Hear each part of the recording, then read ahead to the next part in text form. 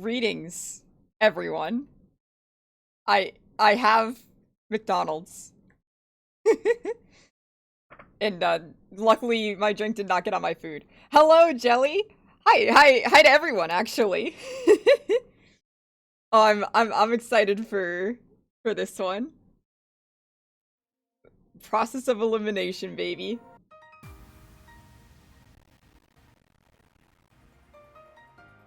I was just setting this up, getting like the settings ready, and this fucking opening is a banger.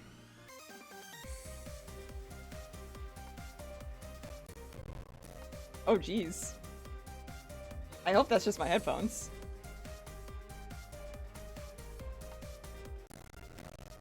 Oh shit, the crunch. What happened? This is working just fine a second ago. Whoa. Spooky. Why? What's that about?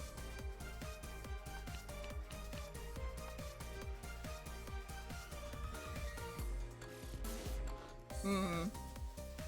Well, it seems good now. Okay. I think we're okay. I think we're good. You should name your chat Fire Red. Fuck. Hang on. I misread that. I thought it'd be funny to name it Fire Red because it's a Squirtle. My god. You know, I got medicated. I think it made me worse. What the hell? Sorry.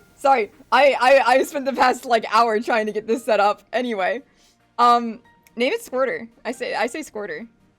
I find it funny. I did. My brain processing power is at 0, which makes it the perfect time to play a murder mystery game. I know very little about this game. I've seen like a bit of like the opening, like around like the demo. However, there were no Let's Plays that were really drawing me in. All of them failed to impress me in one way or another, and therefore I have to do it myself. I just have to play the game myself, to give myself the ideal experience.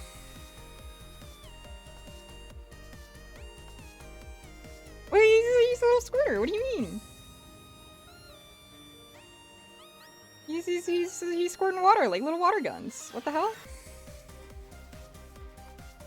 If it wasn't an option, why are you asking, huh? Bubbles is so generic. Like what you name like any fish that you get. Like first fish name. It's like naming a dog Fluffy, dude. Thank you for the stretch, AC.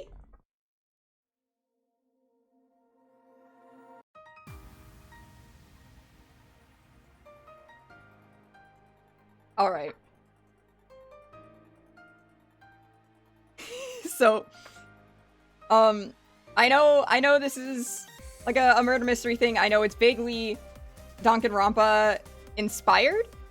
I like the art style. And I know there are mature topics abound. I assume it might get a little dark. So, you know, just a blanket warning. But I see no reason to get into this. There is Japanese voice acting, and because this is a break for me, I'm gonna let the Japanese voice actors do their thing and only read the narration. So this is a pay attention stream. It gets dark towards the end. All right. I mean, we definitely won't finish today, but I think we can get pretty far. It's a rainy day in June with clouds covering the entire nation. The live broadcast of a new gaming release is suddenly disrupted.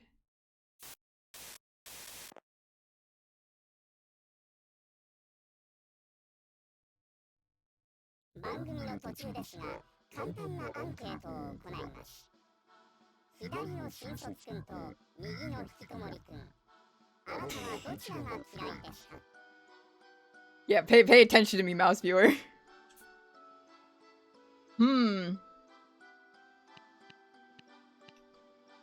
Now,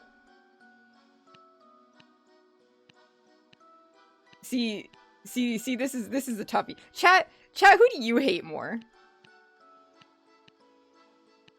Because I have seen the result of this. Again, I have not gotten very far. Recent grad? We hate the recent grad? You hate Sisyphus more? Yeah, out of these two.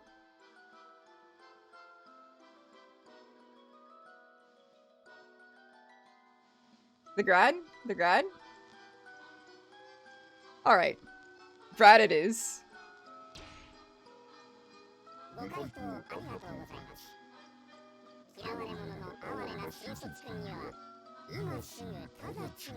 Chat hates when people are successful?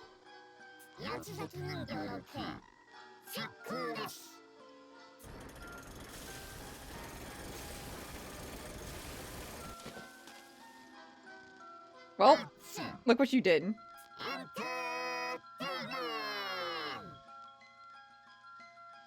Entertainment.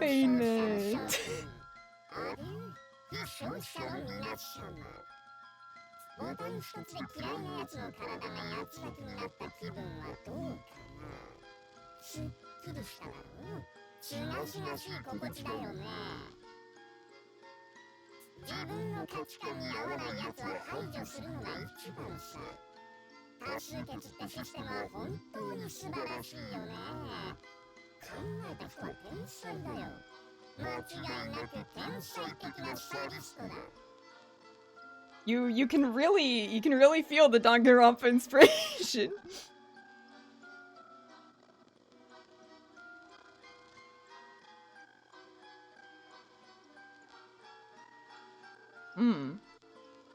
What is with the sound? Can I do something that'll fix some of the issues present?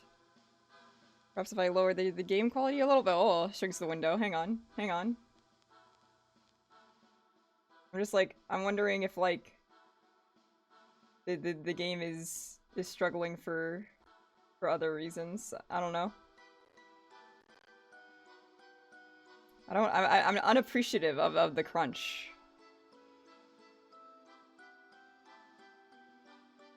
Right?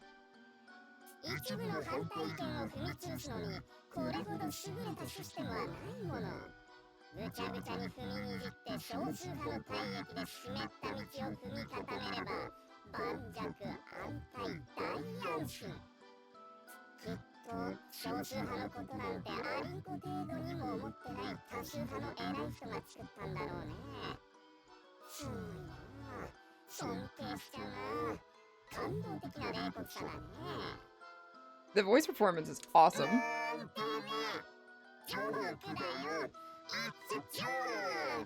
It's a joke.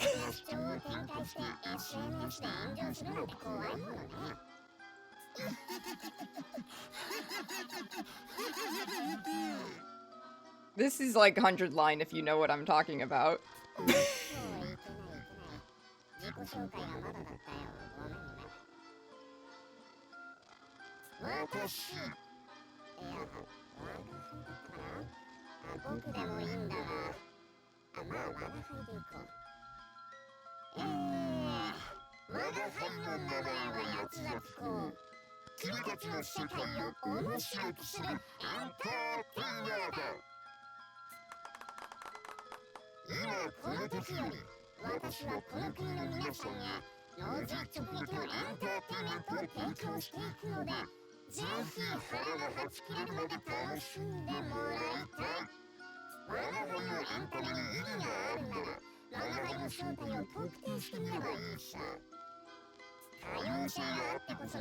Hello, welcome in, Kaylee.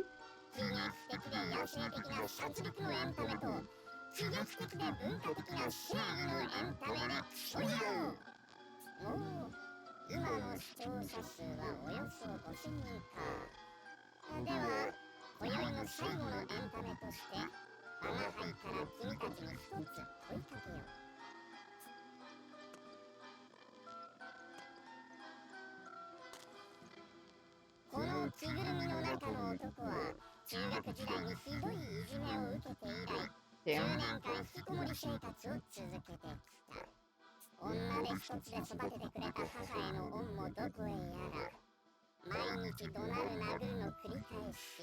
This is the guy you saved, chat?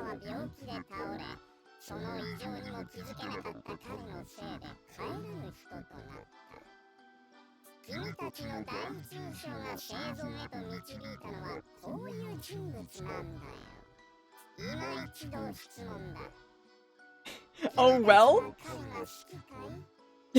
Saved the mother abuser. Oh well, chat, do we still like him? It is what it is. Do we like him or hate him, chat?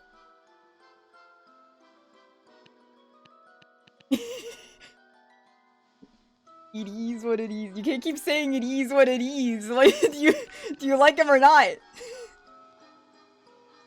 You hate everyone equally?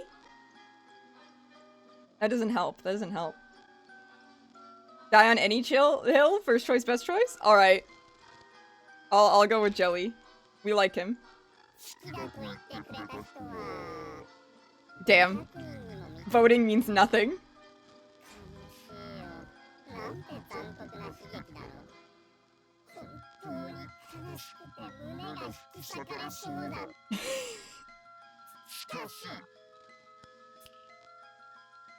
The quartering Duke snaps his fingers.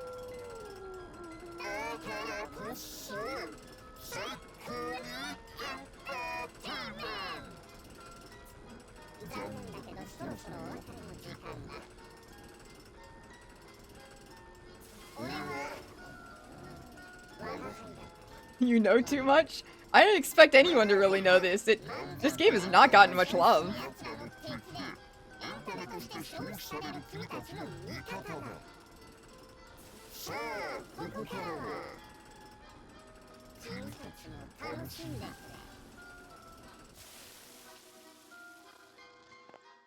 I'm glad we have yappers. That allows me to eat my food during the stream. Let's fucking go. I think Sisyphus found a video essay. The video cuts off at 4 minutes and 52 seconds. As a hacked broadcast, those who ran the website were powerless to stop it. The video, just shy of 5 minutes, is shared across the net, mostly among the youth. But things don't end with that. Not just the broadcasted victims, but others are killed in the same manner. Others killed in the same manner are still discovered. What's your favorite soda offered by Mickey D's? And are you upset by how limited their options are? Yeah, I'll say, I think their Sprite is fucking baller. However, I often just order Coke because I'm a Coke person. The common thread, at least 2 victims are always found at once, with their lock screen set to a symbol of the quartering Duke. The police pore over all their resources investigating the case, but turn up nothing. Pair by pair, more and more bodies surface, until half a year later, over 100 have been killed since that first broadcast. The sheer number of victims and brutality of the murders fling society into chaos. Oh my god, it's legally distinct Shuichi Saihara from Danganronpa V3. The quartering Duke. Entertainer. Yep. Now, I must point out to the class, why is he why is he holding his hand like that? Is he, you know?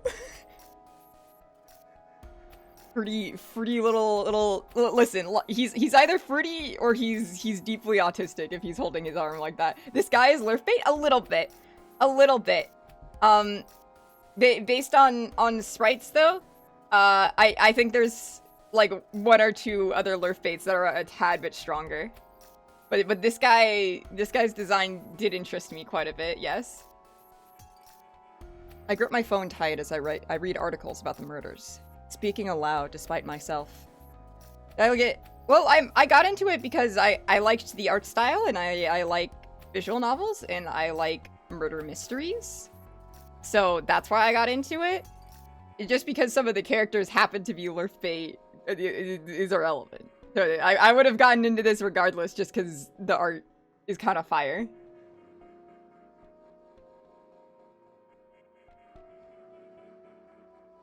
I like the way the sprite is, like, blinking. That's fun. I've seen the effects of this Duke all around me. People are terrified to go outside, and stores have even shortened their hours. What's worse, he's gained some traction among young copycats taken by his charisma. With the police overwhelmed, small private agencies like mine are in huge demand. Apparently even the FBI is getting involved. Honestly, fucked you got around to this game before I could remember to recommend it to you. I'm just that locked in. Past events had already stoked the need for this line of work, but the Duke has only made things worse. The media jeers at the detective craze.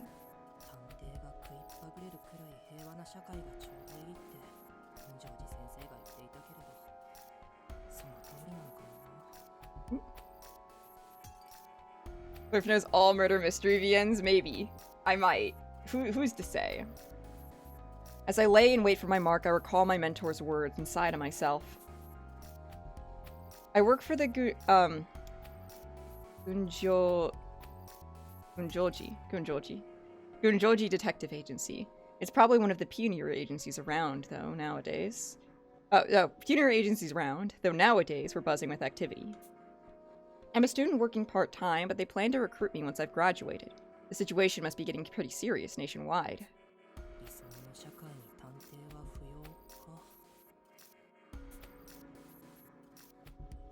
The thought alone makes me a bit miserable.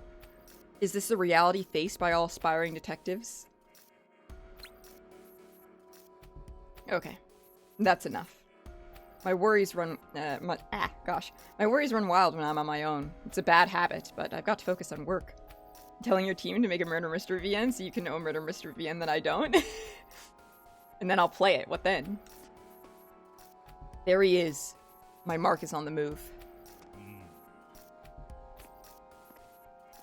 After a moment's pause, the man clad in a trench coat starts off down the road again. I make sure I'm out of earshot before calling in my report, just as my mentor had instructed.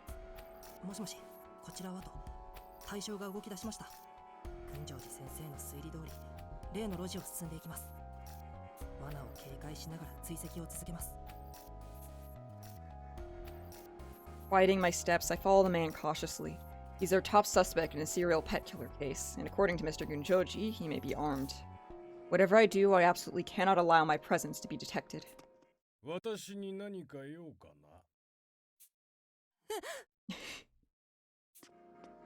Loud ass motherfucker. Not subtle. Suddenly, the man is right in front of me, and I reflectively take a step back. Flexively. Did he notice me following him?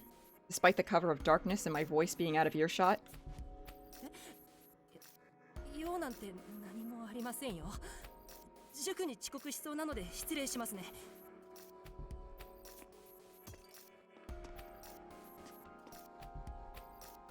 As I try to move past him, the man blocks my path.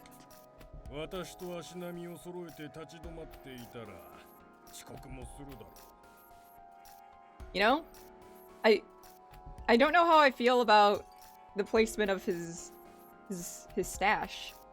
I feel like they should be in a little bit more, shouldn't they? Or am I foolish? It just looks like they're pasted on.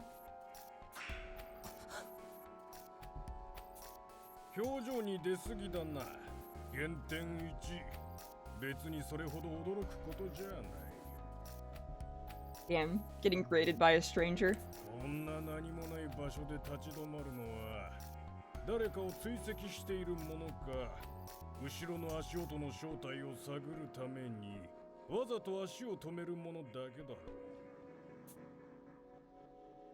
The very act of pausing here was a trap. Ugh, how could I make such a rookie mistake? It didn't even register with me. I have no one to blame but myself.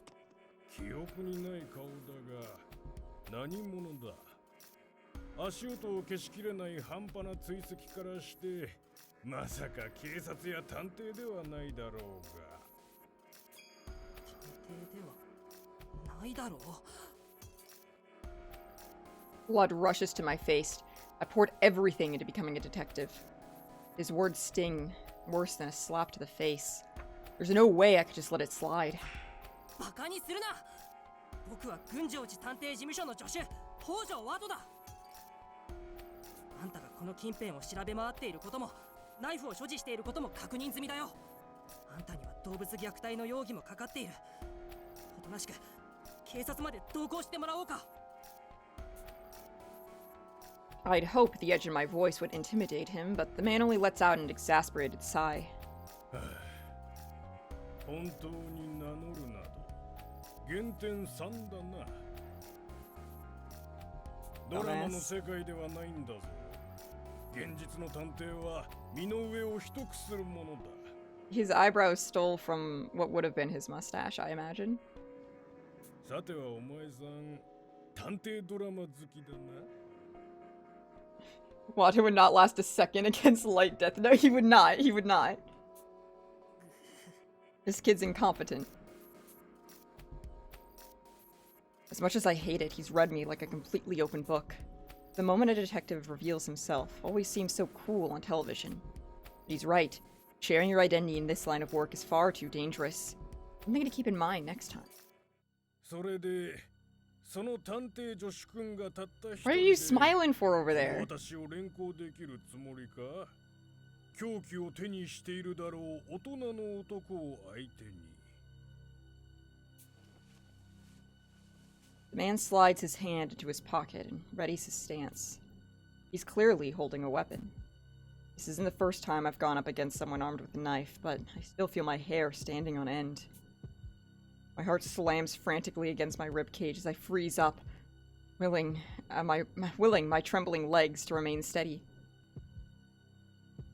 Why are there lines in the text box if the text is not on top of said lines? You know, excellent question. No. Right. Fuck. 稼げると思うのか？お前のような探偵気取りの小僧に。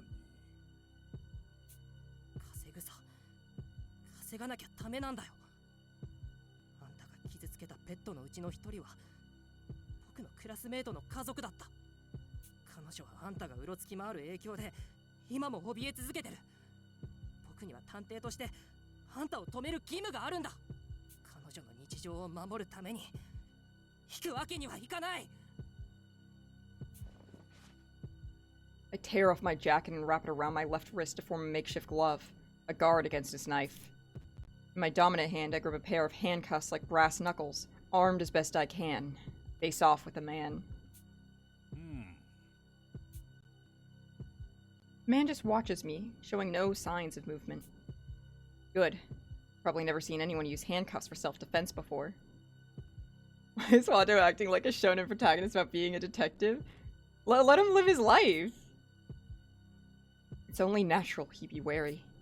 群青寺先生から学んだこの護身術の長所は初見ではまず見切れないことだ。僕の目的は少しでも長く時間を稼ぐこと。この硬直状態のまま時間を稼ぐ。それがベスト。戦流逮捕術か。珍しい格闘術を身につけているな、坊主。The wise old man knows everything.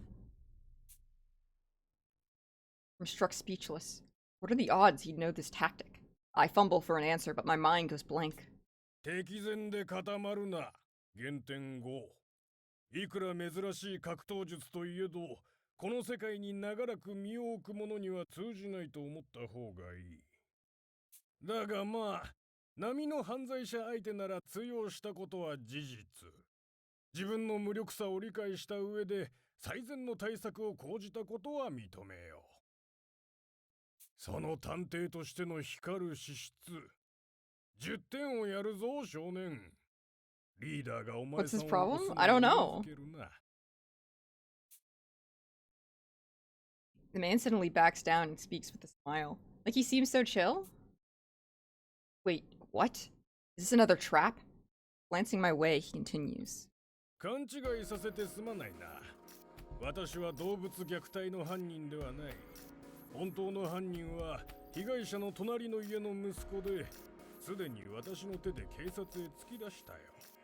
Ah, the old wise, powerful detective mentor in this this shonen detective story. 浪人のストレスから逃れるように八つ咲き港に浸水して犯行に及んだらしい。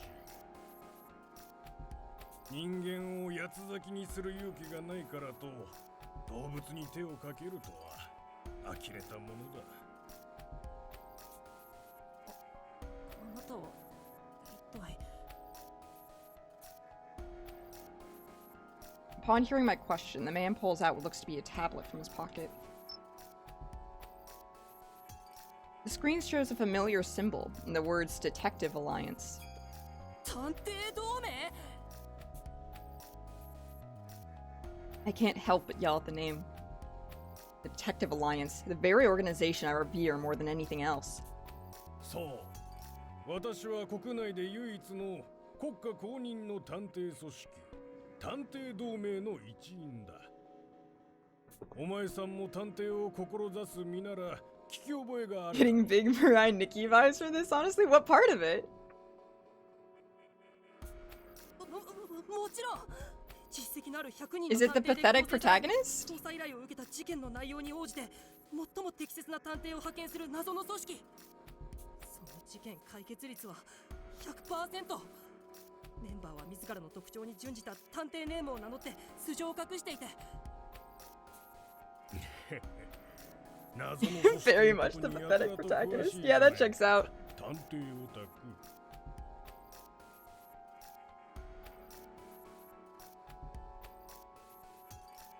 Oops, hit the wrong button. As I calm down, my face begins to burn bright red. I let my excitement carry away on a totally nerdy rant. Still, the Detective Alliance has been the dream I've aspired to ever since I learned about it from Mr. Gunjoji. Nigel, what are you yelling about? Come on my lap. あなたも探偵なんですか？よく知っているな。その通りだよ。 Senior detective? Very on the nose. 探偵同盟のフル株で今はスカウトや補助を主に担当している。まあ推理力はまだまだ若い探偵には負けんがな。今回の動物殺傷事件などは少々骨がなさすぎたくらいだよ。 As prideful as he sounds, I can tell by his expression that he's speaking purely from well-earned experience.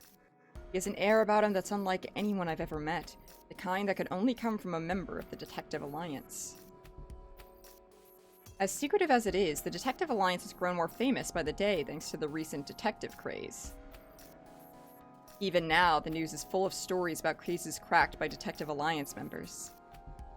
Then there's all the terrorist plots in the wake of the Quartering Duke incidents that they've thwarted, with almost zero leads. The whole reason I joined a detective agency was to carve a path to earning a spot alongside those detectives one day. Looked up to by detectives far and wide, the Detective Alliance is the absolute paragon for those pursuing justice. 無礼な発言ばかりして本当にすみません、老子探偵さん。僕、勝手な勘違いばかりして犯人呼ばわりまでしてしまって。 よしてくれ。誤解を招いたのはこちらだ。それからさん付けも結構だぞ。我らの業界では探偵は継承に等しいのでな。 Good luck walking your dog, Sisyphus. The senior detective amicably shrugs off my apology.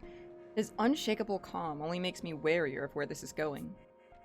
Then, as if noticing how on edge I look, he continues to speak.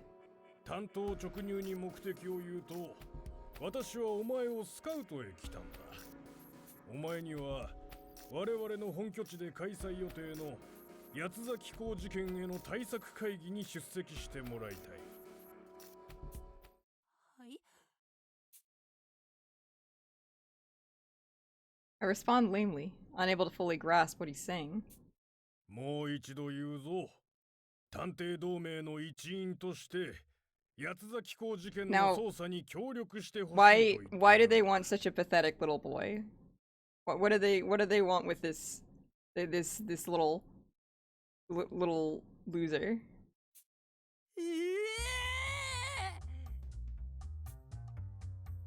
type of detective that Beato would call incompetent. The sound I make is so shrill and alien, I even scare myself. I pinch my cheek just to make sure this isn't some dream. Doubt. Nope, not a dream. Maybe this is Mr. Gunjoji's idea of a prank? No sign of him anywhere, so probably not. God damn, this soundtrack's bumping. Which means...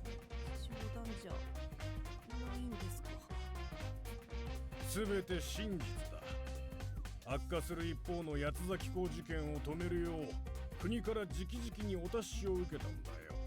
I'm just straight bopping. 同盟でもえりすぐりの探偵たちが一堂に会し、本部で八崎港の正体を推理することとなる。Oop, I cut him off, my bad. My mind goes blank again, but if this is real, then my dream is coming true, far sooner than I ever imagined. There was so much I could learn, so many accomplished detectives I could meet. Ideal detectives like the ones I aspire to be, the kind who could have prevented the tragedy that unfolded before my eyes 10 years ago. Oh, the tragic backstory. まずはお前さん自身の意思を聞きたい。イエスかノーで答えてくれ。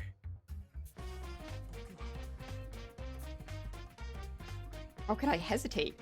I state my intentions, loud and clear.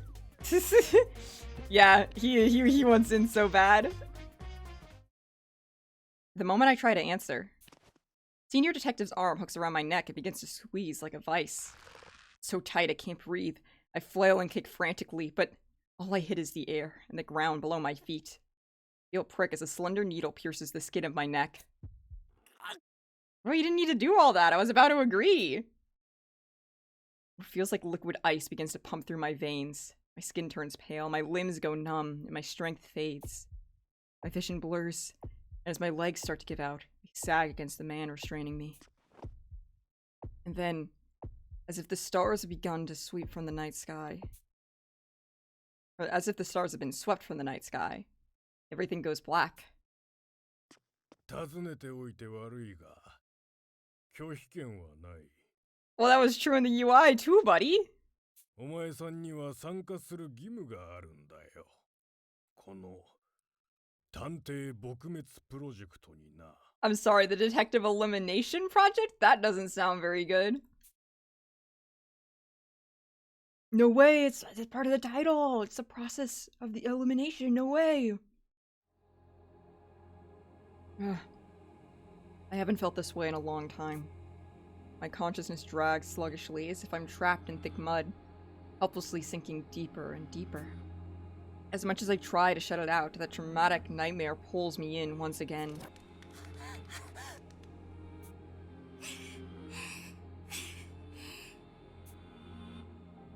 In my dream, I'm running down a dark, frigid corridor, holding on tight to the hand of a girl my age.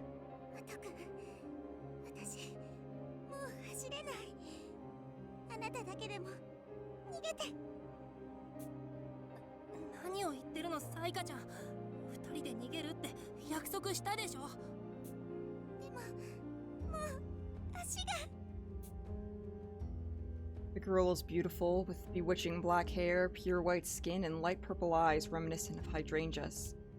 I remember nothing else about her, but I'm sure at the time she was very precious to me. And then, right before my eyes, a blade swings down and slashes her, covering her in a burst of red.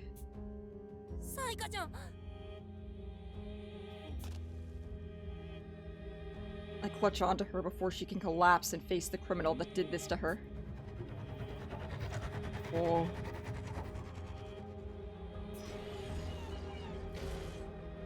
Egg. The massive, unmistakably inhuman silhouette emits a strange mechanical whir. Its murderous intent is enough to pierce through flesh as it focuses on me. I prepare to die as no more than a child.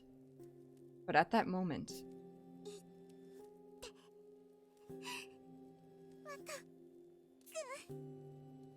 The girl in my arms strange gets the words out as her voice begins to fail. I might escape if I leave her now and run. But maybe I can still save her. There's no way I could just abandon her.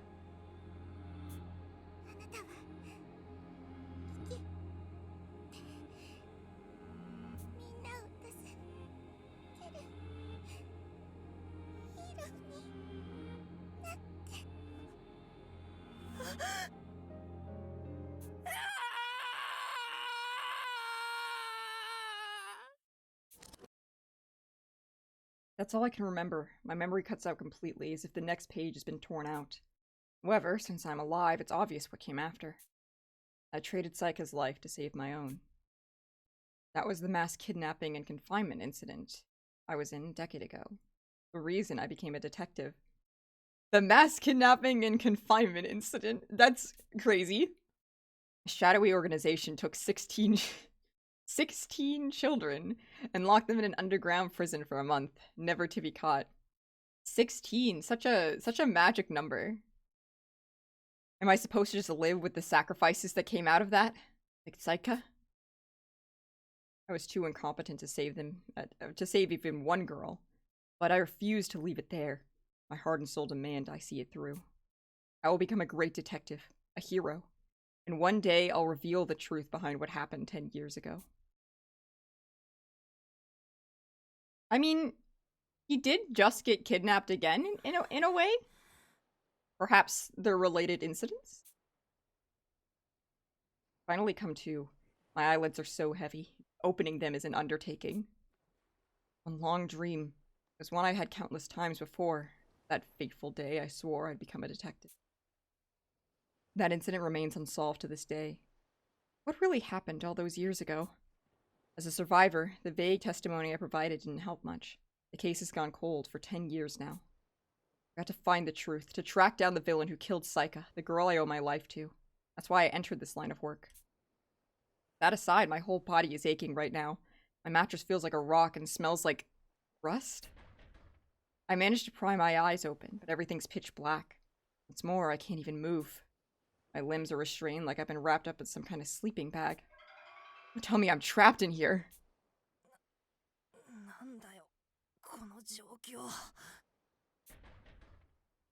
Mustering all my strength, I try to worm my way out. Suddenly my vision is flooded by a bright light. Whatever restrained me slackens as my own momentum forces me upright. The sight I'm met with is...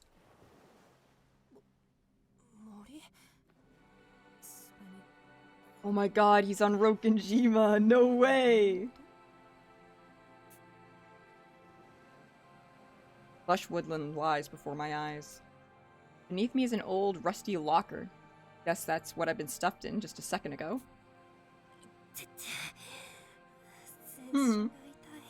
This shot looks familiar.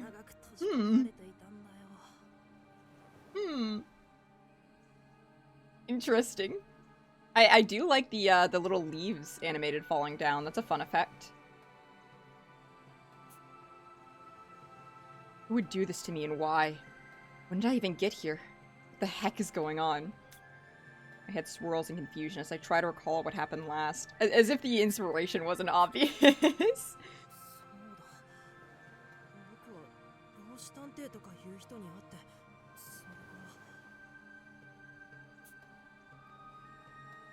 The haziness clears as I begin to remember. I was suddenly attacked by Senior Detective and eventually lost consciousness. He claimed to be a part of the Detective Alliance, but maybe that was just a bluff?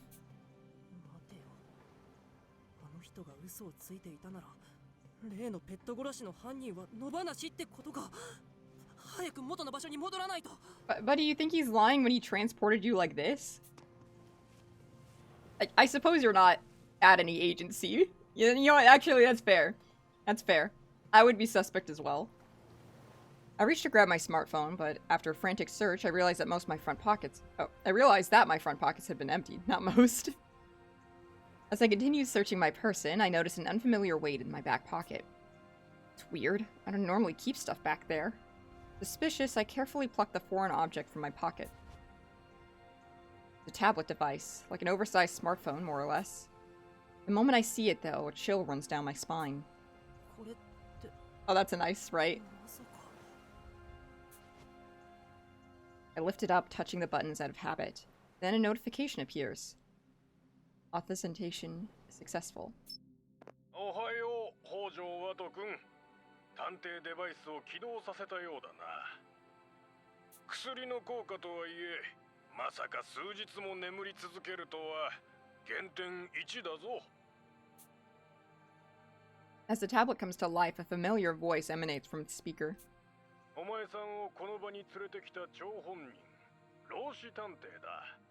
3日前にもあったな。もっとも、 Like, why are you surprised he was knocked out for so long? You fucking drugged him. 出来事に思うだろうがな。 Have you seen his twinkish looking ass? 僕は3日も眠ってたのか。 The senior detective. Fuck, hang on. I didn't expect readable text. Okay, so senior detective's the one reaching out to me. I knew I recognized his voice from before. Still, his tone is pretty much nonchalant for a kidnapper. I can't help but feel irritated. きっと私に騙されたと思っているだろうが、お前さんが探偵同盟の一員となったことは真実だよ。嘘だと思うのなら、その探偵同盟の一員である証、探偵同盟の正式なメンバーとして、お前さんの情報が登録されているはずだ。 I opened up the tablet and looked through the roster he mentioned. There, I find my profile, beginning with my full legal name. 探偵序列100位。北条はと。 A keyword 確 unlocked. かに僕の名前だ。それに群青寺先生しか知らないはずの僕の特技や経歴まで登録されている。 I'm not voice acting the main character, but I am voice acting his internal narration because it's not voiced out loud. Ouch. My special skill is housework? No great detective, sure, but that's a low blow. I wonder what else is on here. Here we go. Might as well save at this point. Whoops, let's see the roster.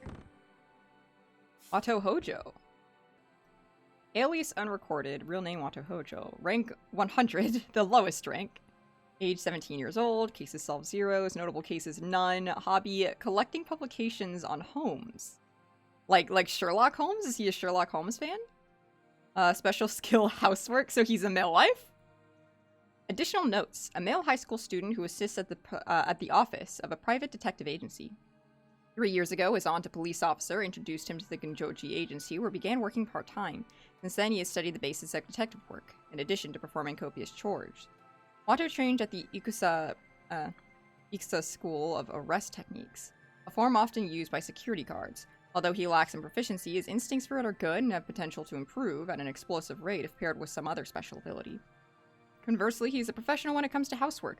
Without him, the agency would be a sea of garbage within a week's time. Right. Inference 2 and Analyzation 3, Inspection 2, Assistance 6, Movement 8. So he's a male wife. He can move around and assist you very well. Yes, he does the cooking. Yes, he does the cleaning. Intelligence report. Right? Senior detective, retired, cases solved, 419. Pro's on to nothing. Bro has no cases to his name. The eccentric architecture series, noticeable cases. The Alice Castle killings. 419 cases. That's quite a lot. Hobbies, people watching. Do it yourself. Special skill, architectural design. A veteran detective who, like, Hirok, survived the Dayless Night incident and helped to found the Detective Alliance. The Dayless Night incident? During one particular case, he made a grave error that resulted in the loss of life and his subsequent retirement. He now works behind the scenes, scouting and mentoring promising young detectives. Movement, his inference is high, analyzation's high, inspection's high, but low assistance, so he doesn't work well with others. Alright, that's all we have. What is in the Detective Alliance? Founding Detective Vidok heads the Detective Alliance, DA, an officially sanctioned organization comprised of 100 detectives and support staff. All requests and other pertinent information are communicated through D-pads, electronic devices exclusive to the DA, and even those within its ranks are not privy to the full details of the organization's inner workings. The Detective Alliance activities are supported by fundings from benefactors, as well as any compensation earned through solving cases. Regardless of the scope, anyone can petition the aid of the DA so long as they have a connection to the organization. Clients are not limited to the private sector, as even government institutions, such as the National Police Agency, will attempt to employ the services of the DA.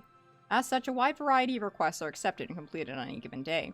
When a request is made to the DA, the agent deemed most suitable for the job is dispatched. After confirming an incoming job through their D-pad, the detective will then seek out the client and handle the case independently. Once the client confirms that a case has been resolved, the assigned detective is rewarded with each successful case, adjusting their rank accordingly. Nice. And detective rank. Detectives with the DA are assigned a number to indicate their rank within the organization. These ranks are determined by an individual's achievements. The higher one's ranks, the more difficult the case they receive. When egos collide and neither side can reach an agreement, the higher-ranking detectives will be given priority, provided there is no clear evidence that works against their favor. As detectives tend to be rather self-important, the ranking system was created to mitigate any otherwise inevitable conflicts of opinion.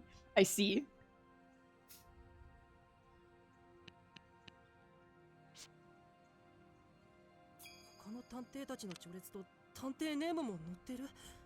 What?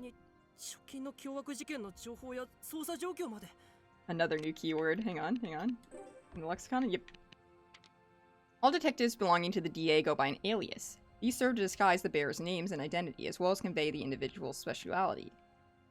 In most cases, a single word pertaining to the specialty is placed before detective. There are, however, instances like workaholic detective, whose alias was proposed by ideal detective as a jab at his lifestyle. I see. Detective Gyaru, on the other hand, disliked by the way her alias sounded, opted to change it to downtown detective to reflect her usual place of work. In practice, such concessions are made to accommodate a detective's particular naming sense. Revealing one's true name is strictly forbidden. Posh detective, however, disclosed her identity as a PR move for a company, so even this rule can have exceptions to it if it pertains to the DA. Or if one petitions it to the DA. I can read. Detective Gyaru.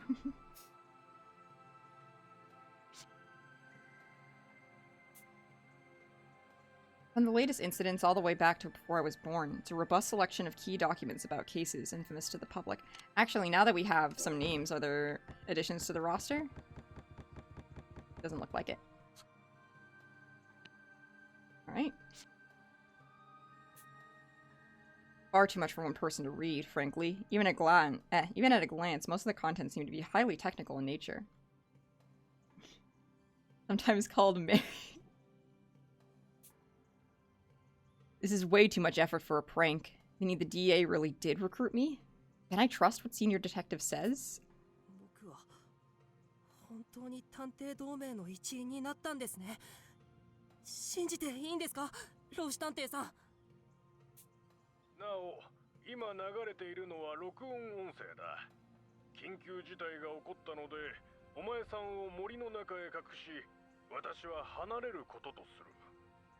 Wait, so being hidden in the woods is a recent development?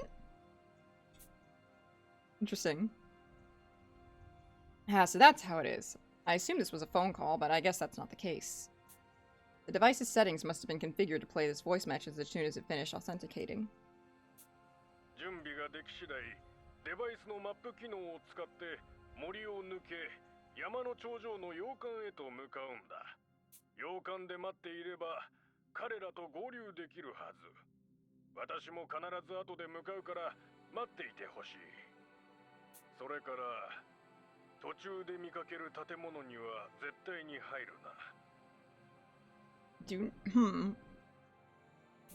Why not?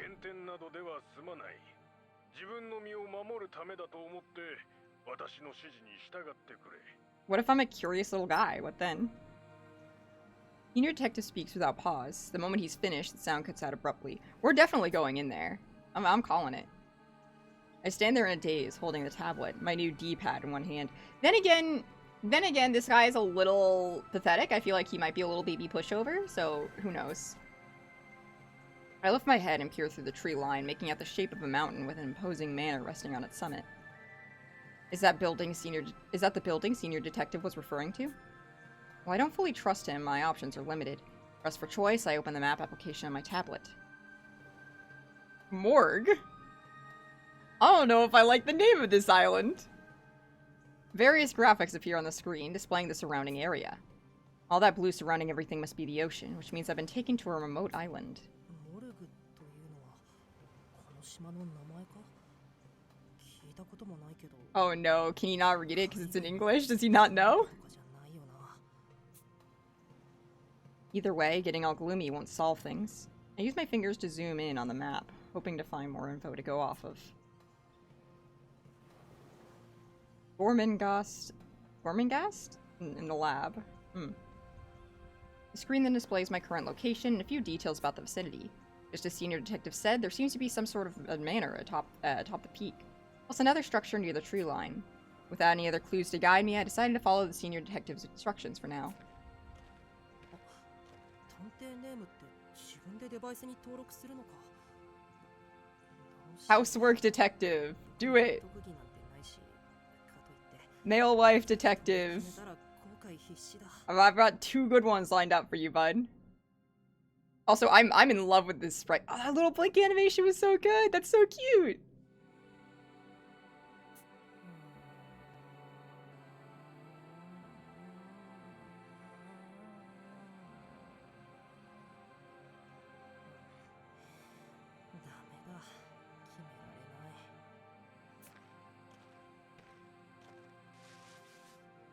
Tablet hums quietly as I trek on. Before long, I see parting in the trees. A massive helicopter port stretches before me. To its right sits a relatively small 3-story building. Though it blocks my line of sight, I assume that the manor is just up ahead at the top of the hill. This structure here must be one the Senior Detective warned me against entering. It's not like I really trust the guy, so I'm admittedly a bit curious to sneak a peek inside. But as soon as the thought crosses my mind, a sudden sense of unease washes over me. On my tablet's map, I see numerous circular icons displayed within the building's walls. Oh no. There are a bunch of dead bodies in there. Not just a handful either. Dozens of icons crowding around like ants swarming over food. Well, I guess it depends what the tablet is tracking. Does it track like life forms in the area, or is it tracking other tablets? Or something. Who knows? Who knows? Judging by my own marker on the map, I think these icons are all people? But if that's the case, what does this mean? My apprehension refuses to die down. I get the sense that going in there would only end in regret, just as Senior Detective had warned. I need to decide my next step carefully. Oh, I will... Hang on. I will save? I don't know how choices will, branch off. But I did say I would enter the building. No doubt about it. I've got to check out this building first. It'd be risky to just blindly trust Senior Detective after all. These circular icons are obviously people, which would indicate others are already in there. Makes a lot more sense to meet with them here instead of wandering around on my own. 老子探偵は僕を他の誰かと交流させない気なんだ。きっとそうに決まってる。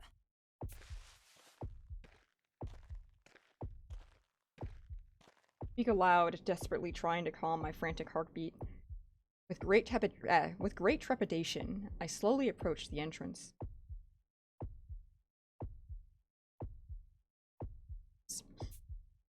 A dark shadow was faintly visible from the glass door of the building. Just as I had suspected, there are other people here.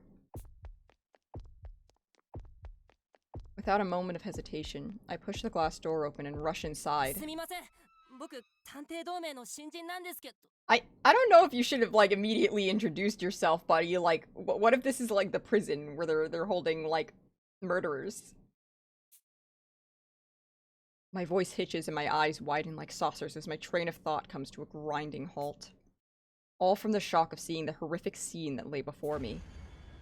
Oh, I see.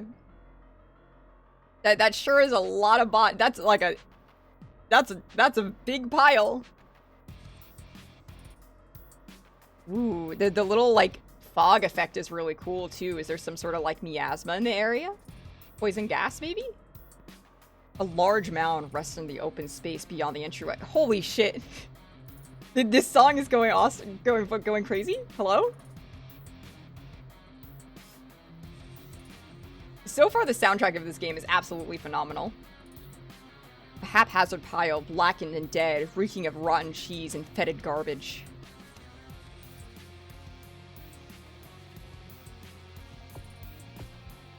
Convincing myself that it's fake, I draw closer. Then I lock eyes with one, its cloudy gaze a stark reminder of our shared mortality.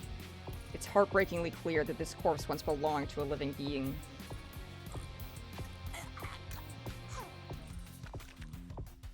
My stomach lurches, its contents spilling from my mouth. I can't take it. Sinking to my knees, I suck in heavy breaths as my heart hammers so hard it threatens to burst. Senior detective must have known. Regret fills me for not heeding his warning. I want to run, to break away and leave this place forever. I desperately focus all my energy into every lungful of air I take. Is Bro gonna have a heart attack? My pulse won't slow down. In fact, it keeps growing faster. My chest burns like it's on fire. No matter how hard I try to inhale, my chest only aches more and more, till finally, I can no longer breathe. Or possibly the gas. Is the heartbeat kind of synced up with the music a little bit? Kind of awesome. My instincts tell me I've got to get outside, but my limbs are numb from the lack of oxygen. Heavy and useless, as if I'm deep underwater. I crawl, inching along like a caterpillar, but the exit is too far away. Feeling of doom overwhelms me as my strength ebbs away. I can't breathe. I need air. I can't take any more of this. Please, help me. Desperate, I try to scream, but I can't muster a sound. The pain is agonizing. All thoughts leave my head, despite knowing no one will save me. My mind still cries out. Help. Someone, please help. I can't breathe. It hurts. I need to get out. I don't want to die. Help. Somebody, please, help me. Help me. Help me, help me, help me, help me, help me, help me, help me, help me, help me, help me, help me. Something snaps. My vision fails, but at least the pain in my chest is finally gone. First death, baby! Let's go! Listen, I gotta exploit. He needs to stop dying every 10 seconds. Whoa! Ew, what was that? Oh? He's fine? Okay, okay. Now, the question of, is that a mechanic? Or is that just like a fun little thing to make it so you don't have to like start the game all over again? As in, did he like just witness that for real, or is this the game being a little silly? I guess if this happens like without the mechanic, without like making a choice, then I'll know if he has like future vision or whatever or something. Maybe he has like some special power that the detective agency wants him for. With a start, I see the heliport stretching before me once more. Take deep breaths, trying to calm myself. The air tastes good somehow. I'm not sure why, but I feel like I just woke up from a nightmare.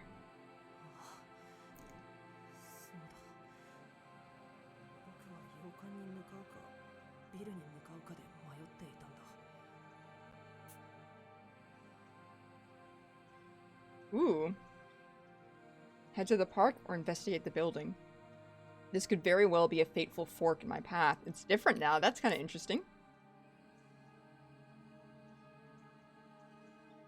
I need to stay calm, I think rationally, and make the right choice here. I will. Oh, it's not an option anymore. Oh wait, I still can. Okay. I wonder. Let me see if it'll do the same thing. Hang on, I'm experimenting. Yep. Alright, hang on. I'm experimenting.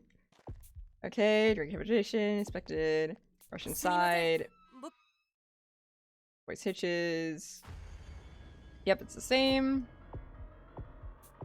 Okay, it looks like it's grayed out because it's exactly the same.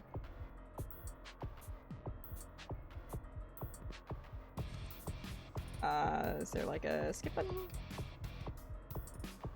Oh, backlog, that's helpful. No skip as far as I can see, alright.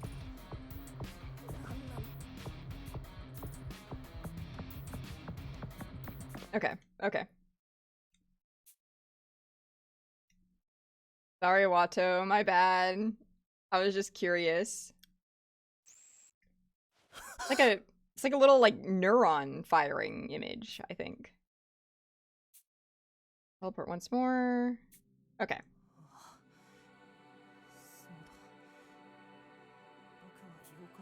Right, deciding. Fateful Fork. Okay, okay. Well, let's go check the manor.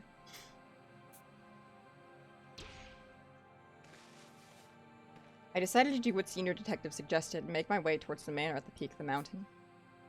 My mentor always chided me for being so rash. Maybe I wouldn't have been abducted if I had just waited for him like I was supposed to. I don't know if you can victim blame, like, what, it was like 10 years ago? Or I guess, is it this abduction you're talking about, not the first one? It's more, I get this deep feeling of dread whenever I look at the building to the right of the heliport. Now I wonder if that line is because I got the little like tidbit of what I did there, if that would be said regardless.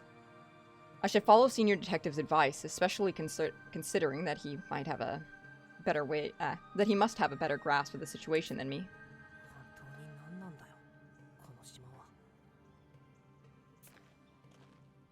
I make my way up the mountain, quietly grumbling to myself when suddenly... Whoa! Oh shit! A chill runs down my spine. I quickly turn to look behind me.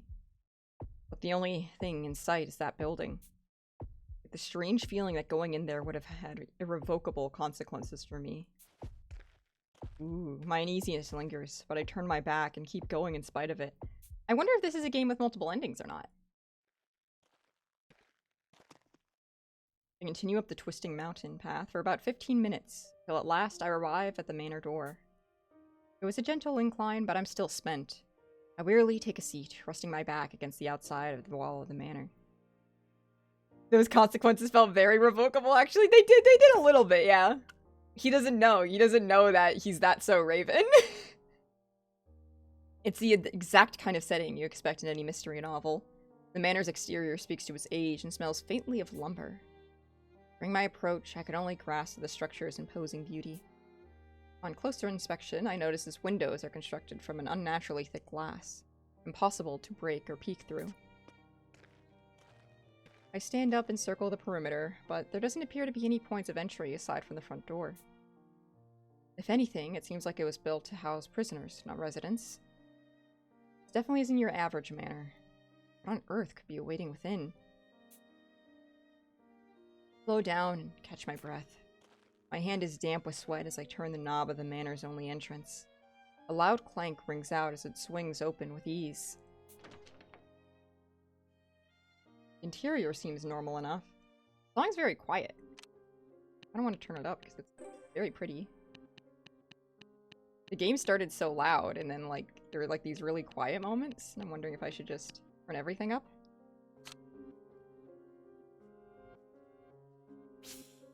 Yeah.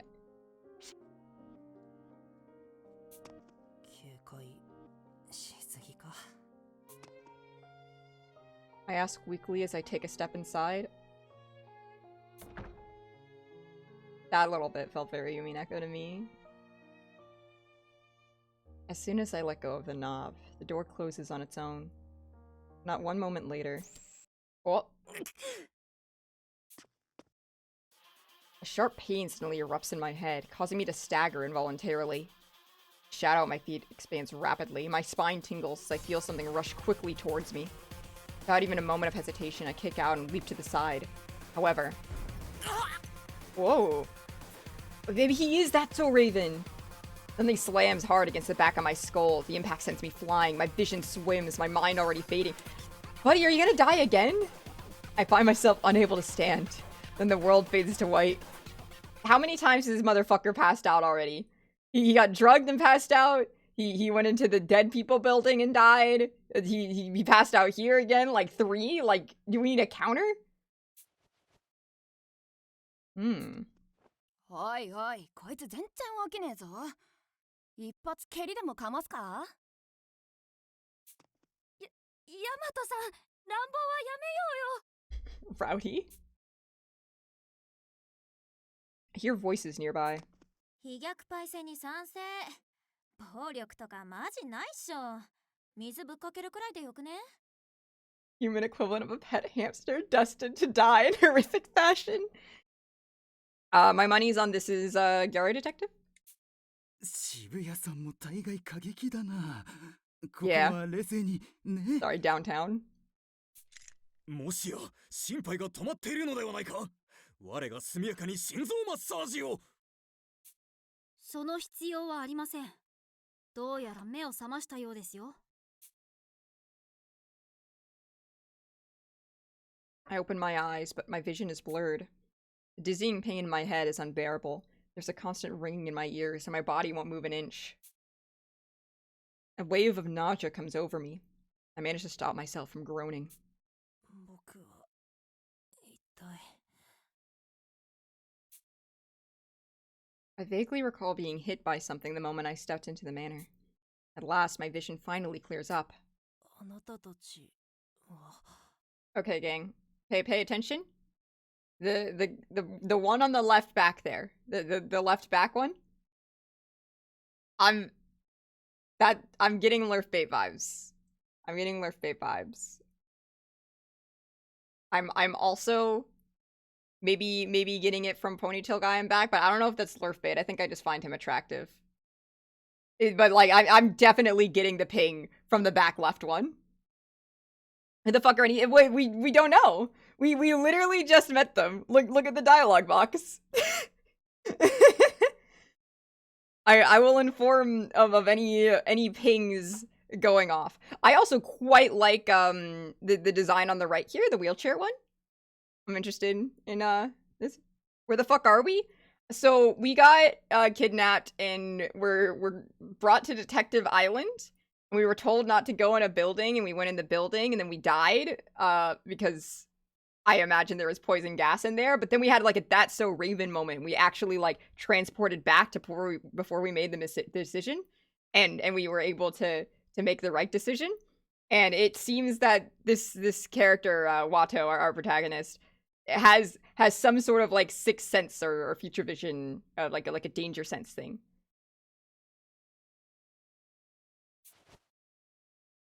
When my eyes refocus, I met with several unfamiliar faces and a sturdy rope binding me. I'm tied up, surrounded by a group of strangers. What in the world is going on?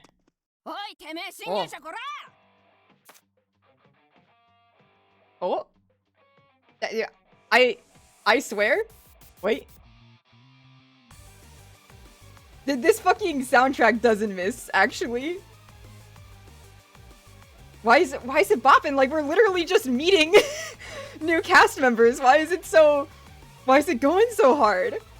We just started the game. A girl in a sports jacket grabs me by the throat, glowering menacingly. She looks to be in her early teens, but her strength is incredible. I can't get a peep out while trapped in her iron grip. 本部で待ち伏せたいい度胸してんじゃねえか。どこの組織の回し者だてめえ。ああ？大和探偵さん、落ち着いて。落ち着いてられるかよ。こいつは俺たちの仲間を撃ち殺した犯人かもしれねえんだぞ。ママに黙りこかりやがってよ。だけど首を締め上げたままでは何も話せませんよ。え？おお。 科学探偵の言う通りだな。悪かったよ、侵入者。本当にすまねえ。 The girl in the sports jacket lets me go, then immediately falls to her knees, touching her head to the floor as she apologizes. 顔を上げてください。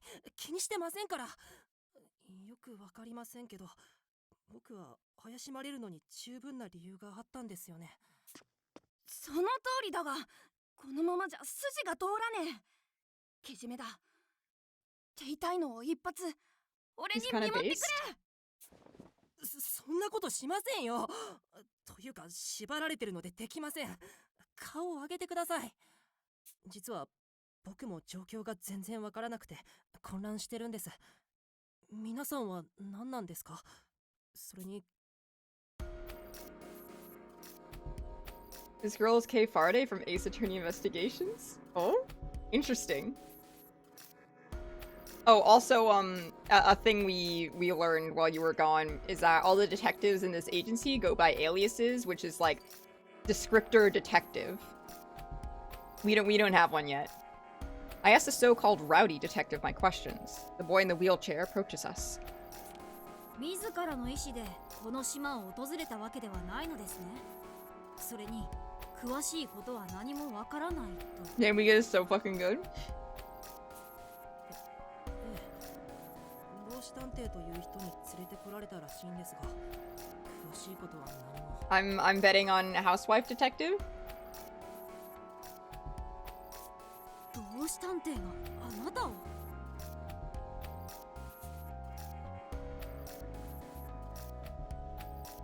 The boy called Techie Detective cups his chin in thought.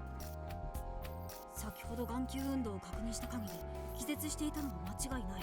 自作自演で気絶していた可能性もあるけど、一度事実として考えた方が良さそうだ。 Well, でも老 listen. 子探偵が何の目的も告げずにこの本部まで。That's okay. Sisyphus is allowed to do what he wants. Also, because we learn in the roster, that his one special skill is housework. So he's like literally a male wife. He does the cooking, he does the cleaning.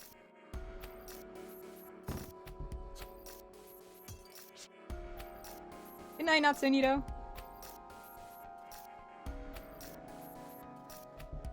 連れてくるなんて何か違和感がある。このお兄さんは僕らとは立ち位置が違うのか。 I just noticed how thick this person's eyebrows are. Sheesh. おい、科学探偵ってばよ。ごめんなさい。ちょっと。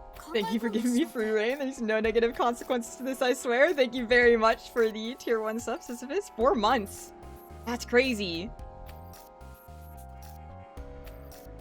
Rowdy Detective pokes Techie Detective, snapping him out of his trance. He dips his head in apology. I'm loving this art style. Like, the art style is like one of the main reasons I wanted to pick this up. この人たちの集まりはまさか。トリマ、その人の縄を解いてあげね。縛ったまま尋問するとか、どんなプレイだよって感じでキモいじゃん。待って、渋谷探偵さん。 Who's this? I think this is Downtown Detective, also known as Gyaru Detective, because I think it said in the files that she changed her name, and she definitely looks very Gyaru. Actually, wait, they just said Downtown Detective.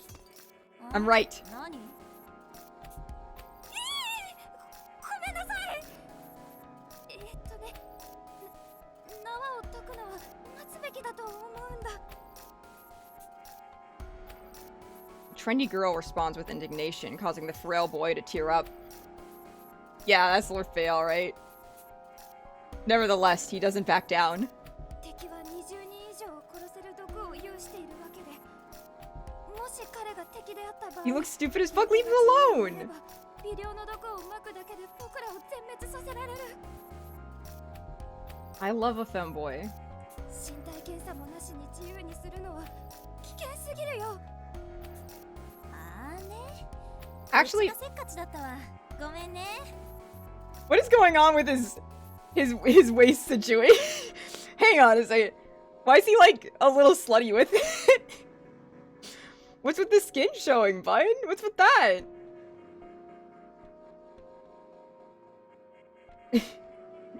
Kana? I do really like the little shoulder thing going on. Where, buddy? What? What? What?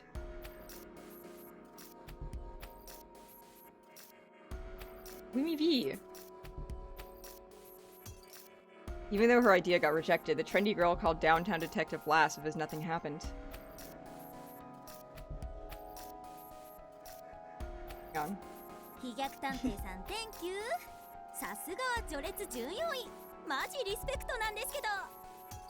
Doleful Detective. 怖がりなだけだよ。僕なんて。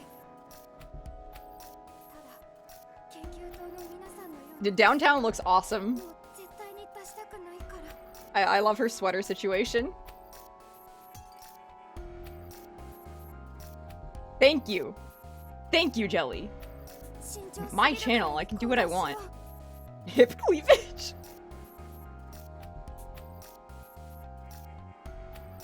Oh my god, he looks so pathetic. I want to put him in a fucking hydraulic press. Leave him be. I think the sleeve like thing going on is awesome. I think it looks really cool. The way they turn to scary. Scary. The somewhat androgynous youth speaks with a voice full of fear. Victims, like those in the research facility?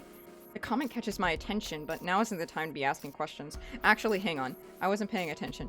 Like all the people. Is that in the lab? Is that all the dead bodies that we found? Instead, I hold my tongue and continue to watch in silence.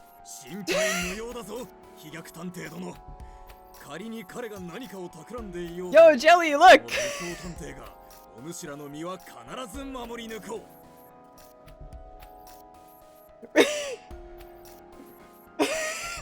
Do we have jelly bait? I like the eye like situation. I like how only like one side of it's open. Don't really like his armor, but hello. Damn. Armor detective. No way. The armored man rests one hand on the youth he called Doleful Detective, and the other on Downtown Detective.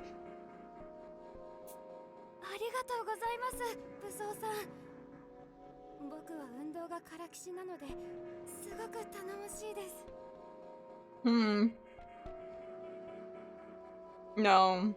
No, I'm not gonna say it.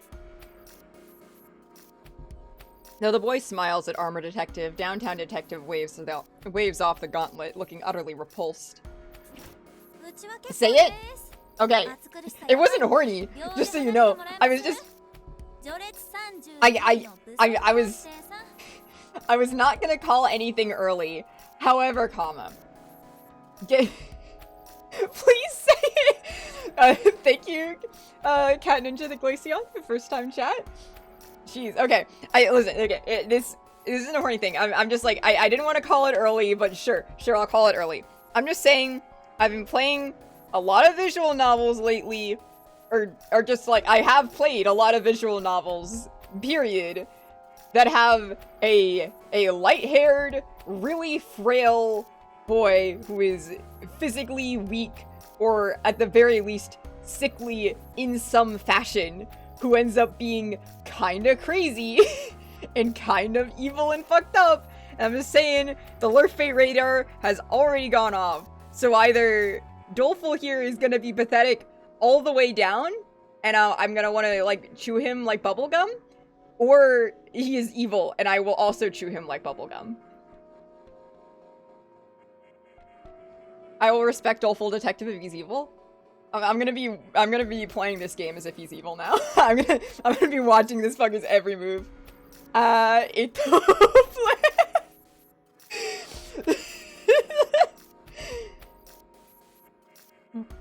Saw you a few times on Jelly's Sonic streams. Glad to be able to chat for new streams this time. Oh, thank you very much.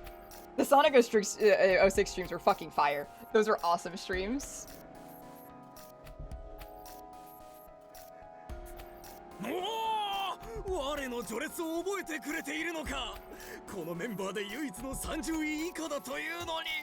Actually, okay, 32. Okay, thank God.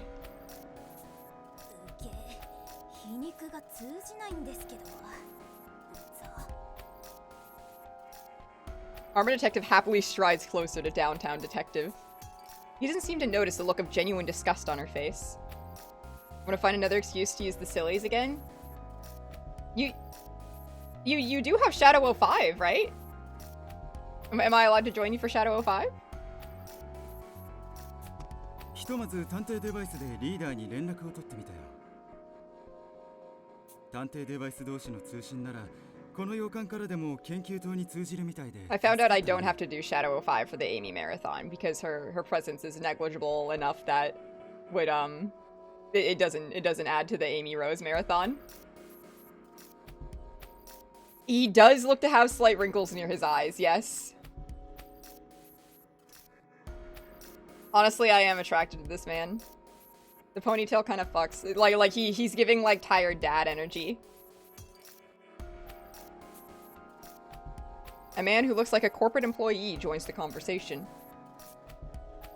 I don't know about corporate employee, but like, maybe like a hotel worker.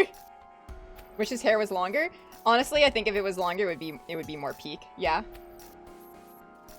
He pulls a familiar tablet-like device in his hands, a D-pad, the trademark of the Detective Alliance. My heart beats fast in spite of myself as I guess at the nature of my company. Or being attracted to a character? No way. Listen. It's not hard when the art is this good. Oh, this is the workaholic detective. That checks out. No wonder he's so tired. Oh. An eyes closed smile?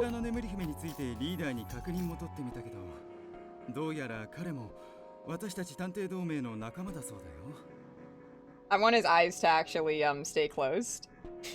I think this is the ideal appearance for him. No, put those away. はい、間違いありません。まだ探偵デバイスを受け取ったばかりの新人ですけど。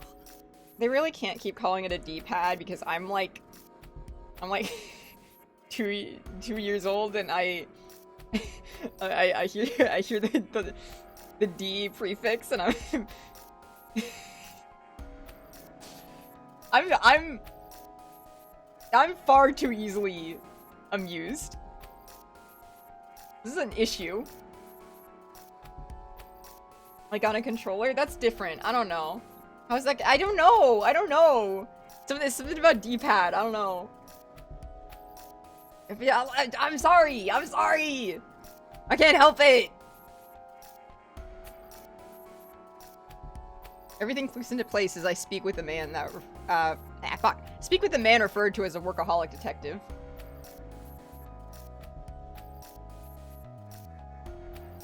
I keep pressing the wrong button. I knew it. They really are part of the Alliance. And these aren't just any average members. They're so famous even a nobody like me knows of them. Is Watto still tied up, by the way? I think they untied him. I think so. But they might... Actually, did they? I don't think they did, actually. You know what? They might not have. There can only be one possible reason why a group of detectives like this would be gathered here. It was the same thing I've been brought for. To discuss how to handle the quartering Duke. They're all here for that meeting, no doubt. I'm pretty sure they're here for the Detective Elimination project?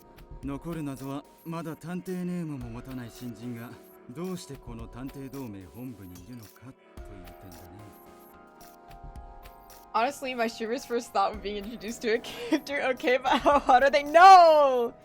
No, it's not true. It's not true. I don't have to ask, I can tell right away.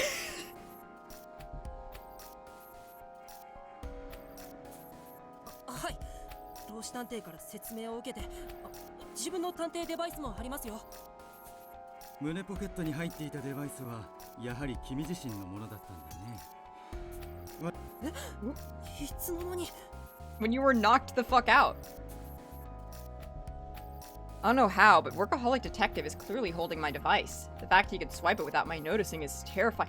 You were literally unconscious. They were able to tie you up. Now then, if you would allow, fuck. I don't have to read that part.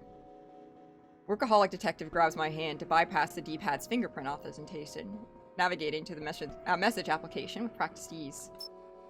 Might be a little stupid, yeah. Kinda has Edgeworth Banks? He kinda does. Just like a little bit, though.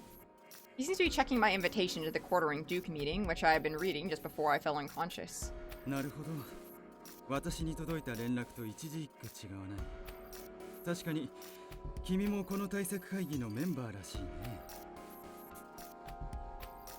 Relief washes through me at Workaholic Detective's smile, but it doesn't last long.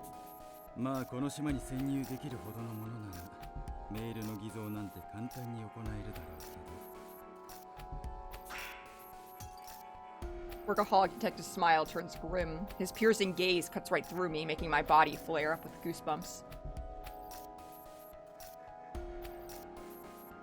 Keep pressing the wrong button. I'm a fool. It's the same button every time.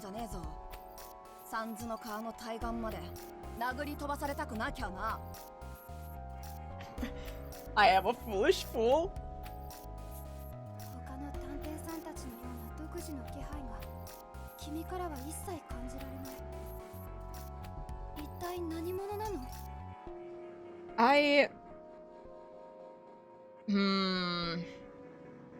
I've been burned by games before. I'm looking at Dolfo a little bit and I'm like, are you transmask and will that be handled well? 結論を出すには検討材料が不足しすぎています。情報が揃うまでは監視はやむなしかと。It's already brought attention to his androgyny, and his voice is extremely feminine. And there is like a little shading around the chest area. Not that I'm staring or anything. I'm just curious. There are flags. The other detectives watch me warily. Their eyes make it abundantly clear that they're on high alert. I completely understand why they suspect my exceptional circumstances, but that doesn't make their looks sting any less. Dwelling on doleful detectives' unsettling remarks earlier leads me to wonder what happened to the Detective Alliance. Of course, like, he could just be a femboy and that's it. Who knows? I just hope we don't get to the end of this and we're like, oh, doleful detective, we're so glad for you to come out as cis. I'm so glad you're a woman again. And Doleful's like, yeah, I was just insecure. Fingers crossed, fingers crossed.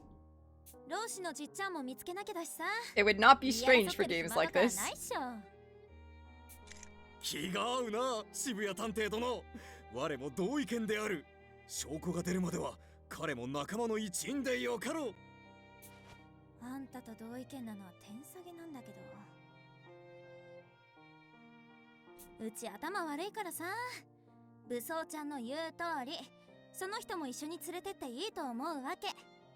ミステリモノで仲間割れとか死亡フラグだしね。ミステリモノって。Techie detective smiles wryly as rowdy detective grabs the rope tying me up. Okay, yeah. 渋谷の言う通りだな。 She does have a little thing.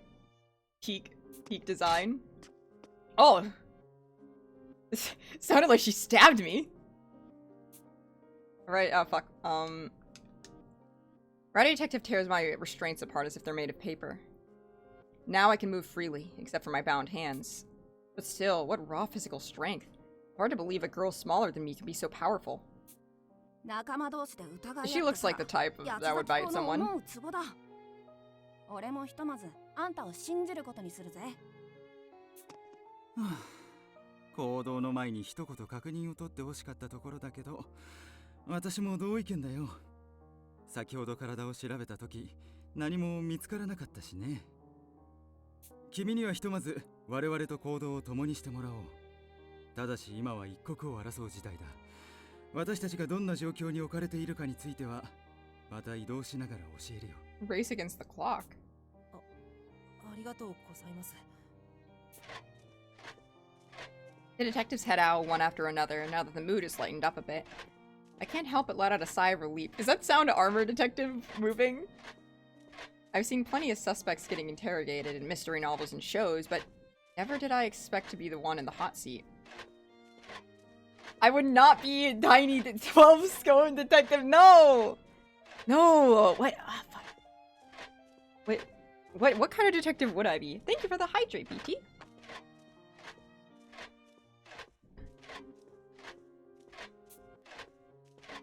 And the posture check. Thank you very much. Life sure keeps you on your toes. Perfect. No, I can't have that. No. Me. I can't have that be my dog boy detective. What the fuck? Leash detective? You can at least call me like artist detective or something. I don't know. そういえば、侵入者さんのことをなんて呼べばいい？ I feel like it's gotta correlate with my detective skills, right? せっかくだし、今決めちゃおうよ。It's gotta relate to my abilities as a detective. Sleepless detective? 僕 You know の what? 名前は I'll accept that. Oh, animated tick. Oh, and you have the fun double meaning as well. That's kind of fun. Oh, fuck. Forgot to read. I barely stopped myself from answering Downtown Detective with my real name. Keeping your name secret is the first rule of the Detective Alliance. It could be deadly for your identity to get out between cases. That's why, upon joining the DA, members are given one-word codenames based on a defining characteristic of theirs. That codename is known as a detective alias. I've longed to have one of my own ever since Mr. Gunjoji told me about them. 僕の探偵ネームはHe's stupid. Is it time to get my alias? It might be. Despite my yearning for one, it's hard to think of anything on the spot. I have no experience, skills, or defining characteristics. To be perfectly honest, I couldn't even begin to guess why I was let into the Detective Alliance.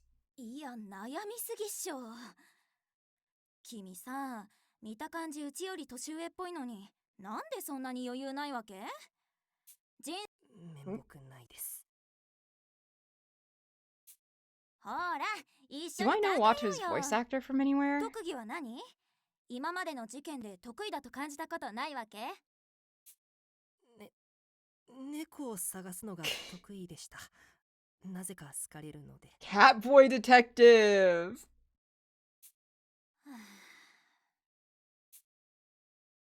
The Downtown Detective gives a deep sigh. My amateur status fills me with shame. じゃあ、 Lerf? I'm a 無能 catboy? 探 I 偵 guess so. ってことでよろしく。 Incompetent detective! Yeah, that checks out. I literally called him incompetent earlier. The fucking name switch? Oh, that's awesome. I like this quite a bit. No, that's just cruel. You might as well be saying I'm good for nothing. I mean, not that that isn't true, but still. I'd obviously prefer a different name, but before I can object... 他のみんなもいい名前が決まるまでは無能探偵って呼ぶ感じでおなしゃす。大和男児らしい謙虚な名前だな。好感が持てるぜ。飛脚探偵さんや社畜探偵さんと同じく特徴をカリカチュアしたタイプの名前なんですね。一緒に頑張ろうね、無能くん。呼び名があると仲間らしさがぐっと強まるのである。 You know, よろしく頼むぞ、無能 now だ。 that they bring it up, I'm not entirely sure on what doleful means. I can kind of take a guess, but like, doleful definition. It never hurts to look up a word. The music is awesome.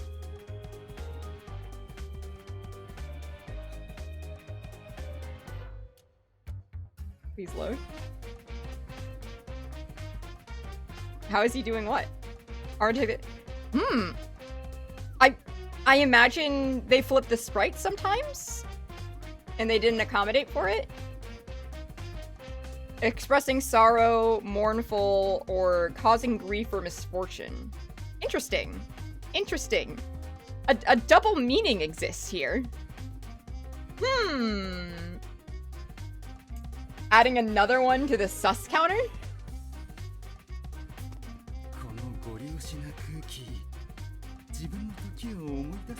I like that sprite a lot. Incompetent detective rapidly gains the approval of the rest. So rapidly that it's too late to dispute it, much to my chagrin.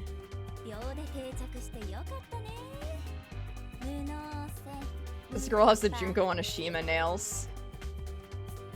She is very Junko-esque. Despite my protest, Downtown Detective ignores me, flashing a devilish smile. Thus did I become Incompetent Detective, an official member of the Detective Alliance. Would you like it if he bent over further in that spreadsheet? I'm sorry, aren't you the one always calling me a bottom? Are you admitting that I can switch? This just in, streamer can peg a twink. Streamer's only seen one character with long nails. It's the fact that it's red nails. It, like, really, like the bright red, like, claws. Bright red carpet covers the floor. A landscape of paintings adorns the walls of the corridor. The detectives explain the situation as we walk past the passageway, the scent of roses on display around us drifting in the air. 君が連れてこられたこの場所は地図にすら載っていないことだ。この絶海のことを本拠地として探偵同盟は活動を続けてきたそうだよ。I think a stiff breeze could top workaholic detective. No, they're red nails. 本部の2つの建物、捜査の補助や機器の開発を行うための研究施設、スナークスと宿泊用の洋館、ゴーメンガーストとに分かれている。本来、私たちが到着した後は、この洋館にジオラマで再現された八つ崎港事件の主要な現場を見ながら、全員で推理する手はずだったんだ。だったというのは I already made the Umineko reference. Catch up.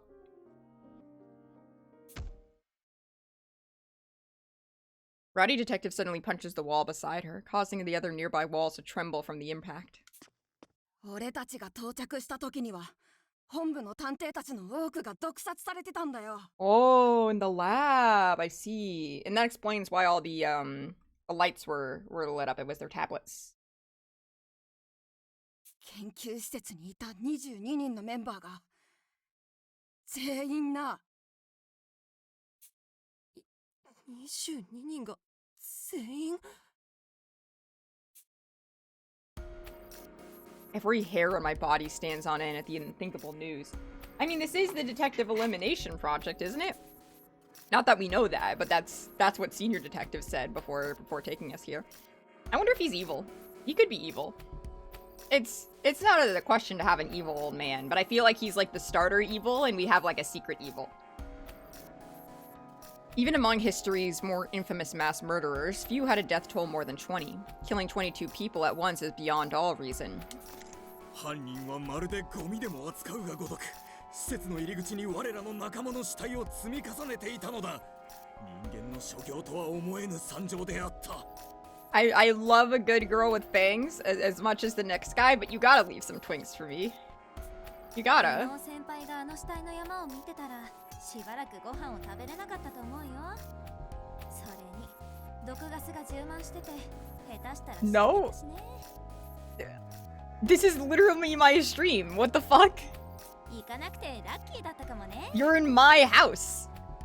Armored here should be bulkier. I think so too. I agree. I think he should have like 20% more muscle. I can have one twink. Choose him wisely. Fuck. Wait, has my roster updated? Yes. Okay. Okay. Hang on. We're gonna read profiles and then I'll decide my twink. Or maybe I'll decide my twink after I've met everyone. There might be a different twink. All right. Rowdy detective rank 25. Cases solved 26. All right. The Minami Juji kidnapping incident. Ooh, for notable cases there. Hobbies: Hanafuda, mountain climbing. Special skill: superhuman strength. Additional notes: though straightforward and aggressive, Rowdy possesses a pure, sensitive heart and is easily moved to tears. Having lived in the mountains from a young age, he aided her father with his hunting, gaining his physical strength and keen bestial instincts, as well as the average, well beyond the average humans, allowing her to solve difficult cases through sheer might alone. A particular note is her intuition, which is so sharp that it is essentially supernatural. When presented with a group of face-down cards and instructed to turn over the matching pairs, she made not even a single mistake. Ooh. Movement 10, assistance 7, inspection 5. Okay, so she's quick and good at assisting as well, much like our incompetent boy here, but she's way better at it. All right, armed detective, rank 32, cases solved 19. Notable cases: the case of the undead cyborg. Huh. Are there supernatural? I mean, like, obviously, like, we have, like, some powers, but is this, like, oh, we have, like, some people who are, like, have, like, incredibly, like, crazy, abilities that, like, seem supernatural but are kind of normal in universe? Or is this, like, oh, yeah, there are, like, werewolves, zombies, ghosts, and vampires kind of a thing? Hobby: weight training. Special skill: protection. Maybe he just started weight training. An individual never seen without his knightly suit of armor. He is an unusual detective who cracks cases with both his natural strength and the features built into his protective garments. While he struggles with brain work, he's managed to solve crimes through tenacity alone. Apparently, his face was scarred in a past case, so he refuses to remove his helmet if he can help it. Movement 9 assistant design. We have a lot of people who are good at assisting. Inference and analyzation are both at 1, though. He's dumber than us. He's dumber than us. Intelligence report, downtown detective. Rank 22, cases solved 31. Noticeable cases. The case of the Ikebukuro Ripper. Hobby, after-school karaoke. Special skill, social deduction. Whoops. A high school student with investigation prowess well beyond her years. This, along with her good looks, have caught the eyes of many. She stays up to date with the latest gossip via intel networks, characteristic of high school girls. Her special brand of social investigation involves utilizing social media communities to discuss case details and piece together multiple people's theories. Social deduction, she's like, oh my god! Just like me for real. Oh damn, her assistant's at 10. Intelligence report, techie detective. Rank 20, cases solved 38. Noticeable cases. The case of the VR killer. Ooh. Hobby, tinkering with machinery. Special skill, engineering forensic friends. Forensic friends? A wheelchair user who was born with cerebral palsy. Oh, which prevents the use of his legs. His intellect, on the other hand, far surpasses that of the average person. As the brightest prodigy in DA, he has already earned a PhD in science from overseas university. He often collaborates with the DA's tech department, developing his own specialized wheelchair as well as 7 forensic friends, small machines designed to assist with investigations. During cases, he relies on his friends to produce data beyond the scope of normal detectives. That's so cute. Decent analyzation. That's fun. I feel like you don't like hear about like stuff like cerebral palsy in games very much, so that's some fun disability representation there. Friends with a capital F? Yeah, shit. I quite like this little guy. It's giving very Tails Sonic, obviously. Doleful detective, rank 14, cases solved 123. Ooh. Notable cases. The case of building number 6? No way, a number 6 reference. Crazy. Jokes that only I will understand. Number 6 is good. People should check out number 6. Hobby, spending time at home. Special skill, danger magnet. Additional notes. A rather negative individual with a strong aversion to social situations. He has an uncanny tendency to attract danger, aptly referred to as the danger magnet. His ability to detect threats has helped him survive numerous perils and truly shines in more hazardous cases. Even prior to joining the Alliance or becoming a detective, he has stumbled upon numerous incidents by chance. The sheer number of cases he's solved is proof enough that he can go toe-to-toe with the DA's finest. I see. Workaholic detective, rank 10, cases solved 67. Notable case, the case of the endless night shift. Hobby, online mahjong. Special skill, reliable investigation. Whoop. An office worker moonlighting as a detective. His demeanor is that of the quintessential Japanese man. He has aspired to become a detective for years, and upon learning of the DA's existence, begged both his wife and employer to allow him to take on the extra job. Even now, after a long day at the office, he forgoes sleep in favor of detective work, only deepening the bags under his eyes. He's so real for that. We don't have any, like, extremely high investigator. I guess senior detective is probably, like, the highest in stats. Workaholic has really good inference. Techie has good analyzation. And I guess, Rowdy has good inspection. Interesting. Anyway, Doleful would be my twink of choice, still. A heap of corpses. Just imagining it makes me feel faint. You wish Workaholic Detective was a woman? Tired older women are very peak. I agree. And it's not even taking the deadly gas into account. Oh, you know. Or wait, did you maybe they mentioned it? I read for so long I forgot what we were talking about. Maybe senior detective knew of that gruesome incident. Right. They mentioned what happened. Okay. I was yeah. I can literally check. Yeah, poison gas. Okay, yeah. やっぱり八つ崎港の犯行なんですか？それはまだなんとも。あれだけ大量の殺人にもかかわらず手がかりとなる品が少なすぎるんです。八つ崎港事件の特徴は必ず被害者が2人同時に現れることだ。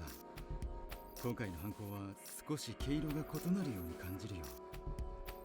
You know what, Mousefear, you make a very strong point. 八つ崎港の野郎が犯人に決まってるぜ。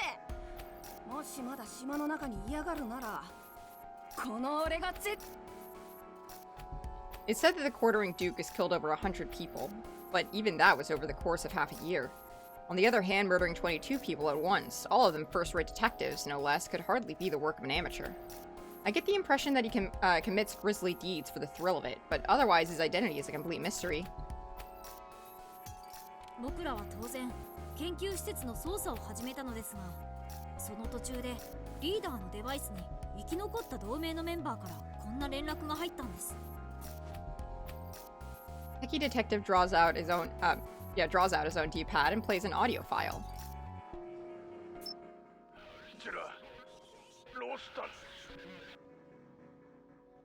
I mean, technically too, if you count senior detective.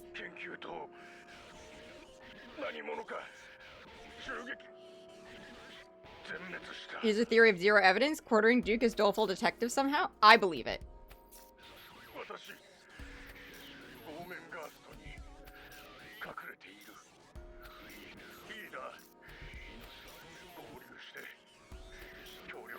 You're also mean to him? Listen, when you're that pathetic, it's suspicious. The recording cuts off there. Although the sound was low and full of static, even I could grasp what it signified. この声って老子探偵ですよね。よかった。あの人は。はい、間違いなく老子探偵だと思います。この状況で無事だなんて、さすがはレジェンドクラスの探偵ですよね。そんなにすごい探偵なんですか？今でもメディアでよく取り上げられる明けぬ夜事件ってあるでしょ。あの事件を解決した探偵同盟の創立メンバーなんだって。Let's check it out. Dayless Night Incident. The popular name for a series of incidents caused by the Morning Star of Dawn Society, which at the time commanded public support and even exercised influence in the political sphere. Sect founder Junichi Nanase, who went by the name Lucifer, targeted opponents by kidnapping, confining, torturing, and brainwashing them. He is also believed to have carried out a number of cruel human experiments, though the building where this is purported to have taken place has collapsed in the disaster. Lucifer utilized TV stations and internet broadcasts to steal the hearts of viewers with his witty comments and charismatic mannerisms, steadily growing his horde of believers. 13 years ago, Lucifer attempted to take advantage of the chaos after a major earthquake by plotting to release poison gas, resulting in his capture by the world's premier detective, Vidok. Vidok received global recognition for this accomplishment, eventually leading to the establishment of the DA. Though 13 years have passed since he was apprehended, Lucifer's followers have continued committing crimes in his name, unabated. The true irony is that by solving this case, Vidok triggered an exponential increase in domestic crimes, thereby fueling the ongoing detective craze. Dayless Night? So, like, night? I wonder if that's, like, a shitty localization, you know? It is? Do you know what the original was? Oh, knower?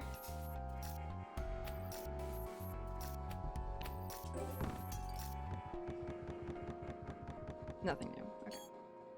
Not off the top of my head. What the hell?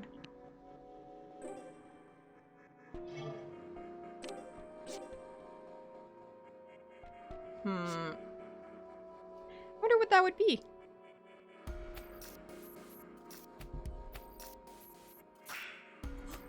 明けぬ夜事件？教科書にも載ってるような大事件じゃないですか。 Aka no yoru shiken. Hang on. Let me get my dictionary out. Aka no yoru.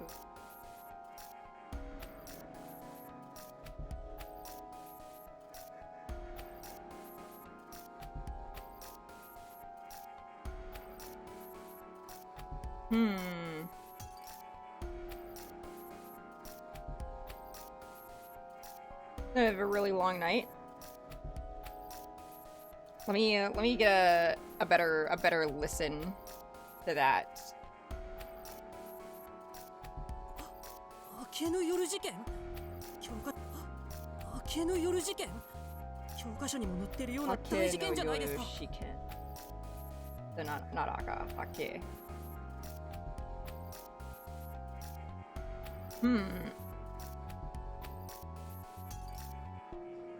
Is it Shiken with an extra Mora there?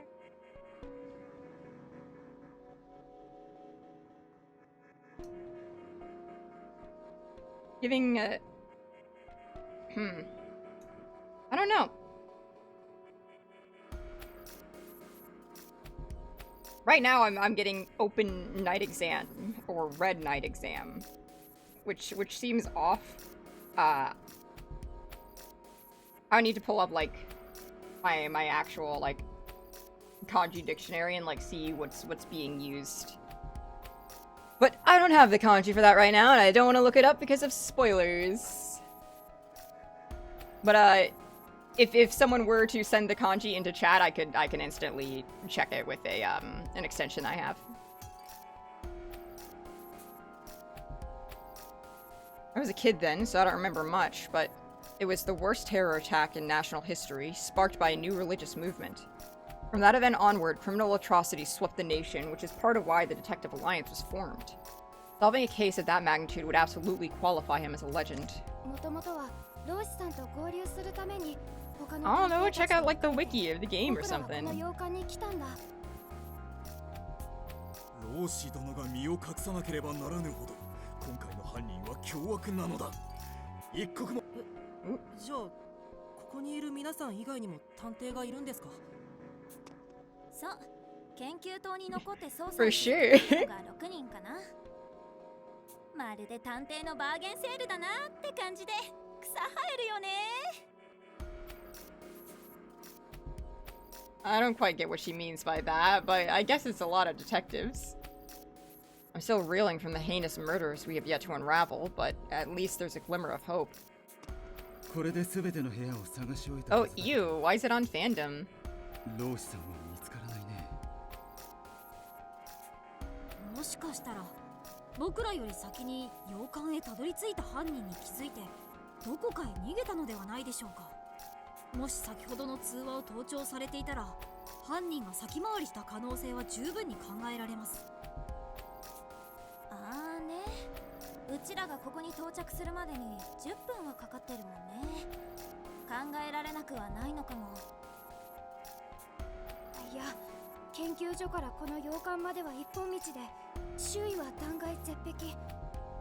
僕らに見つか The detectives process the situation with impressive speed. I'm barely keeping up as I struggle to understand what it all means. Downtown's casual chit-chat is about the only thing that makes sense to me.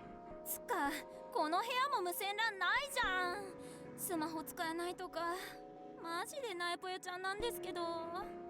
Doesn't acknowledge translation changes at all. Boo! Boo!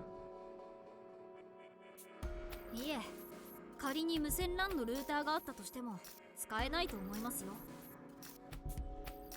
なんで？この島は県外ってこと？いえ、実は研究棟で固定回線でのネットワーク接続を試してみたのですが、 No Wi-Fi, it's over. 洋館内の回線で試してみても結果は同じでした。おそらく島の通信用のアンテナが壊されているんだと思います。I like Techie's heterochromia. でも探偵デバイス同士はやり取りできてんじゃん。スマホとは違うの？ Oh, that's a cute sprite. 独自の通信システムを採用しているんです。僕も開発に携わりましたが、本当に素晴らしい技術が使われて。はいはい。まあつまりうちはこの島にいる間 What the heck? Let him info に dump. 会話もできないって He's just a little guy. いい機会だ。この機会に探偵同士、我らみんなの交友を深めようではないか。ガチで下がるわ。おいおい、まさかこの匂いは。 But the first sprites accounting for the asymmetry of the designs is annoying to me. It's a little annoying, but I've like come to expect it from shit like this. I'm a Homestuck fan. They do that all the time. They do it so much it becomes like plot relevant. Right detective starts crawling on all floors like a dog at the entrance of the room. She presses her face to the carpet with a sharp expression on her face. ヤマトさん、どうしたんですか？血の匂いだ。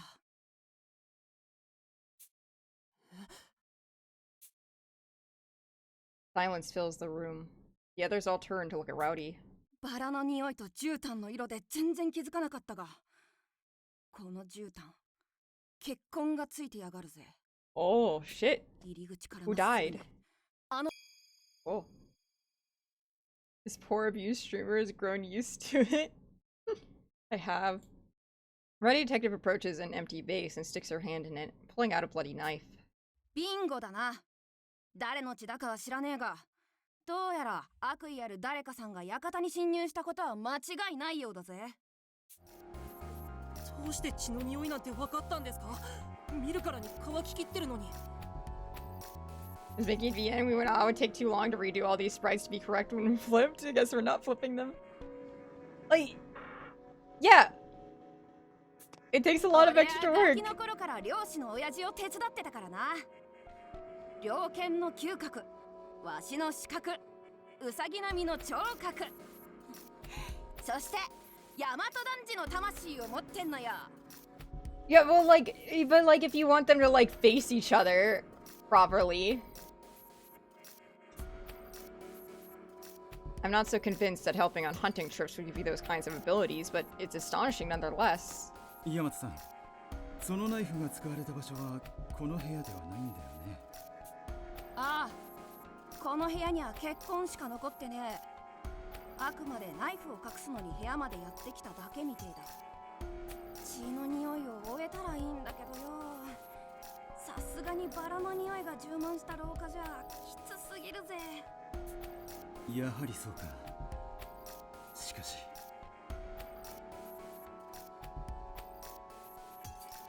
カガ君、君ならば終えるね。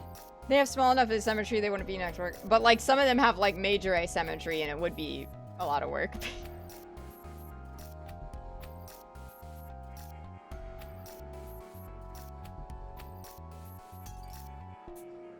もちろんです。そのための科学ですから。 Techie detective proudly pulls out a cute little machine that resembles a puppy from out of his pocket. Isn't it just ready? It might be. What if there were more designs, huh? And then there's also Doleful's bandages as well. Also Sniffy Whiffy is adorable. 僕と探偵同盟の協力で生み出されたこの遊具は登録した匂いをどこまでも追跡。 No way we've met every character in the game.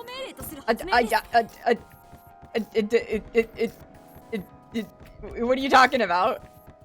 Don't lie to me. It's an obvious lie. さらに南西の小型ゴムクローラーを採用したことで凹凸の激しい通路であろうとも現場を荒らさず時速 15km で迅速な移動が可能。当然小型の発信機も搭載なので探偵デバイスの画面からリアルタイムに追跡可能です。そしてさらに大したものだね。後でゆっくりと説明を聞くから追跡に移ろうか。 Maybe slipping on the sprite strength simply make the designs all symmetrical. Asymmetry is like the key to a good design. ごめんなさい。僕発明の話になると夢中になっちゃって。 The rest of the characters are just block shapes? I see. Naruhodo. The techie detective returns to reality, hanging his head in shame. じゃあ早速その道具で。道具じゃないです。遊具です。僕 Capital の大切な F 友達 friend. を道具扱いしないでください。 Becky is incredibly autistic, to no one's surprise. Workaholic Detective bows several times in apology for misspeaking. True to his name, he's the very picture of a harried office worker? Harried? Becky Detective may seem calm and collected, but careless remarks about his inventions are a clear sore spot of his. I better watch my words. 皆さん、取り乱して申し訳ありません。それでは血液の匂いの追跡を始めます。No, it's not mutual. I'm sorry. It's my stream. I always tell the truth. I have authority. Like, okay, like you can have really good symmetrical designs, but like, I can't have my hair swoop on both sides. All right, that wouldn't be good. That would be bad. Hurried.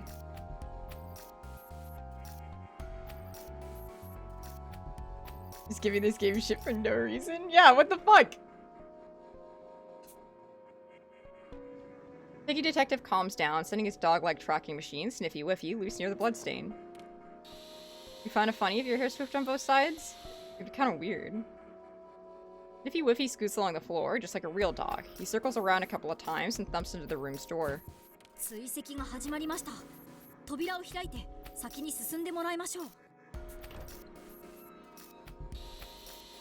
I open the door and Stiffy Whiffy darts out of the room, barreling down the hall towards the stairs.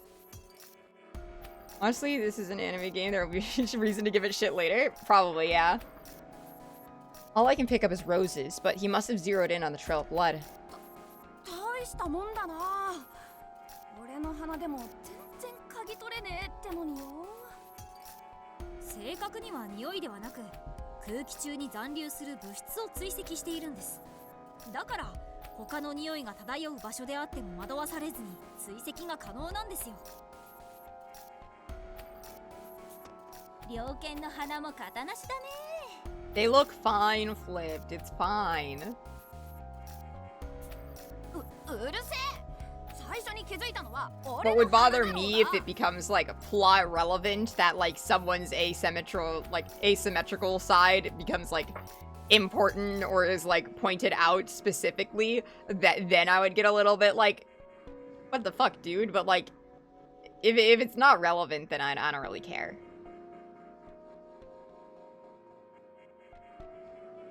But if it's like, oh, Techi's heterochromia in his right eye is incredibly important that it's in his right eye, then that's a different thing entirely.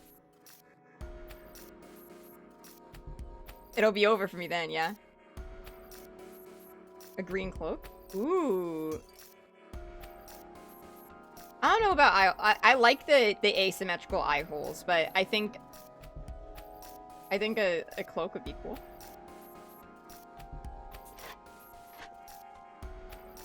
Sniffy Whiffy stops at a painting just before the stairs to the entrance hall.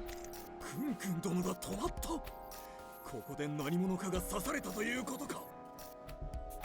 バーカ、見るからに結婚なんてないじゃん。つまりナイフが使われた場所はこの絵画の奥ってことだっつーの。 Why for variety? 絵画の奥？どういうことなのだ？まさか絵画の中に世界が。 You should be Dr. Doom? You think I know who Dr. Doom is? 実在するとは。落ち着いて武装君。論理的に考えていけば真実は明らかになる。 Workaholic touches the painting as he inspects the frame. Then he gently taps the artwork before pressing his ear against it. 間違いない。この絵画の奥には空洞が広がっている。なる。 Still touching the painting, Workaholic Detective moves his hand. True, they should have. The entire wall around it slips back like a sliding door, revealing a hidden passage. Sniffy Whiffy, who'd been waiting in place, begins moving again, right down the newly discovered path. 今ので分かったんですか？それは企業秘密ってことで。私はこの仕事を続けて長いからね。知識量だけはそれなりにあるんだ。I don't love Disney that much. I just like live near them. おじさんやるじゃん。ぶっちゃけ見直したっつうか、むしろリスペクっちゃう。 No cap.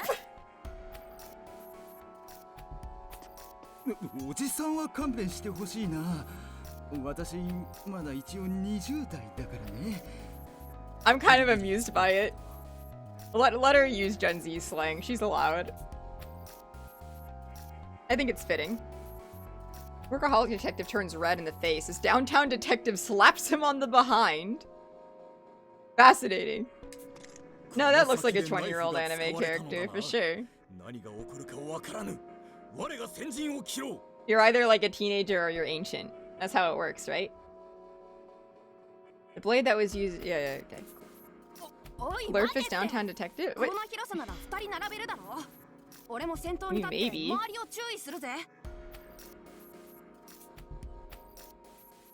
He's young, the crying.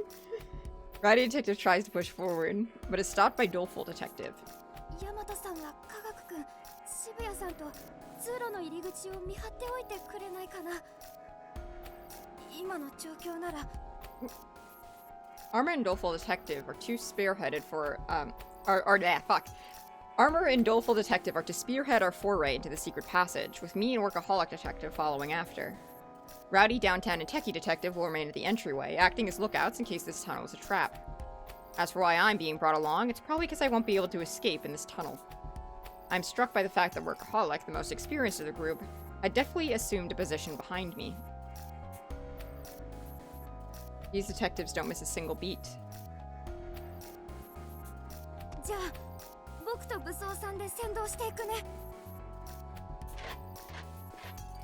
As he speaks, doleful and armored detective enter the tunnel together. Workaholic and I continue right behind him. The four of us descend down a spiral staircase that winds its way underground. At the bottom is a gloomy underground tunnel. We proceed into it using the light function on our D-pads to guide our way. The only sounds are our footfalls echoing in the tunnel, as well as Sniffy Whiffy's treads crawling across the floor ahead of us. The air is dusty and reeks of mold, making it hard to breathe. Clearly, this place is seldom used. My love of cleanliness aches to ventilate this place. He has to clean. He has to get in the maid outfit. Doleful Detective's eyes narrow as he travels the tunnel. His usual fearful countenance is tense, as if he's an entirely different person. Heck, he needs a better naming set. Nuh-uh, he's a, like, let him name his friends his cute little names. What the hell? Workaholic detective whispers to me as if he's reading my mind.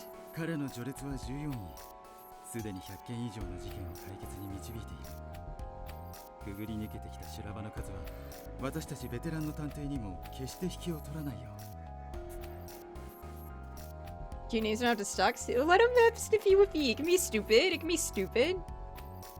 Over 100 cases solved. That idea alone leaves me speechless. We can't be that far apart in age, and yet his track record is on a whole other level. What sort of heroic life has this seemingly gentle boy led up until now?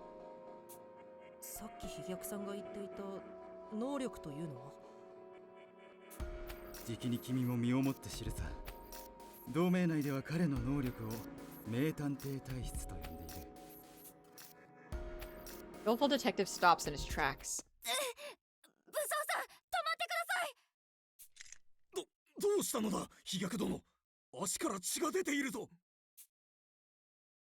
Armor shines his D-pad's light on Doleful Detective's leg, revealing a trail of blood beneath his knee. Something reflects in the light just ahead of them.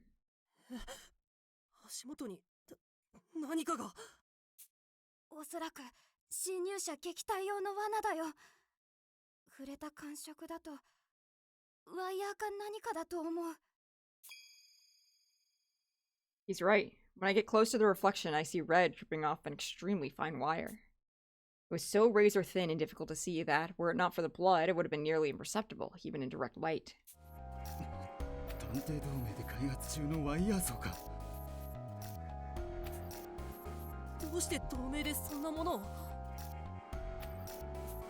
密室の錠前をこじ開けたり拉致や拘束された時の護身用だろうね。本来は特殊なグローブをつけて使うものだって聞いているよ。素手では触らない方がいい。用途が用途なだけに人体くらいなら強く押し付けるだけで切断可能な切れ味だ。気づけてよかった。 Workaholic detective produces medicine and bandages from his pocket and begins applying first aid to doleful detective's leg. ひどい怪我だけどこの程度で済んで良好かもね。君以外が引っかかっていたら足が切断されていてもおかしくなかったよ。 I'm sorry. Why is he jutting his ass out like that? Like why? Why stand up, King? You don't have to throw it back like that.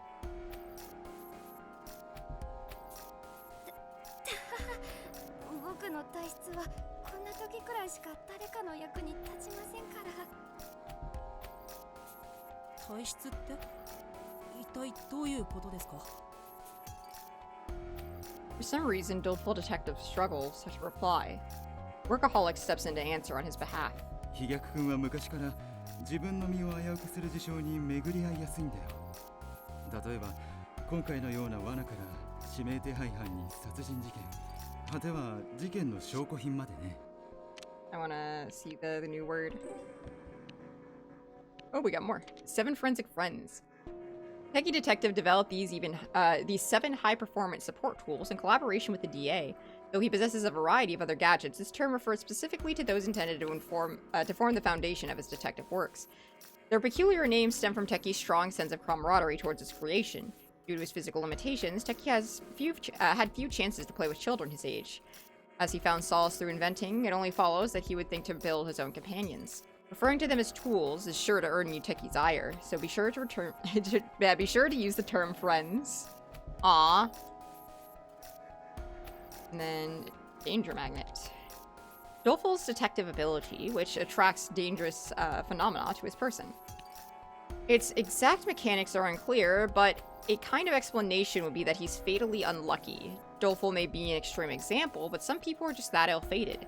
There are any number of stories on TV about those who survive multiple serious accidents and were always able to bounce back. That said, they are well known simply because they survived.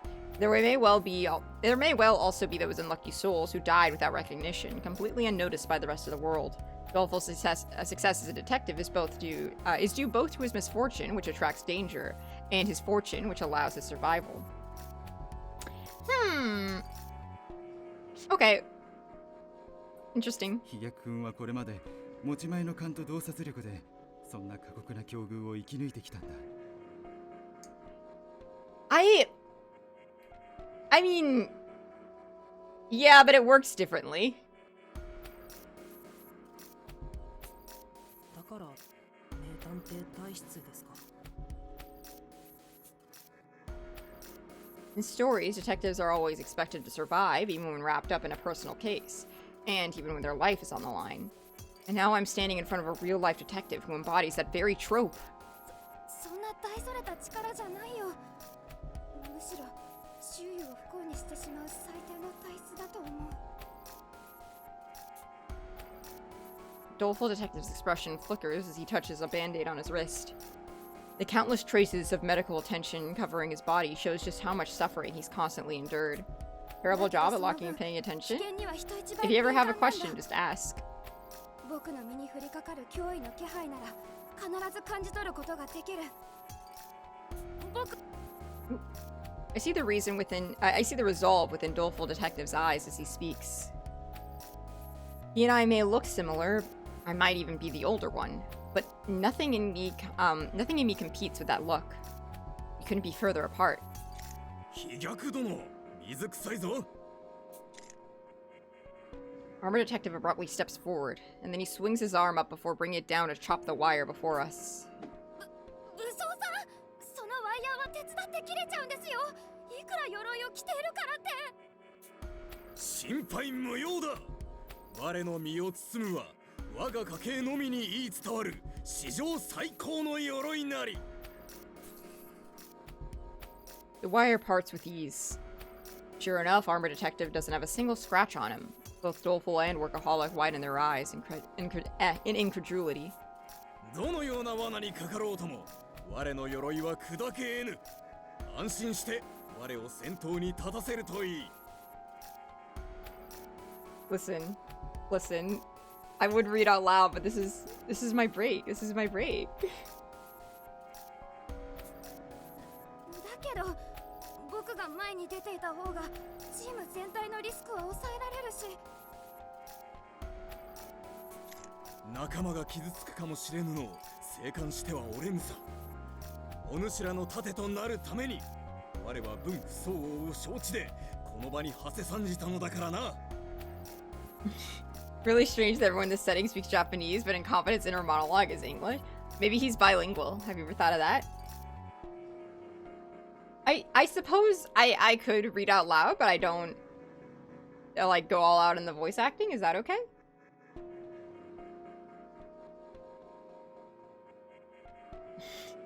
You're bilingual too? No way. I had no idea. It's crazy. It's fine. All right. Armor Detective speaks with a calmness that eases Doleful Detective's taut expression. Despite the latter's brave front, he might have been nearing his limit. Thank you, Armor. In that case, I'll stay back a bit and keep an eye out. お言葉に甘えて僕はあなたの後ろから。 Armor Detective takes the lead as Doleful acts as a lookout behind him. 武装さん。 Armor, I can sense a threat right in front of me. About head height. またワイヤーだな。 Another wire, eh? Understood. Without a second thought, Armor Detective swings his hand towards the area Doleful Detective indicated. Chop, chop, chop. Sometimes Doleful's warnings comes too late, and Armor runs into a wire, but even then it never leaves a mark. We continue safely through the darkness, until... Based on the signal, the tracker is stopped 5 meters ahead. It would seem we arrived at the scene where the knife was used. We finally make it to the end of the tunnel with 0 injuries, save for Doleful Detective, of course. Sniffy Whiffy is parked in front of a steel door, which means the bloody knife we found earlier must have been used right behind it. He is kind of the goat, yeah. I hate to ask, Armor, but would you mind taking point? No need to apologize, sir, workaholic. My armor exists for very moments I must forge such paths. Oh, and yet, Armor Detective looks tense as he cautiously touches the doorknob. Whoa! Goosebumps ripple across my body. Deep down, I get the overwhelming urge to scream, "Don't open it!" As if my mind somehow knows what we're about to see is something truly horrific. I have an extremely bad feeling about this. He's having another That's So Raven moment. I shall open the door on the count of 3. 1, 2... The doorknob makes a click as it turns. My heart rate leaps, but I can't bring myself to look away. 3! A blinding light flashes as the door opens, forcing me to avert my eyes. On top of that, a metallic stench envelops me. The way it sticks to my throat makes me cough. However, none of the other detectives show even a hint of fear as they proceed beyond the door. I hurry to follow them, but at that moment... Doleful Detective's cry echoes out. Let's go! We got a murder! As I step into the room, the first thing I see is the ground dyed in crimson. The red spreads across so much of the floor that at first I mistake it for a carpet pattern. But there's no way that's the case. Despite my hateful disbelief, the smell filling the air tells me that this is blood. With each breath, the metallic stench fills my lungs, my stomach, my whole body. I'm assailed by an overwhelming urge to vomit. If I lose focus for even a moment, I know I'll wind up spilling my guts out. Upon closer inspection, I notice something floating above the ocean floor. It's large and reminds me of a caterpillar. 4 other long, thin objects surround it. In a way, they resemble a quartet of lifeboats, all rowing in different directions away from a sinking ship. But in truth, they're human limbs scattered about the floor. Before us is a scene devoid of life. A man whose name I don't know gazes at me, his head half submerged in a sanguine sea. My eyes are transfixed as I stand there in a daze. There's a biting chill as if the temperature has dropped by quite a few degrees. My hands and legs tremble. I can barely stand. Every ounce of strength leaves my body, which no longer feels like my own. That's not me, it's the game's narration. I muster up all the willpower I can, only to topple over on the spot. Is this all just a bad dream? First crime scene, eh? I know it's hard to take in, but try not to look away. Without any concern to spare for me, Workaholic walks towards the pool of blood. Willful, armor. Head back up and fetch the other 3 detectives. After that, I'd like you to ask the chief to come to the manor. He sums up the heart of the matter in a low voice. It's a homicide. Someone has murdered Senior Detective. Interesting. Regardless of how detached he remains, while objectively stating facts, it doesn't change the reality we're facing. A middle-aged man's corpse lies dismembered, his limbs strewn across the room we stand in. For the first time in my life, I am confronted with a murder scene.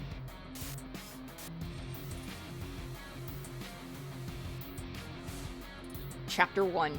The Case of the Dismembered Detective. So, prologue over. Hell yeah. Okay, so if this is an orthodox mystery, which I would like to hope that it is, then I assume we have met the culprit already. I don't think any of the new characters will be the culprit for this case, but I suppose Chapter 1 would still count as the beginning of this story. So I won't dock too many points if it's another one of the detective roster, but I feel like it must be someone in the detective roster. Unless it's like someone we've heard mentioned but have not met, like say what was it? Ideal Detective in the notes, or like someone like Mr. Gunjoji, but I doubt that. Obviously, I think it's funny to suspect Doleful Detective. I don't know. There's something here. There's something here. We're assuming that he is the what's it called? Shit. What's he calling himself? Fuck, I'm so bad with names. Is it anywhere in here? Quartering Duke. Thank you. I remember Duke. I forgot the quartering part. Anyway, yeah, Quartering Duke. It's possible that he's the Quartering Duke. But I have no evidence for that. It's just like crack theory. I believe him now, Fiore. Aside from that, I don't think anyone here is particularly shown any sort of like no one has stood out to me as suspicious aside from Doleful. If I were to pick someone else who could be the killer though, possibly Workaholic. Maybe he's tired of it, maybe he's sick of it and he's just barely holding it together. Always trust me, I'm a genius. I'll solve Umineko. Frame 1, trust? Ooh. I'll trust you on that. Workaholic Detective would be my second choice. Like, he could be very, very well-mannered, but, like, he's working 2 jobs. Though he does really love his detective job, so they say. I don't know. I don't think it's Techie. I don't think it's Downtown, but maybe she would be my third choice. Just because of who she reminds me of. And then Armor Detective and Roddy Detective, they're innocent. They're literally nice. Does he love the job enough to create new cases? Oh, true. Maybe he makes his own cases to solve. Interesting. I stand in a corner, my mind completely blank. And you'd be Downtown, she can have a girl boss moment. That would be kind of girl boss of her. It's my first time witnessing a murder scene in person. Saika's death is seared in my mind, but this is different. Someone I know lies torn to pieces in a vivid sea of blood, dead. Yeah, like Doleful is the most sus, like specifically due to level of pathetic. I'm no great detective, and although I try to steel myself, coming face to face with a scene like this has me too weak to stand. Even once I regain my footing, my legs still struggle to remain upright. The metallic stench of fresh blood is one I'll never be able to get used to. I breathe through my mouth as much as possible. I want to see the CG a bit. See the arms. Also blood on the ceiling, that's weird. If I had the choice, I'd sprint out of this room this very second. Workaholic detective ignores me as he investigates the corpse with meticulous efficiency. He and the victim must have been well acquainted. His pain looked when we found the body suggests that his mental burden is far greater than mine. Yet despite that, he shows no sign of weakness. How much experience solving homicides would it take to become a detective like him? I can't even fathom it the way I am now. The other detectives who have been summoned by Doleful Detective are unable to hide their shock at the sight. What's the big idea here? I thought Paz was supposed to have made it. Did he get off while we were rushing over here? That's like so sad, it's not even funny.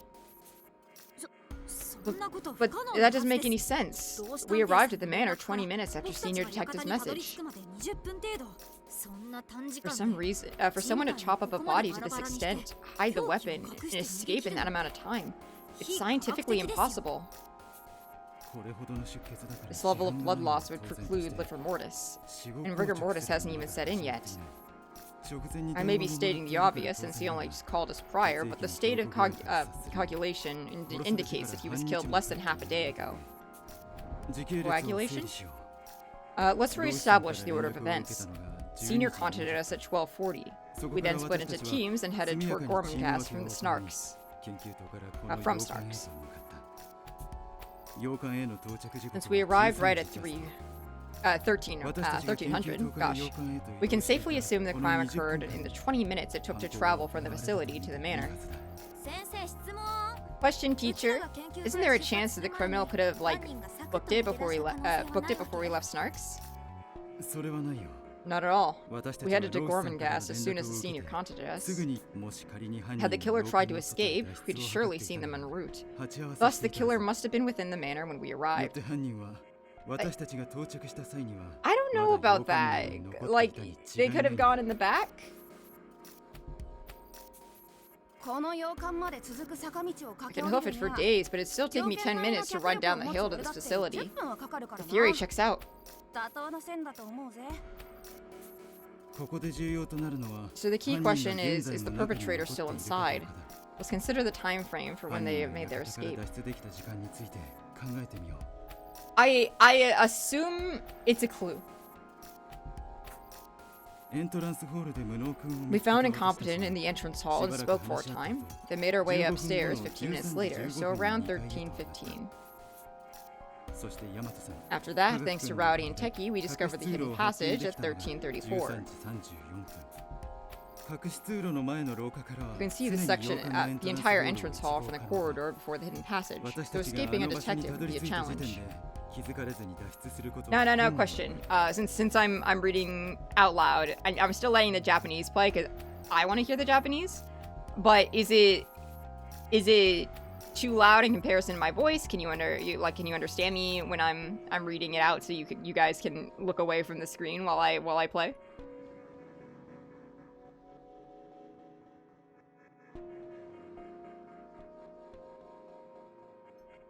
Maybe I should just preemptively turn the voices down a little anyway. They are the highest right now. Audio's good? Then I'll just turn it down one.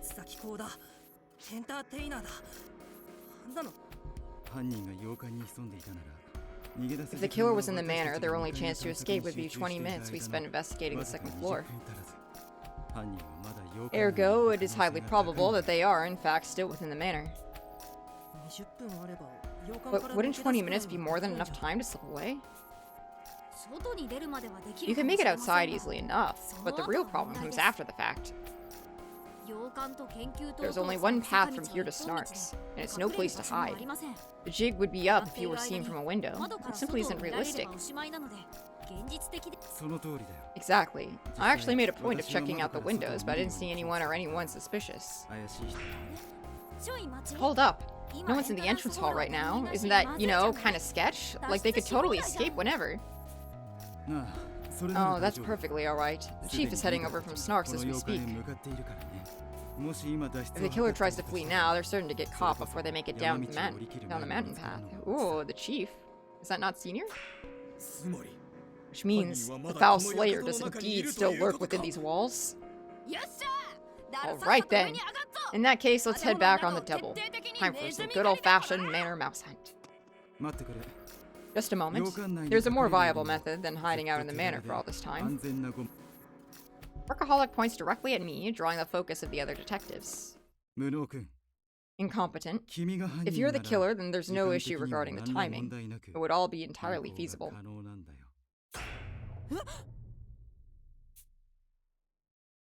My voice cracks as I'm caught completely off guard. Me, the killer? How does that make any sense? It's simple. All you need to do is hack up Senior, then lie in the entrance hall, faking unconsciousness. Easily done in 20 minutes. If the culprit was unable to escape the manor, we can only assume that said culprit is you. 何を言ってるんですか What are you saying? There's no way I could chop someone apart in 20 minutes. Not to mention all the wires that were set up along the underground passage. How would I have gotten past those? I raised my voice in protest without thinking. Even with Armor and Doleful's help, getting through the passage took 5 minutes. It's hard to imagine anyone like me with no special traits making it through so quickly. There's the real conundrum. I figured he used some sort of trick. At any rate, I doubt it's necessarily impossible. What do you mean? Listen closely. Can you hear the voices above us? He's right. If I strain my ears, I can pick up sounds coming from down the ceiling. Or coming down from the ceiling. If incompetent was the killer, that would go kind of hard. It kind of would go hard, but we know he's been unconscious for like 3 days and stuffed in a locker. Who are they coming from, though? We should be the only people inside the manor right now. In terms of layout, the current location is directly beneath the entrance hall. I presume that that what we were hearing is a chief arriving at the manor. As this basement is a likely hiding spot, there may be extra spaces between the floorboards so that noise can drift in from above. Now that he mentions it, my own eyes spot gaps in the ceiling where the light is filtering through. And there is blood on the ceiling. I wonder if that has anything to do with the murder? As Workaholic Detective said, it must be coming from the entrance hall above us. Regardless, the rooms are vertically adjoined.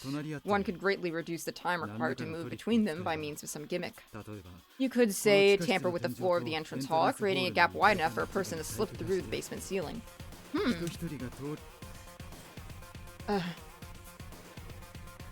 Workaholic's relentless reasoning leaves me overwhelmed. Even if there is a gap, there's no way someone my size could fit through. I don't know, you're kind of itty-bitty.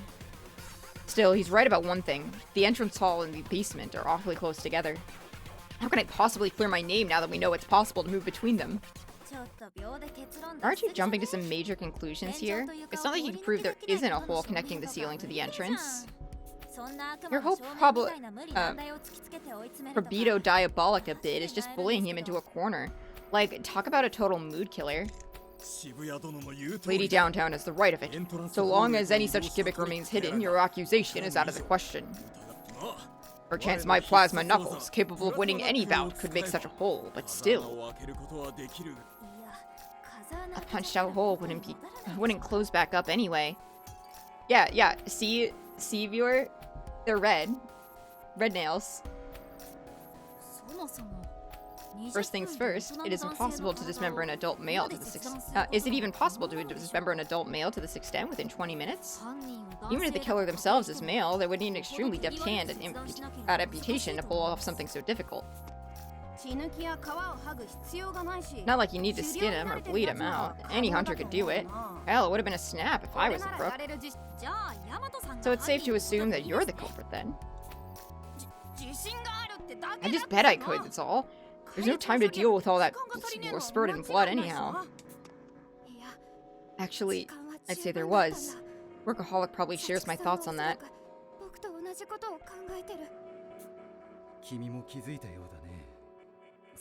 Put me in a room with Conrad Martin for 20 minutes, I'll show you it's possible. So you notice as well. It's true. One could dismember a body in a short span of time, if they use those wires we encountered.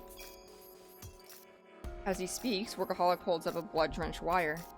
Unpleasant as it is, I'm reminded of how easily doleful Detective's leg was cut earlier. まさかそのワイヤーで虎視探偵 You mean someone used this wire on Senior Detective? もしかしたら犯人は Yes, in fact, it's possible that Senior Detective was already wrapped up in these wires when he got in contact with us.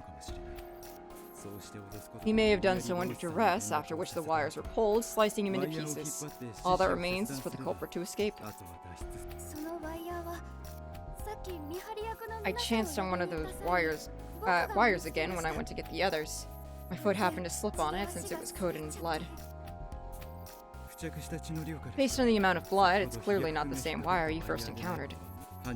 The killer must have anticipated us getting past the wires in the passage and discarded it on the floor here. Or perhaps the killer themselves set the traps in order to hide the murder weapon. Either way, we have no other recourse but to suspect incompetent for now. Speak up if you have any objections. 僕はやって I didn't do it! I shout on impulse. Regret fills me almost immediately. I'd say the same thing if I was guilty, as would anyone in my shoes. 無能君がやったなんて I refuse to believe 僕も incompetent 信 did じ it, られないよ but that's all the more reason for us to find out what really happened. 信じられないからこそし Agreed. I don't want to accept that a fellow DA member could do such a thing, but as a detective, pursuing the truth is paramount. I will say Workaholic is pretty quick to accuse us, and is pushing a little hard for it. Workaholic fixes me with a steely look. I want to speak up, but I don't know what to say. I've reached my limits just processing all these theories. There's no room for me to make all my own deductions. There's no room for me to make my own deductions. 無能の兄さん Hold が up. 犯人だって Ain't the idea of incompetent being the perp a bit too, I don't know, far-fetched? 俺には You ask me, we got the wrong guy here. 根拠は何ですか Do you think you have evidence to support this? I'd like to know why you don't suspect incompetent.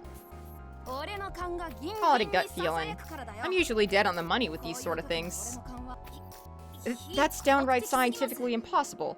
We need to base our investigation on solid proof and logic. 進めましょう Back off, Poindexter. You looking for a fight? はいやめ Okay, time out. No more fighting, guys. You're like seriously harshing my vibe? だけど科学の坊ちゃんだ But よ that little punk was the one who. 別に無能先 Look, it's not like Techie said he full on suspects incompetent or whatever. Am I right? Precisely. I simply believe it's too early to confirm or deny that hypothesis. You would also beef with the baby in wheelchair? What the hell? Also, what is going on, like, around Techie's waist area? Like, it popped out interesting. I don't know. Interesting design choice, I guess?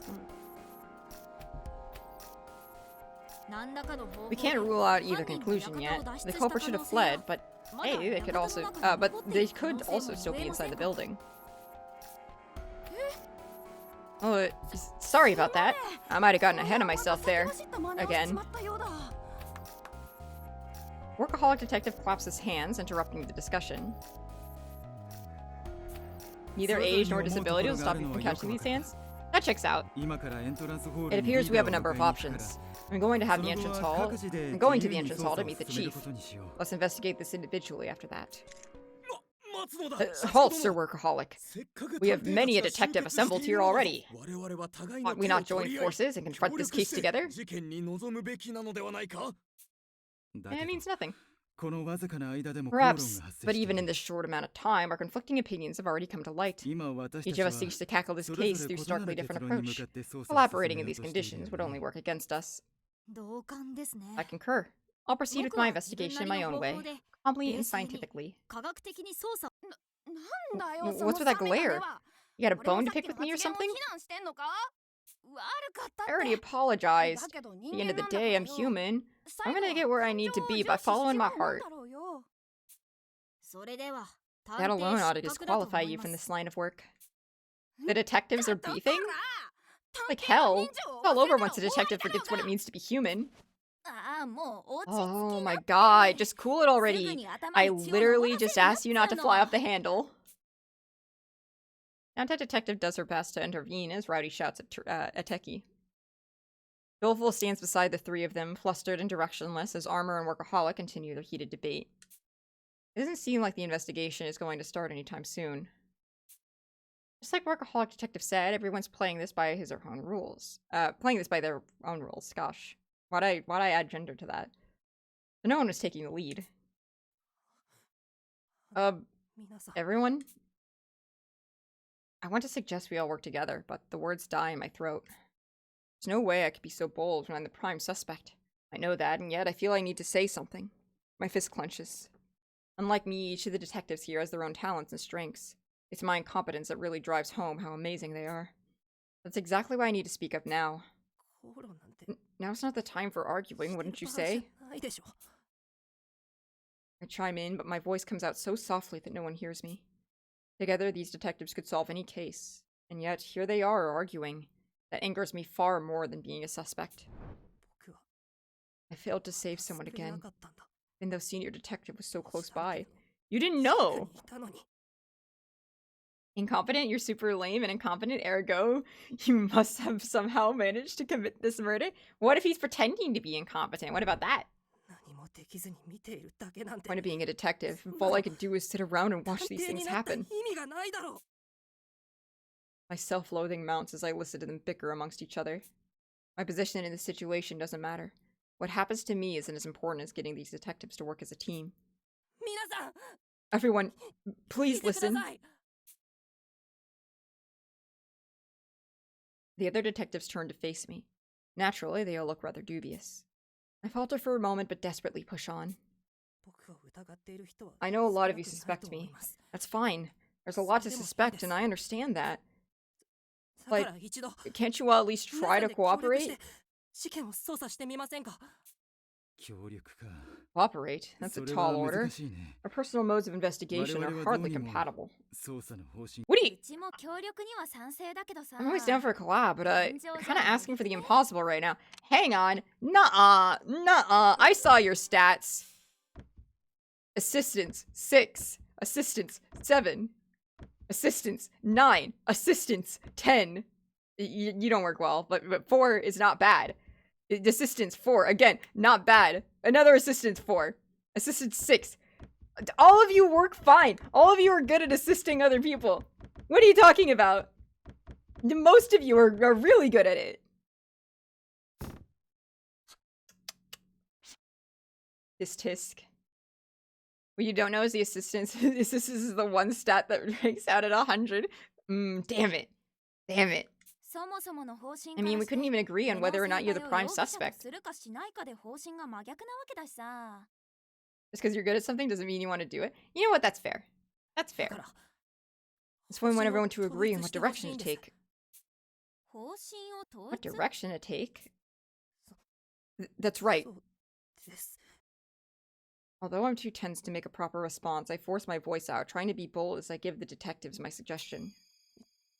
Please, proceed with your investigation under the assumption that I did it. If you start there, then you'll be less likely to have any more arguments like this one. Right? The detectives fall silent. Maybe telling them to suspect me was too brazen a move after all. Is your head screwed on wrong or something? After all, the effort we spent defending you, you got the guts to ask to be the suspect? You lost your goddamn marbles? I beseech you not to give up, sir, incompetent. What has become of your resolve? I'm not giving up. It's not as if I want to be the main suspect here. But it'd be even worse if the investigation stalled out because of me. I'm staking my safety on your deductive reasoning. I raise my voice with all my strength, my trembling hands balling into fists. Sir Incompetent is fire. I trust all of you far more than my own incompetence. If we work together, I know the truth will come out. I'm sure you'll prove I didn't do it. The detectives silently take in my words. Not one of them speaks up, they all simply stare at me, incredulous. I guess my suggestion was overstepping my bounds. I've only made them all more distrustful of me. But I don't regret it. I'd much rather have these outstanding detectives suspect me than continue arguing in vain. So you insist that because we're on the case, we'll end up proving you aren't the culprit? Such words make one feel blessed to be a detective. Isn't that right, ladies and gentlemen? This... Erika Furuto? I hear a cold, beautiful voice behind me. My breath catches as I turn around. Just how should we respond when a suspect gives a statement like that? So Doleful is sus because he's pathetic, but we aren't? Double standards? Doleful is pathetic in a different way. Continue to argue, never to find any common ground, or take action swiftly and promptly. I eagerly await your answer. Her hair is white as snow, her gleaming eyes purple like hydrangeas, her skin smooth with features like a porcelain doll. Hydrangeas is a specific word that we've seen used before. At our back stands a far from ordinary girl. The others are visibly thrown off by her arrival. It's clear that she stands out even among these prominent detectives. Chief, what are you doing here? I specified I would meet you at the entrance when you arrived. Do you truly believe I would wait idly by when my dear friend, senior detective, has been murdered? Out of the question.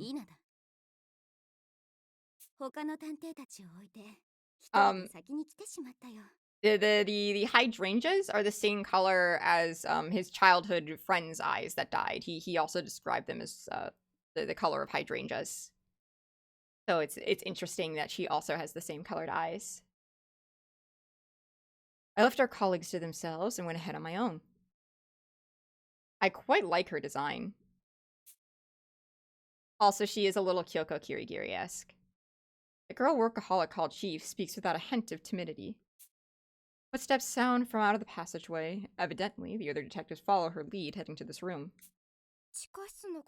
We never told you about this basement, did we? We figured it'd be better that way, so no one would get hurt inside the tunnel.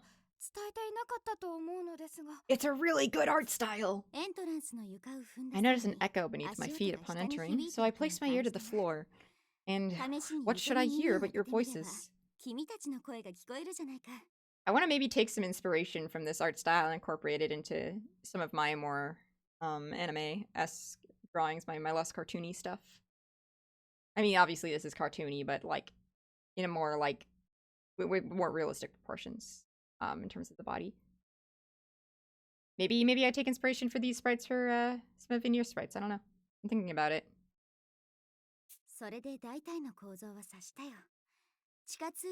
From there, I deduced the general layout and discovered the secret path that had been left open. Hardly a mystery, really. Chief shares her amazing feats as though they were simply a matter of course. We worked so hard to find this underground room, and yet she found it by merely touching the floor. No wonder the others looked shocked.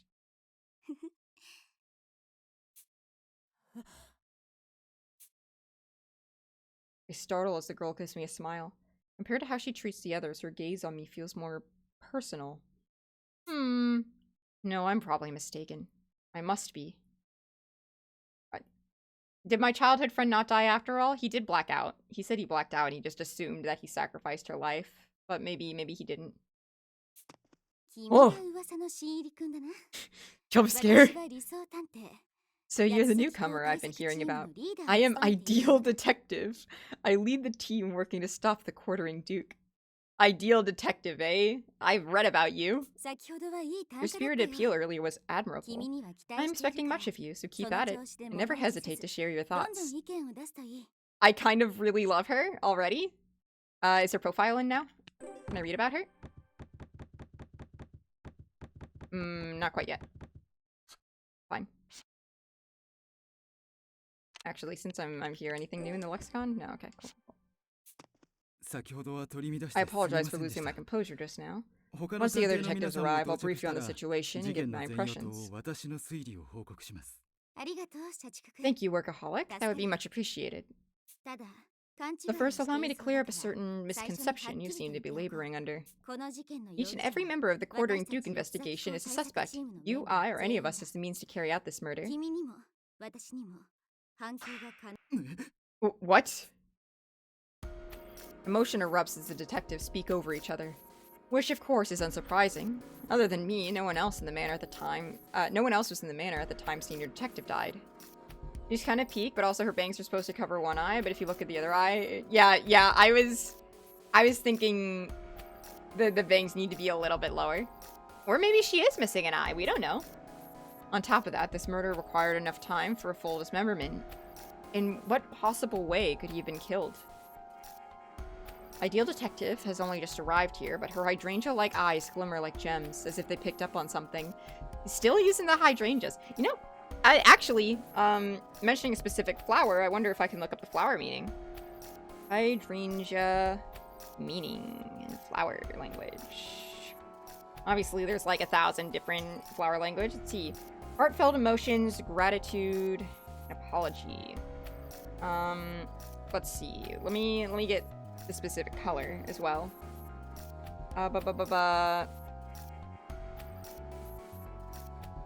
In Japan, the flower is associated with heartfelt emotion, understanding, and apology. Ooh. Can also symbolize unity and togetherness. And then there's specifications by color. She has like a pinkish, purplish, whitish kind of thing. I would say leaning more purple, like a lavender, which has pride, royalty, and understanding as its meanings. But if we want to go pinkish, pink would be romance, true feelings, sincere emotions.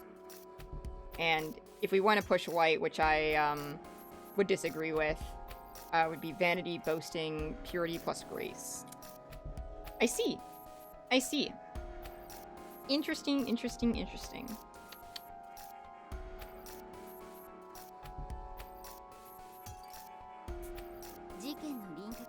The outline of the case is clear.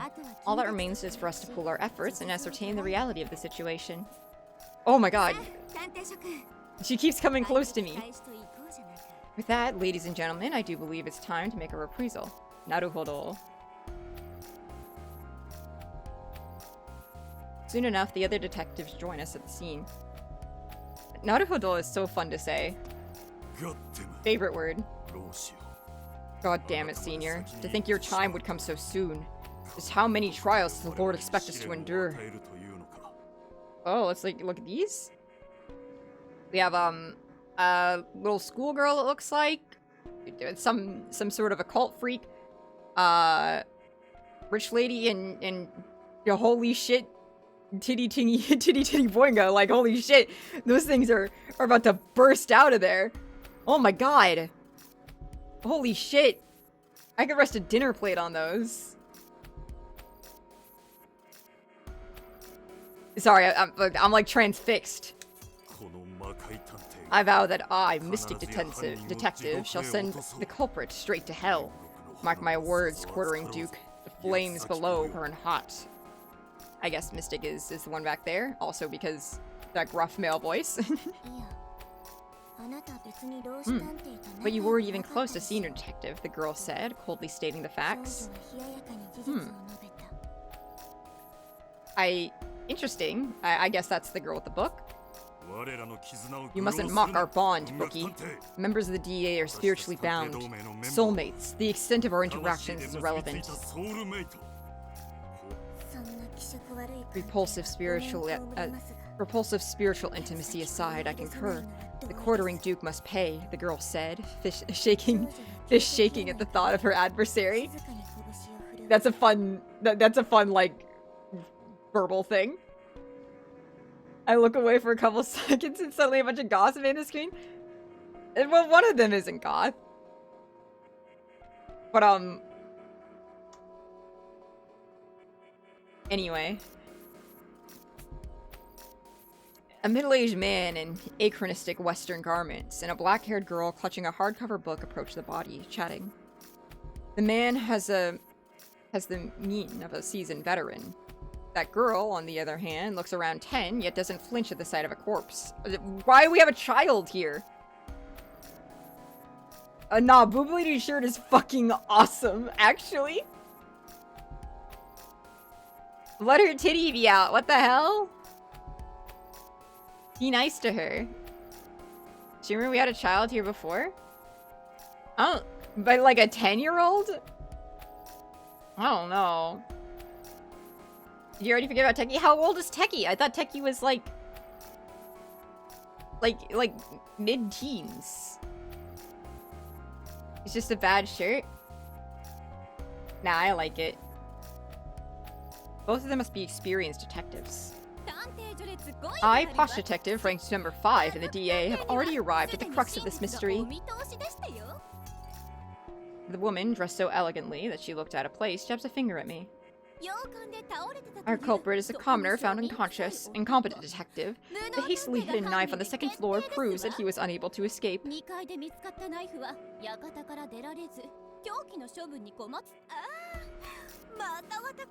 Answer to how old Teki is? Unless it's a spoiler, then sure, share it. Oh dear me, there I go again, demonstrating my incredible acumen. Perhaps it's time I took the reins as chief instead. I hope you had fun at your party, Tiff. Thank you for the posture check. Posh is kind of awesome. I kind of like her, yeah. And the hydrate, thank you.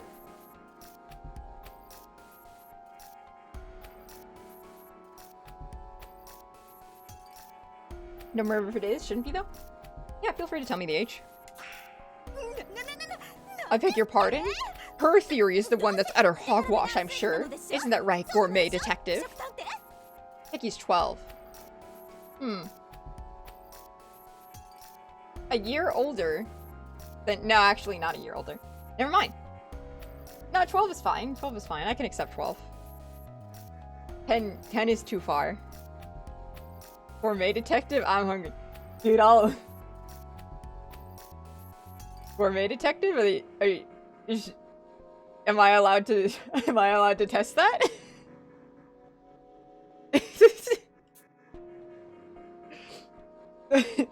The woman called Posh Detective speaks to someone in a motorcycle suit who smiles as if she's enjoying herself. I wonder about that. Anyway, I don't smell Renegade lingering around. Where'd he go? Snack break?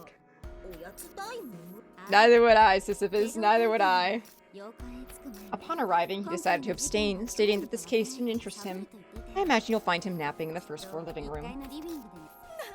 Napping? Even though senior detective, a legend in our field, has been killed? Why, I never. Just what is that man thinking? Renegade's non-conforming nature is his strong suit. I'm sure he'll put his talents to use later on, so let's leave him be for now. Lenient leadership like this is why high-ranking agents defy your orders. Classified detective and detective gentleman didn't even deign to show up. Oh. But if you know what you have to do, make Posh Detective British. You know, ever since I started reading the voices out, it feels weird not to do silly voices. So perhaps I will. Let me check the lexicon. Whoops, wrong thing. Detective alias handed down from generations to generations in the Eli clan, the most prestigious family in the domestic detective industry. Just as the name suggests, they never act unless it concerns a case of the utmost national security. Even among the upper echelons of the Alliance, only a scant few have ever seen this individual. The clan always acts under the guidance of the family head, Mikazuki Iwai, solving cases quickly and dispassionately. Detective gentleman. A genteel detective who always wears a suit. He styles his alias in reverse order because he sees himself as more of a gentleman who is a detective, rather than the other way around. His eccentricities are unrivaled within the DA. Despite being a talented investigator, he only accepts cases that suit his personal sensibilities. According to his appearance, however, he's surprisingly easy to manipulate once a beautiful lady is involved. Yeah, listen. Here's the thing, though. Ace Attorney has a lot more rough voices, I would say. You know, like the Judge and Gumshoe. I feel like I put a lot more strain on my voice. Even Phoenix, I like deepen it a little bit. Whereas, and also Edgeworth, I deepen it. And after a while of talking in like a slightly deepened voice, that can put a strain on me. I think though, because not a lot of these voices are super gruff, I can handle it better.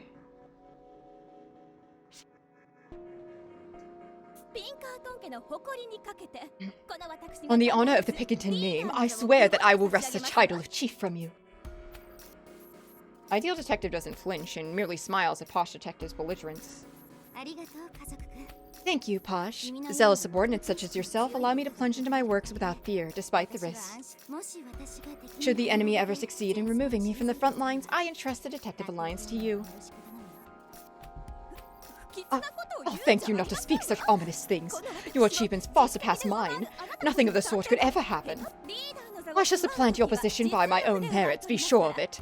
My destined rival. Workaholic Detective explains the situation to those who arrive from the facility.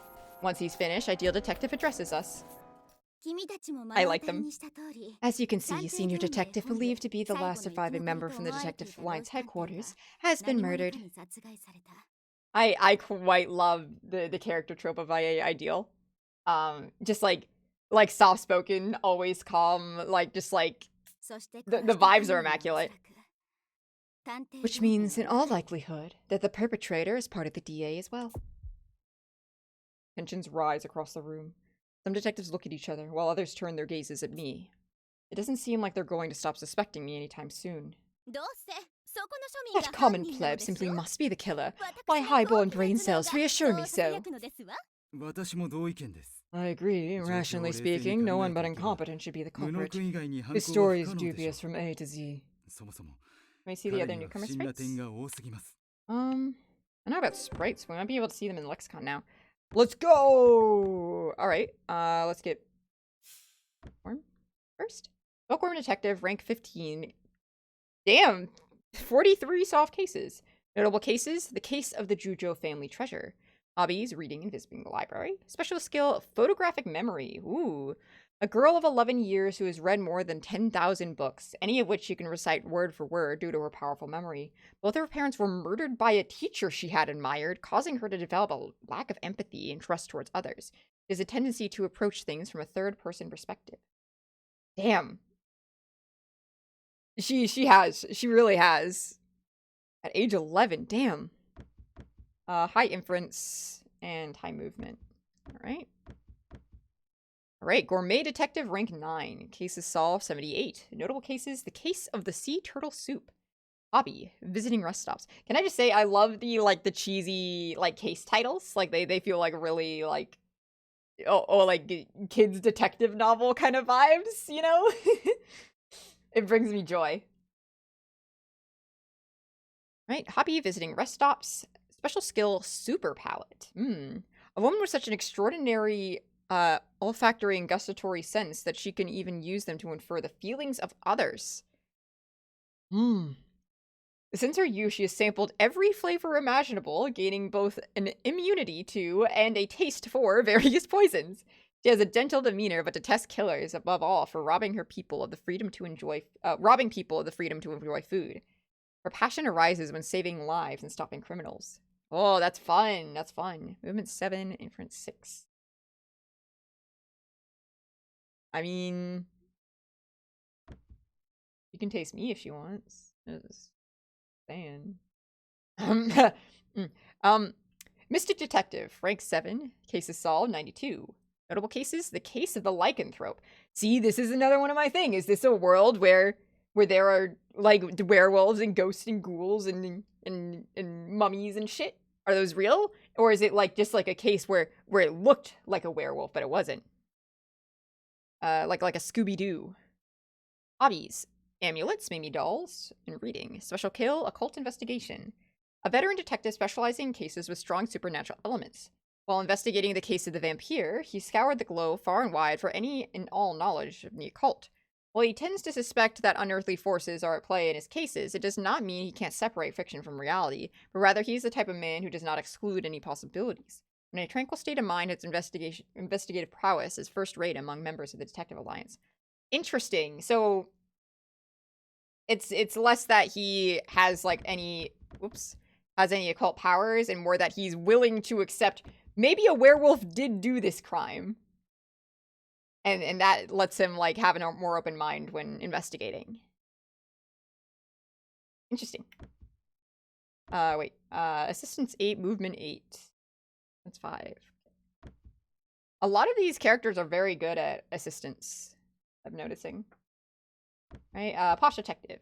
Rank 5, cases solved 203. Notable cases. The case of the altered Mona Lisa. Hobbies, vegetable gardening, and fine art. Special skill, aesthetic eye. A descendant of the world-famous Pinkerton National Detectives Agency's founder. Hot and conceited, she views Ideal Detective as her rival. Highly skilled in her own right, particularly in her sense of aesthetic, she was trained from youth to spot fakes and forgeries, a skill she boasts top accuracy for within the DA. She is, however, heavily reliant upon her organization, often struggling to display her full potential during solo investigations. Assistant 6, movement 7. I like the little friendly rivalry she has going with Ideal. Ideal Detective, rank number 2. Cases solved 1,098. Sheesh.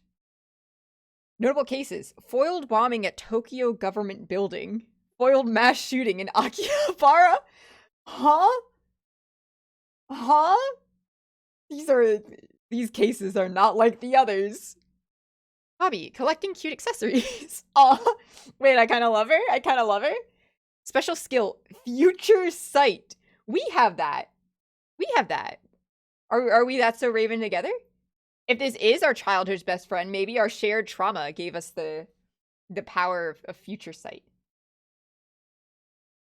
Moe, this is Gap Moe at its finest. The Gap's not very big though. She seems like she'd like cute things. I accept that about her. I think it's just Moe. A tiny gap, a little gap, as a treat. Though ranked second, her outstanding charisma leads others to consider her the de facto chief of the Detective Alliance, a notion with which she approves. Influential in many circles, she serves as the face of the Alliance in place of its creator, the elusive founding detective Vidok. Her most valued skill is her future sight, which has allowed her to preemptively foil numerous crimes. She often consults law enforcement and investigators via video call, solving cases through the screen. Whoa. She's an iPad baby. Inference 6, analyzation 4, inspection 4, assistance 8. Alright. We finally got the whole roster, it seems. Oh, nope, missing one. I think it was Renegade? Yeah. Renegade, or whatever they say. On TikTok. Right. I agree, rationally speaking, no one but incompetent could be the culprit. His story is dubious from A to Z. Though you too are of common birth, your words ring true. I grant you leave to sing my praises, workaholic detective, loud and clear. I wasn't actually praising you. Let's begin by clearing up the most fundamental misapprehension. Incompetent detective is no intruder. I personally invited him to our meeting as a formal member. You personally invited him? But why? Workaholic addresses the elephant in the room, even though I'm hearing this for the first time. I have no idea what she intends for me. As if sensing my confusion, Ideal Detective's eyes meet my own. Those hydrangea-hued irises implore me to trust her. It's simple, really. I wish to have the person I trust most at my side. They're laying it on a little thick, honestly. To the point where I'm like, is this a red herring? Or perhaps not a mystery and going to be revealed very soon? He may not remember, but he once saved my life. Yeah, okay. Yeah. Okay. This is just meant to be obvious. I consider his potential abilities to be no less than extraordinary. I requested that Senior Detective invite him to the island, but I didn't anticipate his methods would involve kidnapping and confinement. Workaholic Detective's mouth hangs open as Ideal Detective casually explains the unexpected. Which makes sense. This is an extreme mixture of business and private affairs. I can tell he's in no state to even begin questioning her. Not to mention, I'm quite surprised myself. I saved her life, but we only just met. I have more questions than I can count, but at the very least, this does make me seem a bit less suspicious. Now's not the time to make any clumsy comment, so I stay quiet and let Ideal Detective take the floor. Is that really it? Something smells fishy to me, too. Something smells fishy to me. There we go. It's true what they say. Your nose is unmatched, but please suspect away. There's nothing to feel guilty about. Earfuls right now. Here. Look at them. Honestly, Ideal Detective's fit feels kind of religious to me, in a way. It feels like holy. Kind of baller. Yeah, I kind of love this woman.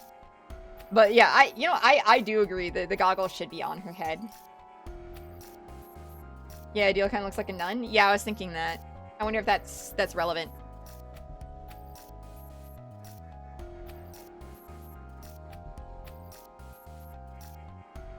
Alright. Oh, the front face! Why'd that scare me? So, if incompetent isn't the killer, who is?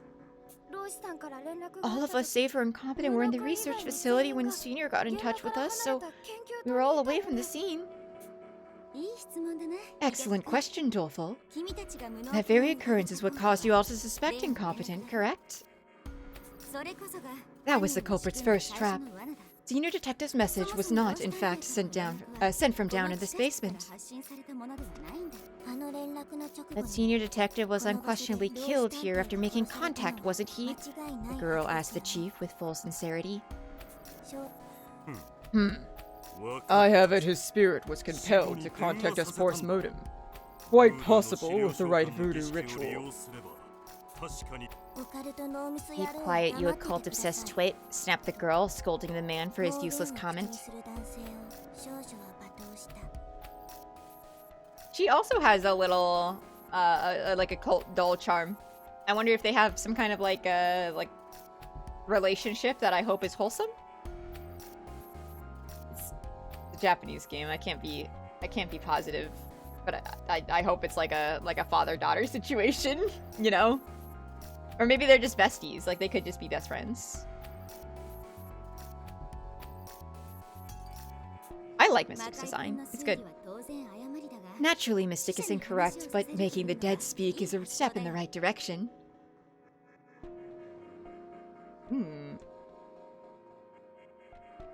Wait, this girl's a genius? If you explicitly state your emotions out loud, then it doesn't matter how bad you are at expressing them. True! She kind of reminds me a little bit of Snake from Black Butler. I've tested it, and this basement has no signal. Contacting the outside simply is impossible from in here. I beg your pardon? The other detectives pipe up in shock.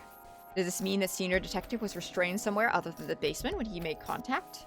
That can't be right. There were 20 minutes between the message being sent and the detective's arrival at the manor. It would be impossible to drag someone down the narrow, wire-filled passage, not to mention dismembering them in such a short time frame. It's a fact that Senior contacted us, no? Not from the basement. How else could he have done it? It's a simple trick, really, once you've thought it out. The culprit intimidated Senior's voice, just as I'm doing right now. She's so talented! Ideal Detective sounds just like the Senior Detective as she speaks. If my eyes were closed, I may as well have mistaken her for the man himself. She's that skilled at impersonating him. Vocal mimicry, That's certainly a possibility if the killer is the kind of person I imagine them to be. Vocal mimicry. I've heard about this historical skill from my mentor. It originated from the Edo period theater. He told me how there were established modes of practice, and that in the DA, where disguises often came in handy, many were experts in this art. Though I doubt I could ever master it, no matter how hard I tried. Is that why you're so certain the culprit is part of the Detective Alliance? If a traitor lurks in our midst, then a massacre at Snark's would be plausible enough, as would the idea of a fake message from Senior Detective. Such criminal acts would be feasible for another detective, paradoxically increasing the odds that one is indeed the culprit. Exactly. A mere intruder killing 22 research facility detectives would be inconceivable. This was most assuredly an inside job. We were unable to control our turmoil when we discovered the bodies in the facility, and so did the traitor among us bide their time. The killer would have an easy time manipulating us through a call. A far easier time than slipping up through the ceiling through the entrance hall. Hold up! I don't care how cool detectives are, there's no way they can just copy-paste people's voices.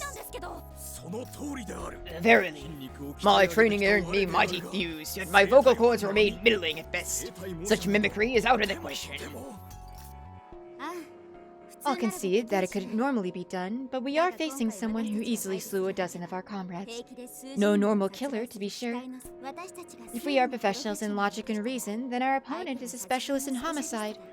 One or two impossible feats would hardly faze them. Don't let your perception limit your perspective. Bodily alterations, unfeasible acts, a murderous fiend will stop at nothing to achieve their aims. Both of them fall silent at Ideal Detective's words. Her persuasiveness holds a weight that brooks no argument. If that phone message was falsified, Chief, then by the time we received it, Senior was... Precisely. He was already dead, or at least in no state to speak. The culprit used the call to tamper with the chronology of the crime. The dismembered body is meant to make us think this was done by the quartering Duke, as well as distort the time of death. How ingenuous. My deepest apologies for allowing the killer's ploy to deceive me. It would seem I still have much more to learn. Workaholic Detective hangs his head. Ideal Detective smiles gently at him before continuing to speak. The culprit set up the senior's death in here and fled with his D-pad. Then, per their plan, they contacted me as we investigated Snarks. In doing so, they summoned the DA's members to the manor so that senior's body would be discovered. Hold up, boss. All we heard is that recording you made of old Senior's message, right? Is it even remotely scientifically possible that none of us would notice his voice wasn't the same? That would be due to the peculiarities of human memory. The human brain excels at recalling visuals, but struggles to do the same with linguistic and auditory information. It'd be crazy at the end of this game when it turns out the quartering Duke actually isn't relevant at all. We get to the end and it's like, find out who the quartering Duke is in the sequel or some shit. And then the sequel never comes out. Actually, did I read that? Because of this, it's not uncommon for people to be incapable of identifying a caller on the phone, even if it's someone they know well. They often say that a client's name is easier to remember when associated with the voice or face. Things go hazier with words and sound alone. Yeah, sometimes when you hear a person's name on the phone, your memory makes the connection with their voice. Same diff. Bank transfer scams are a prime example. The scammer begins by providing the caller's name. So you fall for it even if their voice doesn't match. Vermeil is very attractive. I wonder why. I wonder what's drawing you to her. If you end up convincing yourself that any oral discrepancy is the result of a poor connection. Or you end up. Okay. It's the body? No way. Speaking of, Old Man Senior's message was like totally screwy. It was static. I could barely hear him. Was that just a cover-up? Likely so. The whole thing seems contrived. If you knew all this, then why respond to the summons? Dispatching detectives to follow the whims of a killer. The gall. Because I wanted to believe it was him. Ayo? Like God? What's this holy-ass music? For the first time, Ideal Detective's expression grows dark and serious. If the culprit was impersonating Senior, it meant he couldn't speak. It meant I would never see him alive again. That was why I decided to split our forces in two, all while hoping that Senior still lived. By virtue of their self-defense expertise, I sent Armor and Rowdy to the manor in case there were any traps. But as you can tell, my conjecture was right on the mark. I never detested my powers of insight as much as I do today. Okay, hoping it was Senior on the phone. I understand. Her mirthless, sorrowful laughter startles me. I realize now that those skilled at deductive reasoning can also foresee the grim future. She also has future sight. Ideal Detective predicted the death of her friend. The pain she's feeling must be even greater than I can imagine. Music is so loud all of a sudden. Yeah. Yeah. It's either like really quiet or really loud. However, A detective's job is not to lament tragedies, but to unravel the truths behind them and reverse their bleak outcomes. Our 23 murdered comrades will not go unavenged. On this, you have my word. Ladies and gentlemen, I call upon your aid. If all 13 of us combine our efforts, I know for a fact we can stop the Quartering Duke. I realize that everyone else is silent, each of them listening intently to what Ideal Detective is saying. It's incredible to think that they were all arguing just moments ago. In such a short amount of time, the strength of her abilities and resolve gained the trust of her fellow detectives. Now, without further ado, there's something I'd like us all to investigate. I'll send the details via D-pad for now, so please go where instructed. I added the "so please" for no reason. I've a vague sense of what really happened here. By the time you finish, the truth should take shape and reveal itself before us. I think her power is too powerful and she will die. I bet she's my next victim choice. Ladies and gentlemen of the Detective Alliance, let us reverse this tragedy. After receiving directions from Ideal Detective, the others take their leave from the basement to begin their investigations. We've been divided into teams of 3, leaving Ideal Detective, Armor Detective, and myself with the crime scene. 13 is kind of a big cast of characters. I vote we kill off about half of them and focus on more interesting ones, starting with Dovel. Just like being too OP in a way? Yeah, that's what I think. Especially when it's a very competent, like, supporting character that has the future sight. Like, if we have it and we're incompetent, we could be like, oh, what does that mean? I just got a strange sense about something. And then, like, we can, like, stumble our way through it and be like, oh my god, that's what I saw. Whereas, like, if she has future sight, she's gonna solve the whole crime immediately. And then she's like, what do you think the criminal did, incompetent detective? And we have to be like, can't you just tell me? And she's like, no, I want you to tell me. Like, it'll have, like, the Danganronpa 1 problem where, like, even, like, the most competent person in there will stop and be like, Naegi, what do you think? And Nagi's like, oh shit, I have to answer even though, like, the 2 smartest people are asking me and they've already figured it out. We've been divided into teams of 3, leaving Ideal Detective, Armor Detective. Okay, we are already with that. Ideal Detective appears to be deep in thought, so I decided to join Armor Detective in examining the body. True to the Quartering Duke's name, the victim's head, arms, and legs have all been severed away from the torso. Is this what the Quartering... Oh, that's the Quartering part! Oh! Oh, my brain! I'm thinking. My brain's so large right now. Well, I never saw the other bodies. I didn't see them. I just thought you, like, killed them really bad. The Quartering Duke quarters people. No, shut up! Leave me alone! Me being on my medication makes me dumber, I think. I should quit again. No, I just I'm well behaved now. The more I look, the more horrific the manner of death appears. So savage, I can't even believe the culprit is human. But the cruel truth is inescapable. What lies before us is the depraved work of not a monster, but a person. They're incompetent. Even if it's the culprit, use wire. Do these cross-sections on the corpse not appear too clean to you? The cross-sections? Grudgingly, I take a closer look at the severed parts. They've been cut so perfectly straight, it seems unnatural. Surely a human body couldn't be that easy to slice clean through. Ooh, evidence acquired. No matter how keen a wise edge may be, by no means could mere human strength saw through a limb in one smooth stroke. When cutting paper with scissors, the blade's path shifts each time you part and join them, does it not?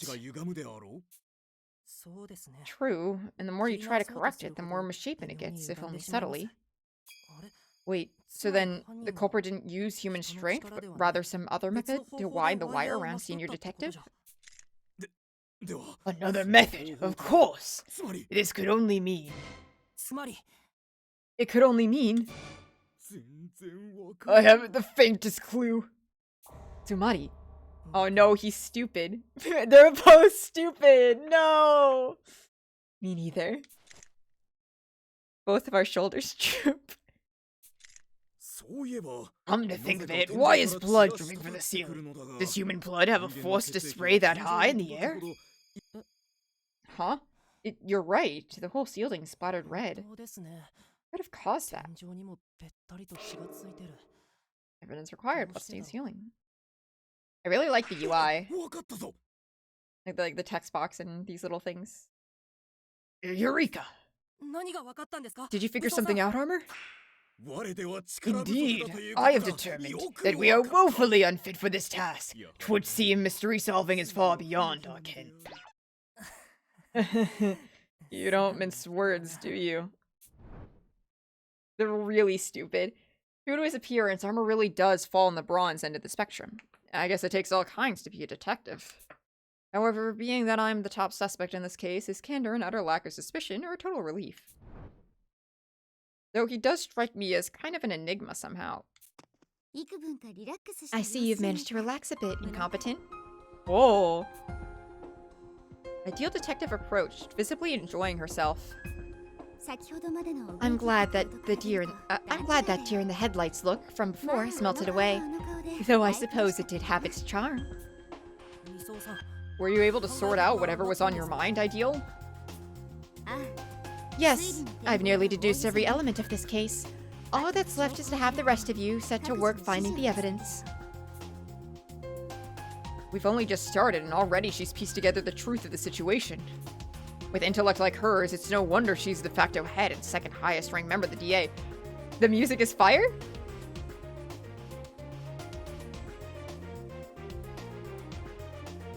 I'm loving this. I'm having a great time. If I may, Lady Ideal, where did you station? Wherefore did you station me here? I scarcely believe you would require my assistance. You would be correct. Frankly, I have low expectations of you, Armor, as far as your powers of deduction are concerned. Oh no. Ideal gives a quick, straightforward reply to the point where it's almost impressive.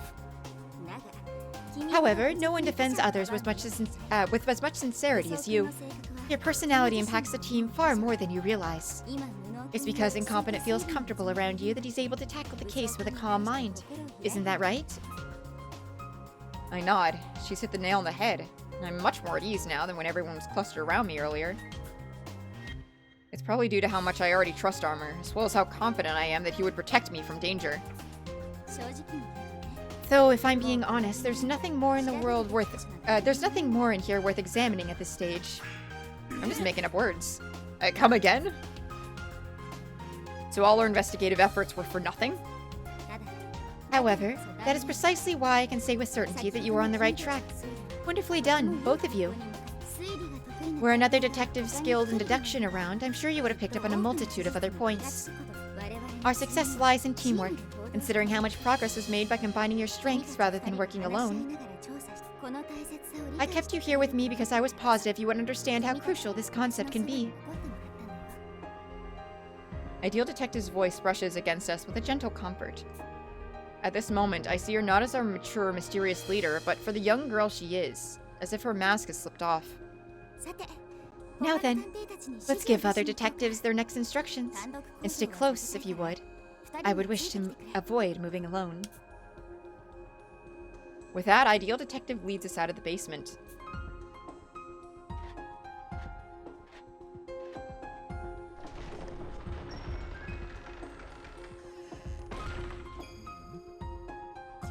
There was nary a soul before the passageway. Where could the other detectives have gone to investigate? Perhaps you should try using the map function on your D-pad. As she speaks, Ideal Detective shows the screen of her own device. This is a map of the manor. See how each detective's position is marked? Anyone who has the location sharing feature turned on will appear here. It's set to on by default, but there are times where you may prefer to turn it off, such as when visiting the restroom. Oh.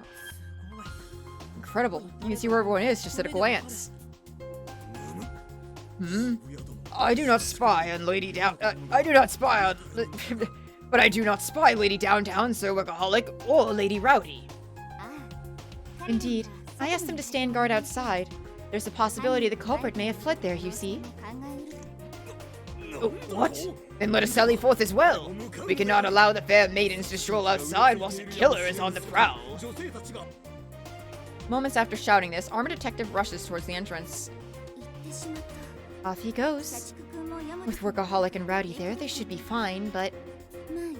Well, let's leave him be. There are some things I wanted to tell you alone anyway, incompetent. Ideal detective continues her explanation. The map has 3 additional features. First is the marking function, which flags mystery points, locations the detectives find dubious. Try checking these marked points if your investigation stalls out. Now, do you see how that one spot on the map is a different color? That is a location I personally deem suspicious, an evidence square. You can assume these areas contain hidden evidence. Finally, there's the share action function, used by each individual to share whatever it is they're currently up to. As a demonstration, let's try moving the cursor over to Bookworm Detective. You should immediately be able to tell what she's doing. Okay. A detective's next action, such as infer or inspect, will be displayed overhead. Okay. Infer is the magnifying glass and inspect is the Sherlock Holmes. However, the cursor of a detective to see hover the cursor over a detective to see where they intend to move next. Okay. It has gameplay. There's a game in my visual novel.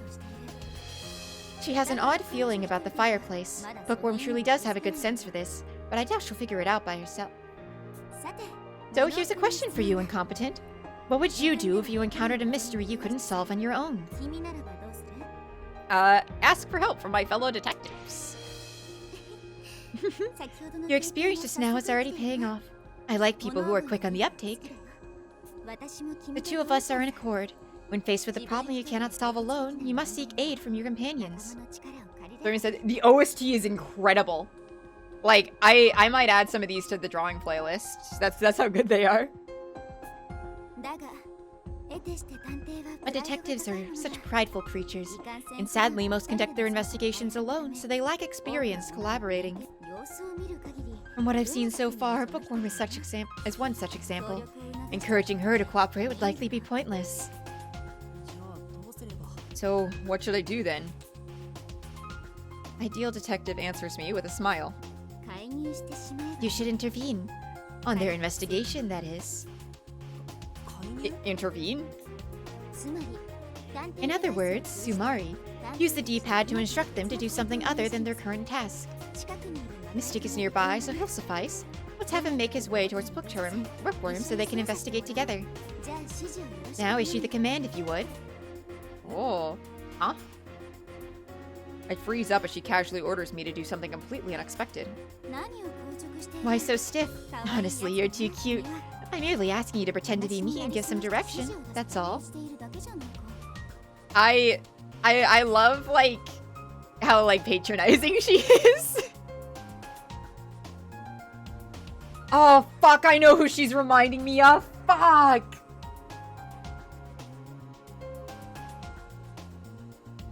No. She's kind of Makima-esque, isn't she? Just like in the way she carries herself. No, it's over. It's over. I do love a patronizing woman. I do. Fuck. It's over for me. That's all? What Ideal Detective is asking isn't so easy just to gloss over. Even so, her expression remains dead serious.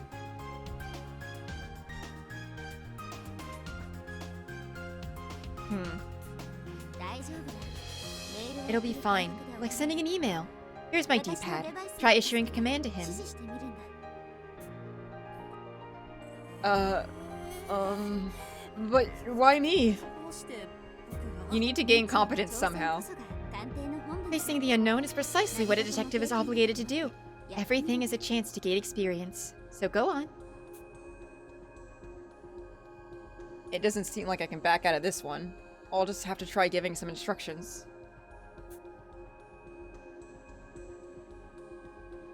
Alright, intervene with detectives to reassign their independently planned actions. Detectives left to their own device will make errors, investigate alone, and generally act inefficiently. Intervene with these individuals and make them work together in order to facilitate more efficient investigation process. To have Mystic cooperate with Bookworm, simply move him to a spot beside her. 9 hours remain until annihilation? Oh, okay.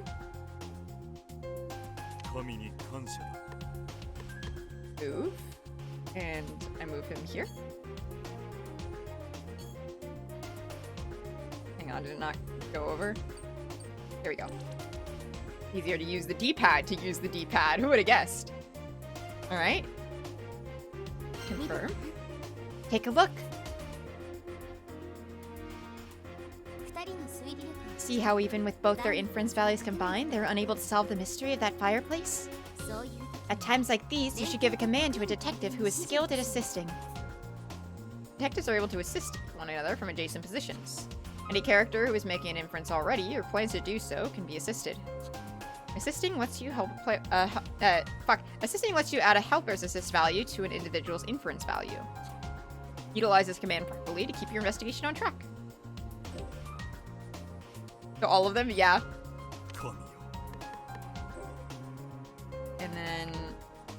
Yep. Nicely instructed. I'm impressed.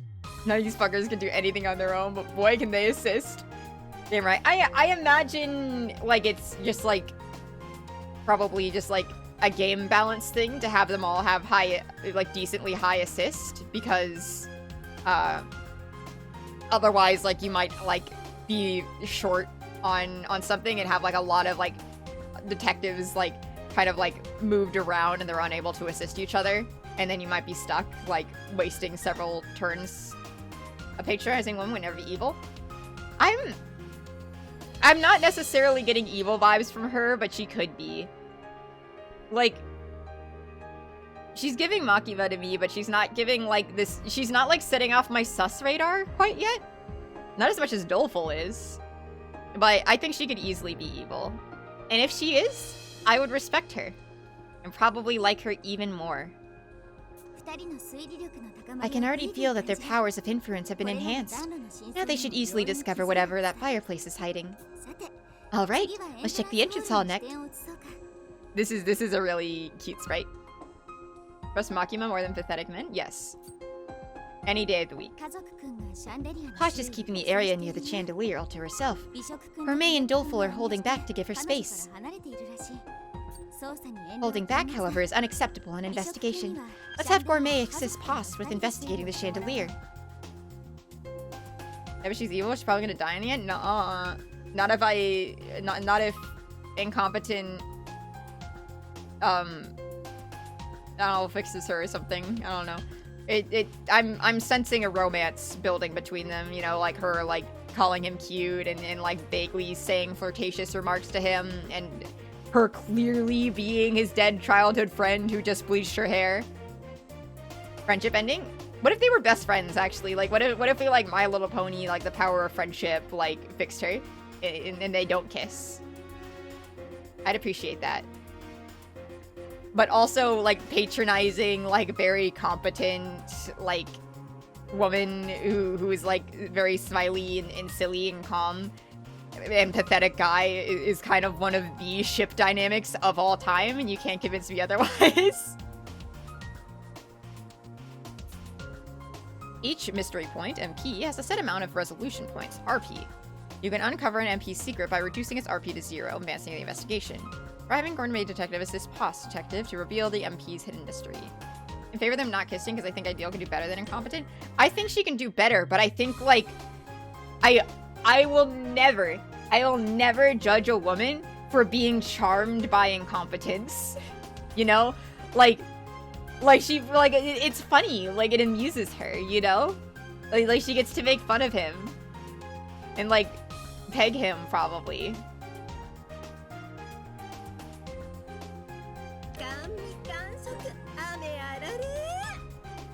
It's an ego booster to date a pathetic man. Unfortunately, I still think she might die because she has future vision and is a little too powerful. Alright. And then... Excellento! You're quite a you're a quick study, it seems. Now, what should we have Dolful do? Do you know what skills he succeeds at? Dolful's skilled at being timid and afraid. I mean, I assume discovering evidence. Let me be competent. I gotta be confident for my girl. Precisely. He has a wonderful observant eye, indispensable in a detective. Dolful's key characteristic is that he always draws danger to himself. As a result, he is more predisposed to finding clues. Let's have Dolful use that special trait of his to investigate the area near the chandelier. I'm willing to bet there's a clue left behind there. Evidence squares, ES, contain evidence within. Detectives can find these hidden clues by performing an inspection. An inspection's range varies with individual inspection value. For example, Dolful is able to inspect up to 5 squares away. Oh, okay.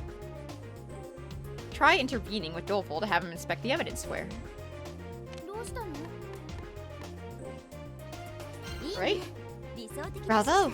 That was an ideal command you gave. I'm swelling with pride. He still goes precisely? That would be funny. Fuck, should I be incompetent? Would that be funnier? Maybe I shouldn't impress her. Maybe I should have her patronize me more. Alright, that's enough warming up. It's time to raise the curtains on this detective show. Give the order to start the investigation, and keep an eye on the passage of time. Once the detective's actions are set, press the plus to access the main menu and select Investigate or Preliminary. Upon selecting Investigate, the detectives you would intervene with will follow your commands, while the rest will act independently. In a preliminary investigation, only those you have intervened with will act. It is wise to begin with this, as it can uncover new mysteries or clues. While we haven't intervened with Techie, there isn't much to do, so let's start with the investigation anyway. Okay. Investigate. Yeah, but you don't have to pretend because it would be too funny if you want her to be patronizing to say so. Listen. Listen. It would also be funny. I could do it for multiple reasons. Yes.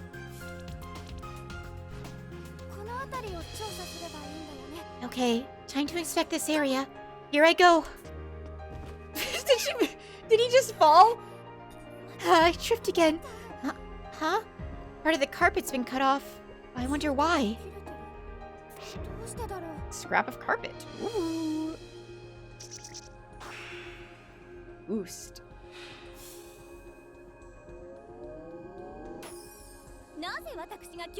Why should I cooperate with you? I can handle this alone, thank you very much. Now, a fine cut of meat is even tastier with the right seasonings, yes? In other words, Posh, you can use me to spice up your deductions. That's a fair point. Very well. Enhance my flavor, gourmet. The chandelier's all nicked up. Posh, can you take a look at this? Huh? These scratches. Could they be a hint to how the culprit killed, senior detective? Interesting. Was it the chandelier that fell on us?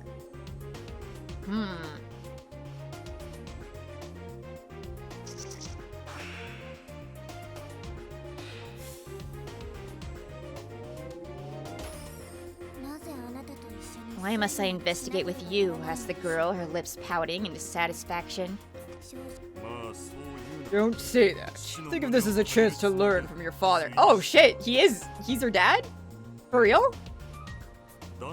Horse do hold a rustic charm, though having to add firewood every time is a bit of a hassle. Her dad is dead? Oh yeah. Adoptive. Adoptive dad. Firewood? That's it. I mean, Interesting. So that's it, mused the girl, finally pinning down what seemed amiss. I'm getting a lot of information at once. You can't expect me to keep track of every little thing. Bring glove. Okay. Your directions have truly made a difference in how well the investigation is proceeding. When I arrived, you pushed the others to work together. It was remarkably pertinent of you. The key difference between detectives and the police is that while we may be an organization, we solve cases alone rather than together. To put it unkindly, detectives see themselves as the lead role of an investigation. Thus, our capability as a team of experts goes unrealized. If we were to take on the quartering Duke, we can't abide reckless behavior. Let's you and I take the lead in encouraging everyone to collaborate. How could someone like me do that? If that isn't a certain Mineko character in a nutshell? Yeah. There's no way any of these detectives would follow what I say. Plus, they don't even need me. Ideal detective alone should be able to hold them together. Your tendency to downplay yourself is a virtue, but also a weakness you will be forced to address someday. I like this, like, closed eye, smiley sprite. Like she's, like, exasperated but charmed at the same time. Ideal detective speaks as though she can see into my very soul. Leaders who make history are often said to be cowards, likely because they fixate on not their potential but their limits. Know your weakness, and in time you will know all your strengths.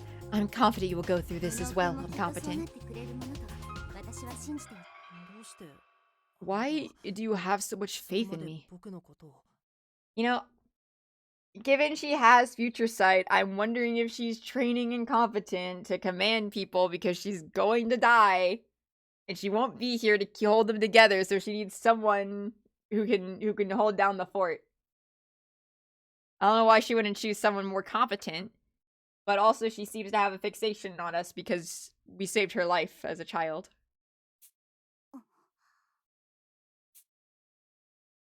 She opens her eyes wide, fretting over something with an unfocused gaze. I'd say I can't tell you yet, but that would be selfish of me, wouldn't it? I should let you know before something happens.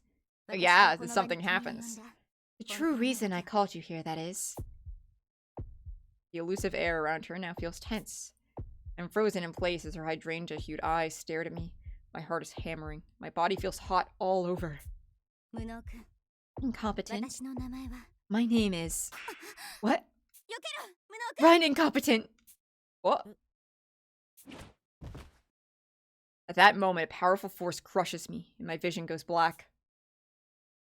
Someone suddenly leaps onto my back, taking me to the floor. Ooh. My head spins, sparks explode from my eyes, and my consciousness goes crazy. Through it all, I can feel a strong pressure on my throat. As my voice involuntarily slips out, I finally realize that someone is strangling me. I can't breathe. My mind starts to fade, and my whole body starts to go pale. I flail about in desperation, catching nothing but air. Fuck! Fuck, is he passing out again? This is the 4th time! This keeps up, I know for a fact that it's going to kill me. Renegade Detective, stop! It's Renegade! Are you alright, incompetent?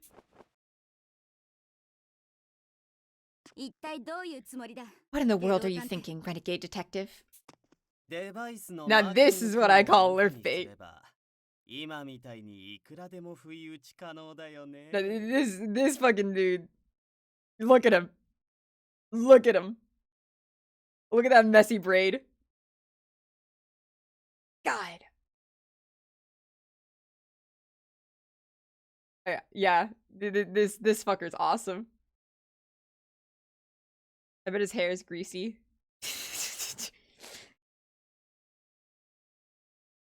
Turn off your D-pad's location staring, and you can pull off as many ambushes as you want, the way I did just now. I wanted to show you the dangers of burying your head in that device. How easily you can slip and lose your footing. Forgive me, Holmes.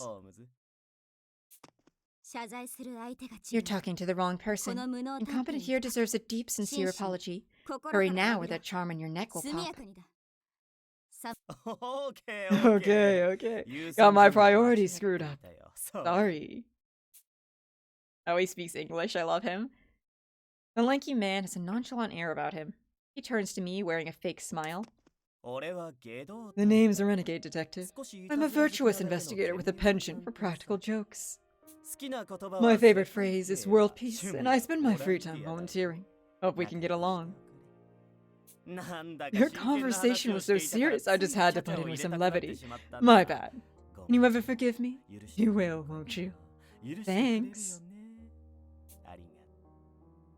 Prattles on with his apology, finishing up with a cackle.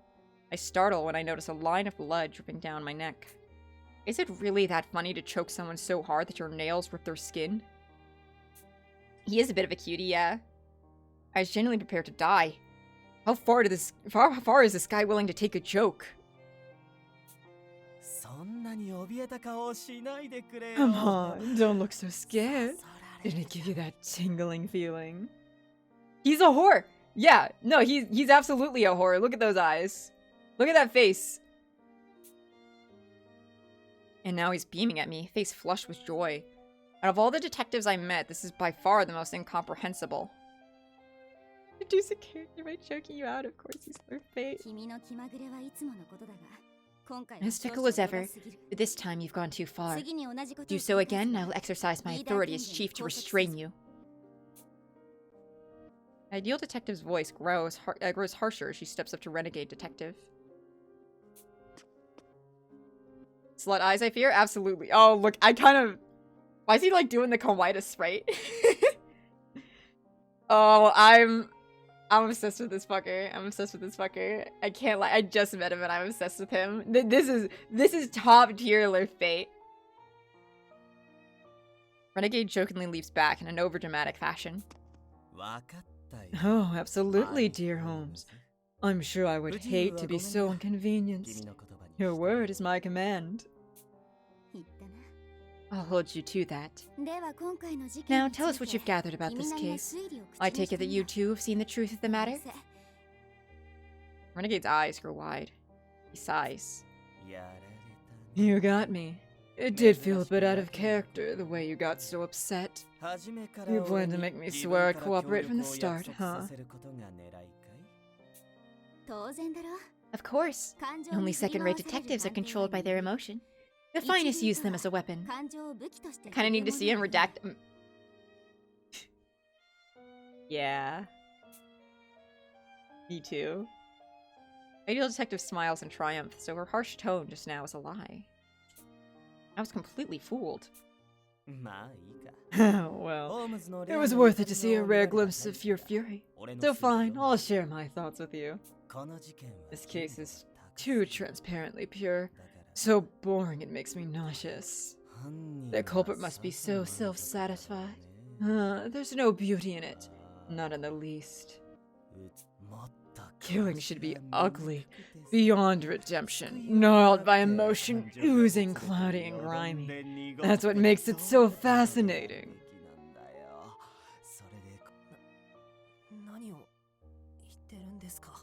What are you talking about? His words are utter nonsense. What's more, he says it all so casually, as if he's telling a joke. So listening to him makes my skin crawl. I'm not equipped to understand the person standing before me. Even the scene of the murder was less chilling than him. No need for guesswork. It's all plain as day.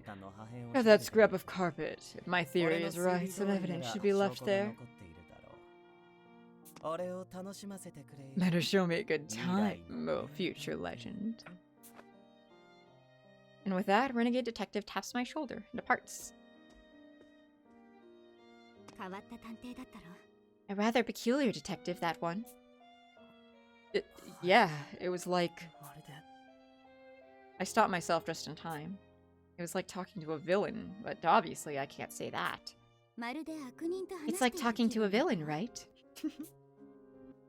Ideal Detective speaks my thoughts for me without reservation. Your intuition is spot on. As a matter of fact, he killed his mother and father with his very own hands during his youth. He's an actual murderer? His own parents, too. Something like that even in the Detective Alliance. He wears high heels? Oh my god. Oh my god. It's Jover. It's Jover.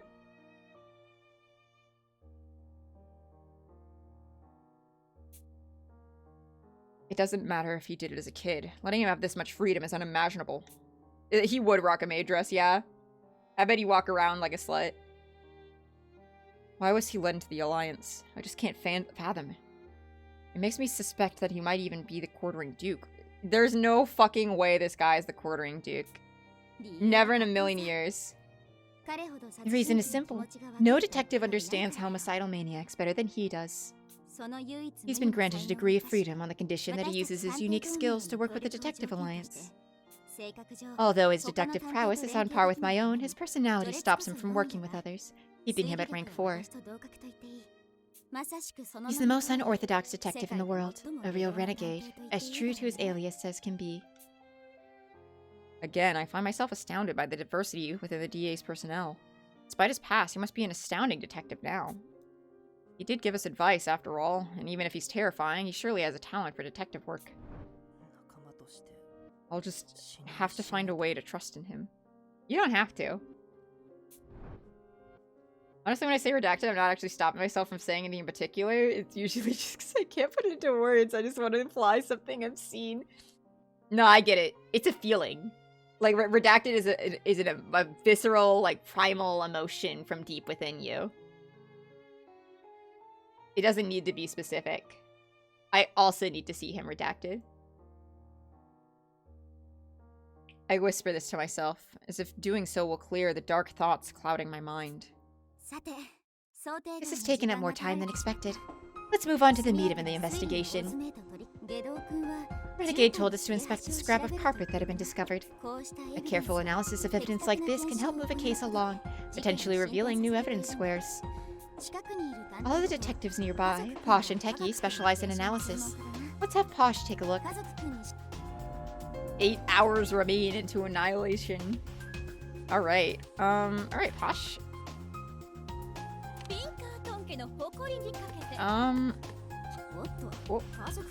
Oh my. Posh is disgruntled that we made her work with Gourmet. It would seem she's blocked me from contacting her. Oh, so like they have beef with each other. We won't be able to intervene with her like this. She certainly is amusing, that Posh. So what do we do now? I like that Shibi's very cute. I'm a big fan of the design when like someone's like skin tone is completely blocked out and like their facial features are turned white, but like their primary like their main colors remain on the design. You know what I mean? Like exactly this. Like I'm a big fan of when people do that stuff with their coloring. Detectives aren't programs, they're humans. It's only natural for there to be detectives with whom you cannot intervene. Full-length loves and ideals design goes crazy. By the way, it does. As such, whoever does the instruction must be able to adapt to the situation. In this instance, we can try giving directions to Techie instead. She's also like Kyoko from Danganronpa if she wasn't, angsty. Just like removed the angst from her. Techie should also be capable of performing precise analysis of this evidence. Now tell him to analyze that section of carpet. When the icon above a detective turns red, you will be unable to intervene with their actions. These individuals decide actions on their own, so prepare for trouble and respond accordingly. Evidence you've collected can be analyzed. Each piece has assigned difficulty. The higher levels require more analyzation values. Note that items acquired from MP do not require additional analysis. Evidence from an ES, however, must be analyzed by a detective of a sufficient ability. Okay. Analyze, and then we want the scrap of carpet. Perform preliminary investigation, have Techie analyze this evidence. Okay. And then we do below preliminary. This scrap of carpet. When we approached it scientifically, there's only one explanation for how it was cut. Probably with a wire, right? I wonder if, they mentioned the gaps in the floor, so perhaps they brought the wire up through the floor and tied it on the chandelier. Maybe like the chandelier was lowered to the ground, right? So they tied it up there, which would explain the scratches on the chandelier. And then the unconscious body of Senior Detective was down there. They wrapped up the wire to his limbs and pulled it up as they like raised the chandelier back up, and that dismembered him. And it dismembered him cleanly because it was just like a straight up pull instead of like a human doing it, which would be imperfect. And it explains the blood on the ceiling, explains the cut carpet, explains the chandelier thing. I think I got it.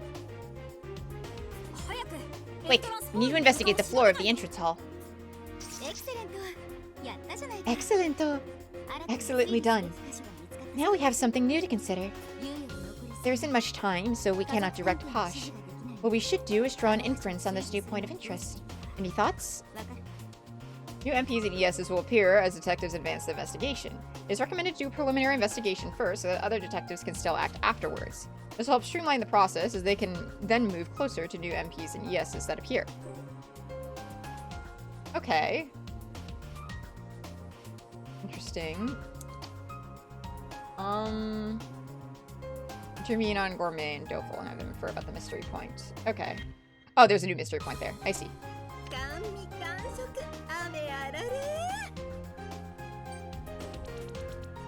Alright. Confirm. And Doful can also come over here. Very cute. And then you can infer. And can I not also infer with you?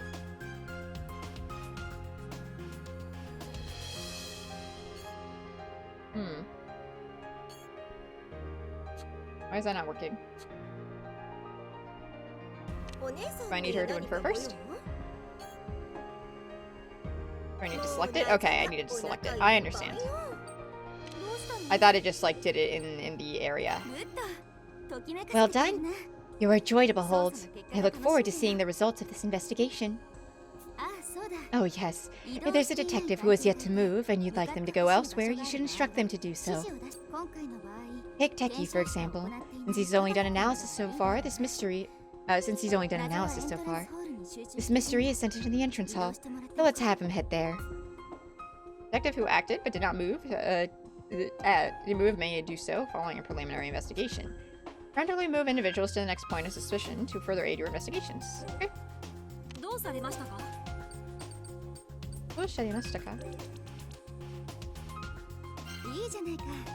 Wonderful. Just like that. Now, when you want him to perform an action in the entrance hall, he can do so without wasting any time. But won't the mysteries we're investigating there be gone by then? I wonder about that. We'll just have to await the results of their deductions with bated breath. Also, suggest having any idle detectives inspect the area. Though it may not directly pertain to the case, they could happen upon something interesting. Now, once you're ready, instruct them to begin the investigation. Upon starting an investigation, those you haven't intervened with will perform predetermined actions. If you notice any idle detectives, it's a good idea to check on what actions they can perform. Detectives who don't act can relocate to any space on the map. Do so, select Move, then press. Be aware, however, the detective will be unable to act after a map-wide movement. Okay, perform predetermined actions. Okay. Right, so I'll just let them do as they do then.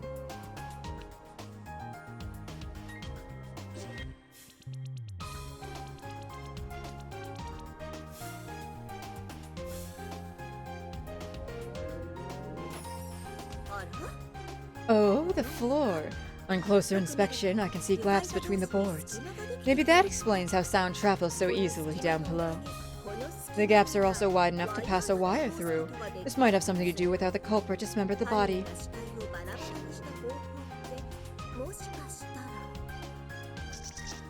Got the gaps. New mystery point opened up. Aha! Solving the connection between the floor gaps and the carpet caused a mystery point and evidence square to appear by the entrance. Then we made the right call having Techie Detective move into the entrance hall. Indeed we did. Sometimes solving one mystery leads to another. Be sure to keep that in mind. Alright, I'm not going to tell you what to do next. This time, you must command the detectives on your own. Huh? There's no way I can do that. Can't you? You've been giving great direction so far, just as I anticipated you would. Now, you must exceed my expectations. It's up to you to unravel this bizarre and formidable case.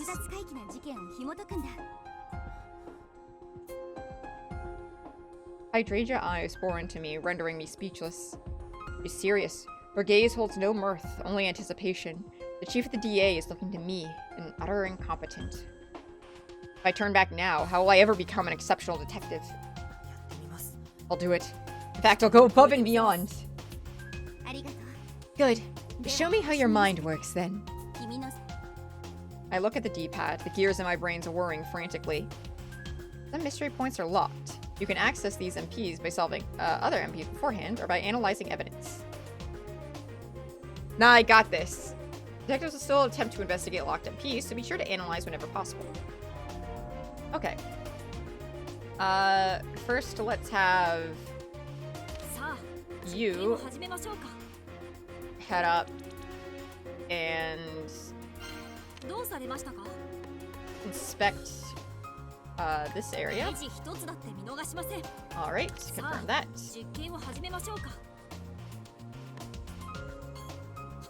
Okay, while you're busy doing that, is there any evidence that I want? Oh, Nigel! Buddy, you want up on my lap? Come here. Come here, bud. Buddy, why are you looking at me like that? I know you want up. You look like you want up on my lap. Oh, fine, I'll pick you up. Ow. Oh, I picked him up weird. My wrist. Alright, buddy. Lay down. Get cozy. Alright. Let's see. Alright.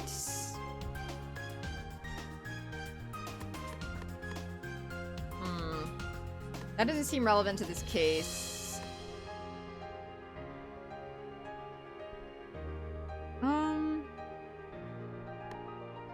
Does it show me how many points it would be to analyze that?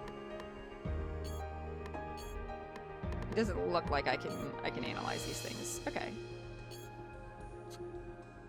Is it because her analysis is low?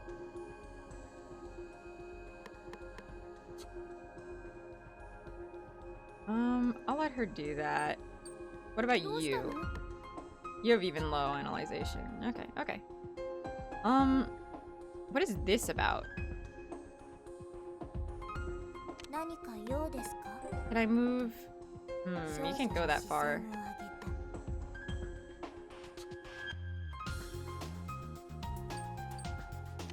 How far can you move? You move further.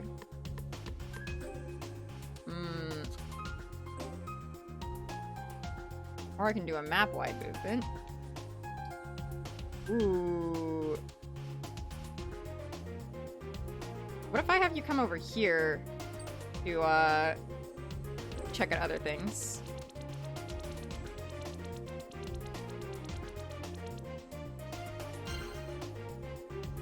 Which character has my favorite design? So far, I really like Renegade, Techie, and I think, Renegade, Techie, and, what's her name? Ideal. I think are my favorite designs thus far. I also quite like Doleful, but I don't think Doleful is, like, in my top 5 designs. Doleful's just Lurfate. Lurfate doesn't mean it's my favorite. And then I'll have you start moving over here because I wanna check out that point there. And then let me do a preliminary just to have that happen. What is this switch on the wall? There's a separate one for the light, so this must be for activating something else. Aha! Okay. You've been used. I wonder, can you analyze the wall switch? Okay. Okay. Confirm that. And then you can't do anything because I need to do a new investigation phase. Okay. Then all of them are free to investigate now.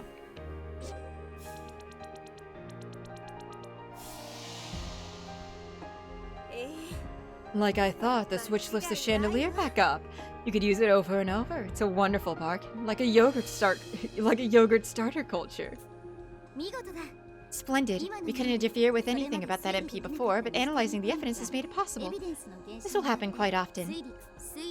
Always ensure that you find information needed to properly make an inference.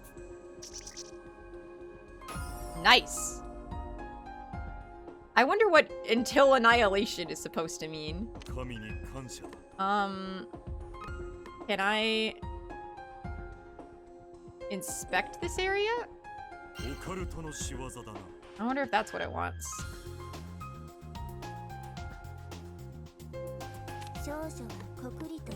I don't think it's like taught me the mechanic for interacting with these, but I want to figure it out.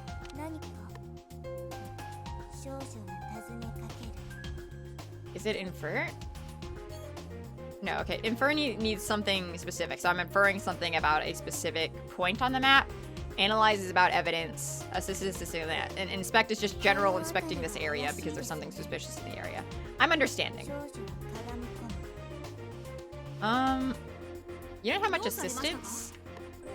So honestly, I think you're better suited going to another one of those points where the red is. I think I'll probably have you head up here.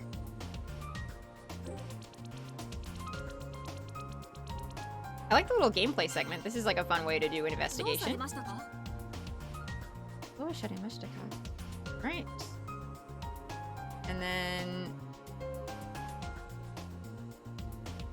she's gonna head there. I wonder if I can like preemptively get Doleful, like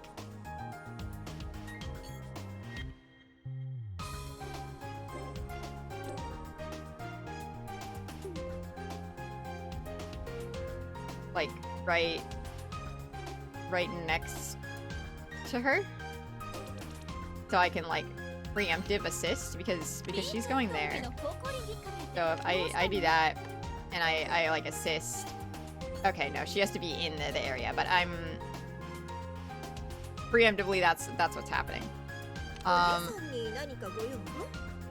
Give high assistance. Double was high assistance. I don't think you need to be here. Well, let's do another map jump over here.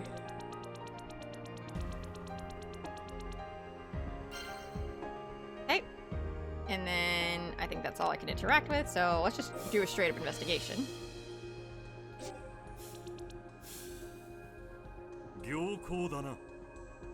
This information seems useful. I should share it with the others. How very intriguing, mused the girl, imitating the genius physics professor of a certain TV show. Okay, so that does clear up some red spots. Okay. Great. I don't know what they found though. So let's inspect, yeah, just inspect the general area. And then you can also inspect this area. And then you can assist.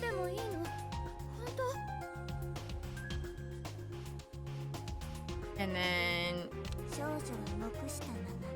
you have a very high inference, so I'm gonna like get you in this room in case we need you for figuring this thing out.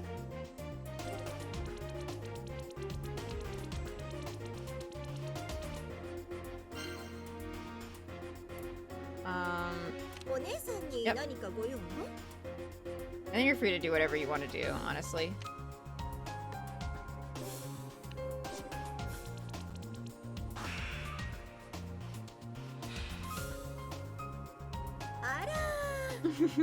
Now this is a juicy bit of intel. Let me share it on my D-pad. Oh, it's new keywords. Okay. I should report this data to everyone else, right? Maybe not. No, better safe than sorry if I'm unsure. Interesting. Okay.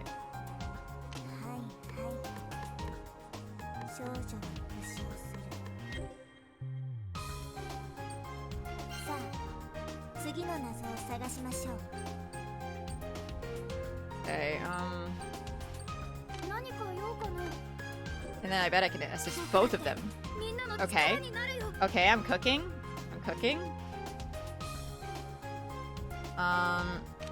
And then, let me just check. We don't have any, like, evidence we need to analyze. No, okay. What does Ara mean? It's... how do I explain it? It's... I mean, like, it is kind of just, like, a sound. So, like, in Japanese, there are a lot of, like, noises people make that aren't really words, but, like convey certain vibes.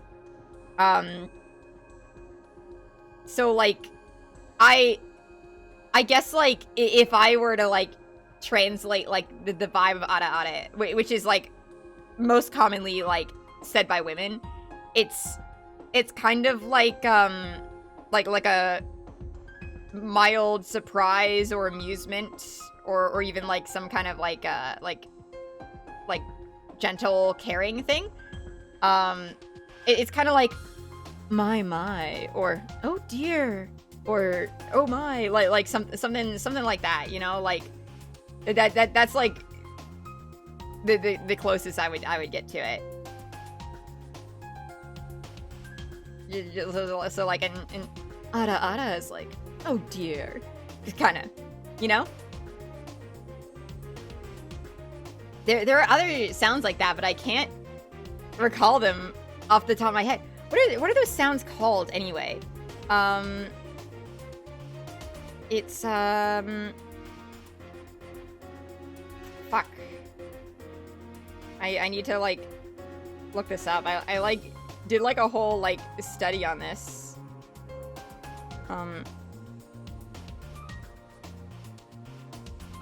What is...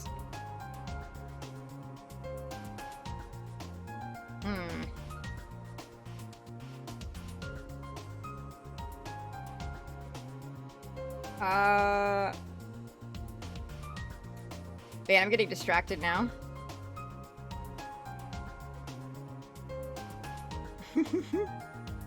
I like talking about Japanese, but my brain dead.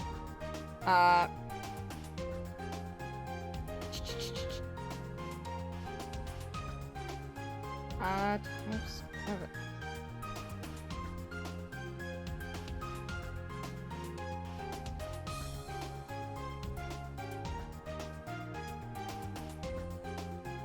They're called kondoshi. Kondoshi. Which, kinda have, like, they're just, like, little, like, sound introductions. There's a lot of them. Or, where are they? They're, like, onomatopoeia, almost.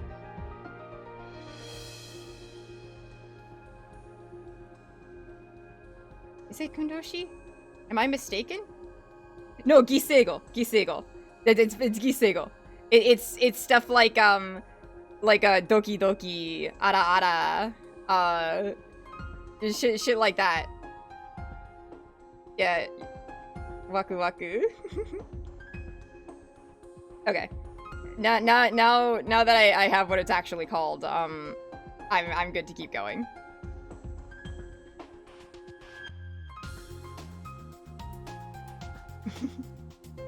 Heart beating. Yeah, I know, in a way. Japan loves their onomatopoeia. Okay,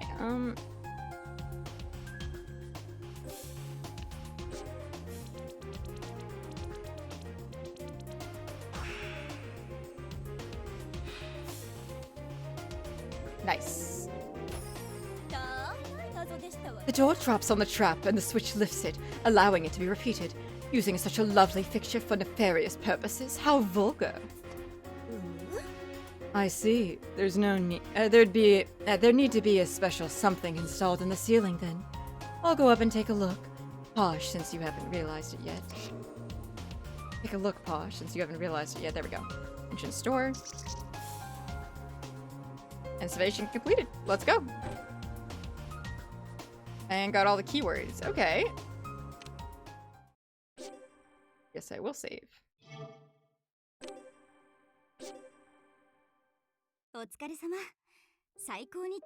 Wonderful. You gave such clear instruction. I'm truly grateful to have you with me. I did want to, check, the roster for, Renegade. Oh. Renegade Detective. Rank 4. Cases solved 204. Notable cases. The case of the Shinjuku Rainwalker and the Nanase Conference case. Hobby volunteering. Special skill criminal psychology. Famed for being the most aberrant agent within the DA, he lacks any semblance of ethics, often resorting to dubious methods to apprehend criminals. Given the chance, he will kill culprits, albeit indirectly.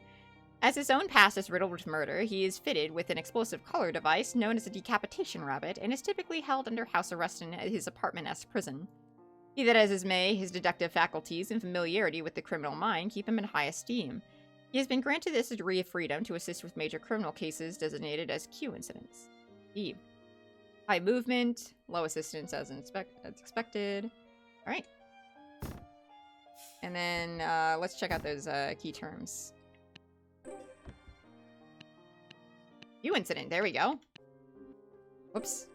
Button. This phrase indicates events, individuals, creatures, or phenomena that are deemed to have a potential impact on the future of the country. Q stands for quintessence, yeah.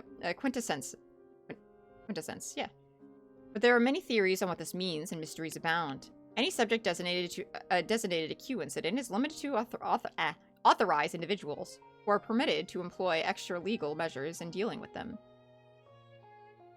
If, however, a Q incident is not deemed to be a threat, then no restrictions are placed on its activities. As a matter of fact, Ideal Detective is one of the few individuals designated as a Q incident. Oh, she leaves the DA free of restrictions. So she herself is a Q incident.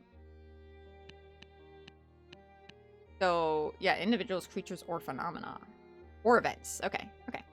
Distracted. I just finished up the investigation, grabbed up the pieces that I needed, and then I got some key terms from investigating super well.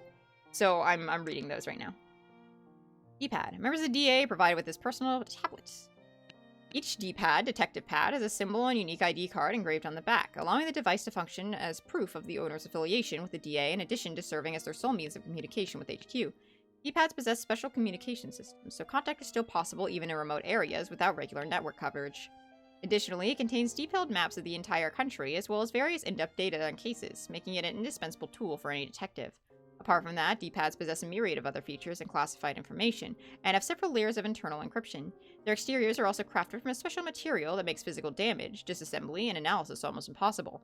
Upon reaching rank 50 or beyond, a detective may have their device size and design customized as a reward. Within the DA, having one's own custom D-pad is a mark of a full-fledged detective. That's fun.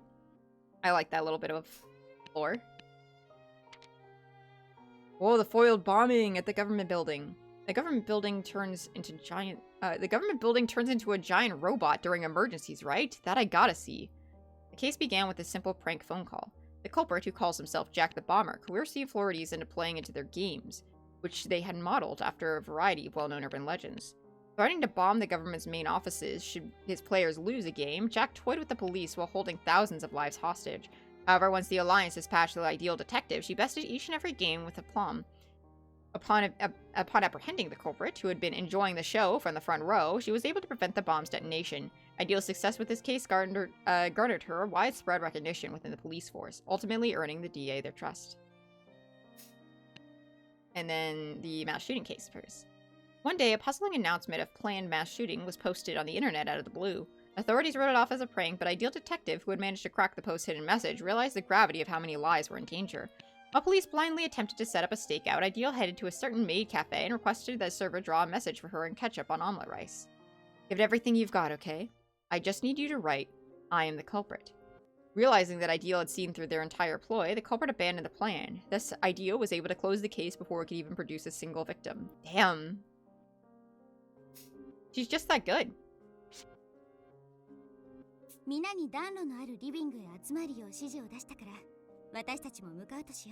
I told the others to meet by the fireplace. Should hurry there ourselves. It's time for all of us to get to the bottom of this intricate, baffling case. Excuse me, Ideal. I call out to stop Ideal Detective as we make our way back. Please tell me, what's the real reason you brought me to this island? That's right, we almost got killed, and so we forgot that she was about to give us her backstory and tell us that she's our childhood bestie. I can't help but ask. I need to know the rest of what she was going to say earlier. After all, why would someone as bumbling as myself be invited to stand among a talented crowd of detectives like this? And for the chief of the DA to put so much trust in me? Nothing short of bizarre. I understand my limitations better than anyone. My talents are undeserving of your good graces. But the real kicker is the way you clearly know me. Just what is it you want from me? What's a nobody like me even doing on this island? My shouts echo down the hall as every pent-up question I have comes bursting out at once. I just can't understand why this world-famous detective would act so cryptic towards me. Sorry, I've been a bit mean-spirited, haven't I? Ideal gives a wry smirk, then scratches her cheek. My inner devil wanted to see that bewildered look of yours, and it got the better of me. I've been planning to keep quiet until you noticed. This is our first meeting in 10 years, after all. Surely you can understand how I'd want to surprise you a bit, Wato. Our first meeting in 10 years? Wait, did you just call me Wato? Could it really be? My heart catches in my throat. Only one person, someone I met 10 years ago, called me by that name. But there's just no way. I've dreamt of this reunion for ages. Inviting you here wasn't completely outrageous now that you've been scouted into the DA. My real name is Saika Sharon Ford Holmes. 10 years ago, you saved my life. Fun? It's impossible! My voice comes out in a shout before I curb it. I breathe deeply, but the shock won't subside. Ideal Detective is Saika? That can't be. I saw her covered in blood right before me. There's no way Saika's alive. Avenging her had been my motivation all this time, but now... Now... Calm yourself. Ideal comes close and softly cups my cheek. I'm startled by the sudden intimacy, but her arm around my waist keeps me in place. Ayo? Seem to have lost your memories of our time in that prison. It must have left quite the emotional scar. No need to force yourself. It'll only cause your heart grief. Remember little by little about how you rescued me that day. Did I really? Yes. What I said to the others wasn't a lie. You truly did save me. You're the reason I'm alive today. Oh, she's like, I don't need to be a detective anymore. But our enemy is far more cold and calculating than anticipated. I've no help of preventing the DA's eradication alone. I need your help, Wato-kun. I summoned you here because I'm in desperate need of your abilities. For now, please just believe me. Ideal gazes at me with a sadness that reminds me of the Saika I once knew. That vulnerable, girlless expression taking the place of her usual, sagacity? Sagacity? Was nearly identical. New word. What does that mean, sagacity? How do you say it?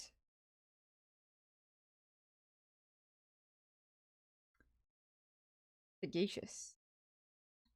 Wise. Understood. But I can't help but wonder if this is truly the same person.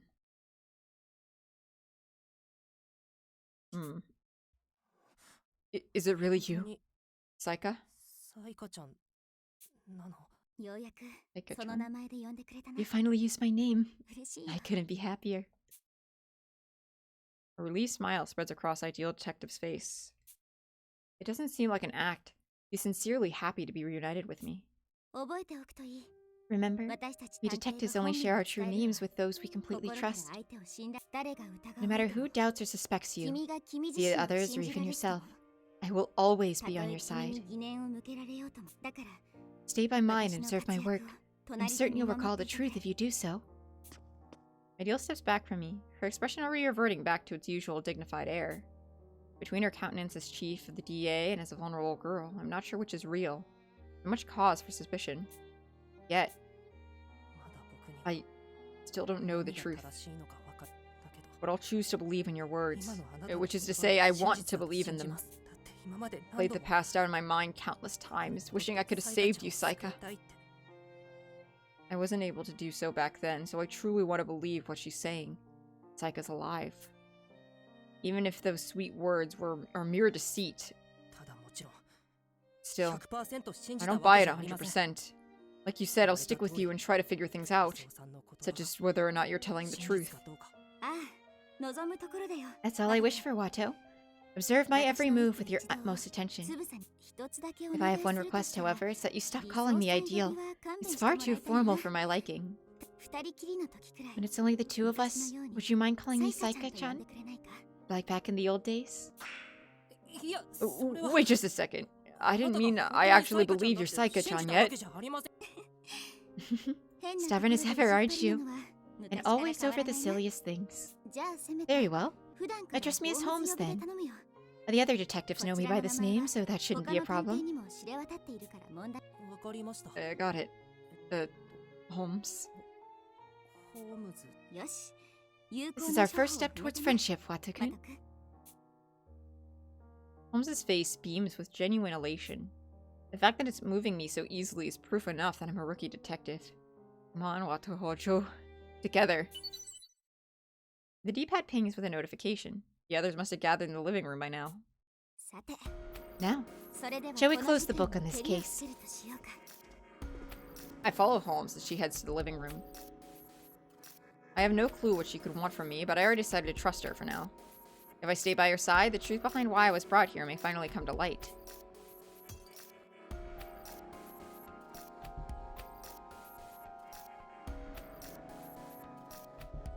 All 13 detectives, including Holmes and myself, gathered around the room. Holmes has a few logs to the crackling fire before returning to address us. I know we're investigating a murder and all that, but you're really cute, so let me get this out of the way first. Ladies and gentlemen, I'd like to thank each of you for doing your part. Due to your efforts, we have uncovered the method used to dismember Senior Detective. Now, it's simply a matter of laying it out. Then please tell us, Holmes. Who is the culprit? Oh, how like a commoner to heedlessly jump the gun. Oh fuck, I got the British. How like a commoner to heedlessly jump the gun.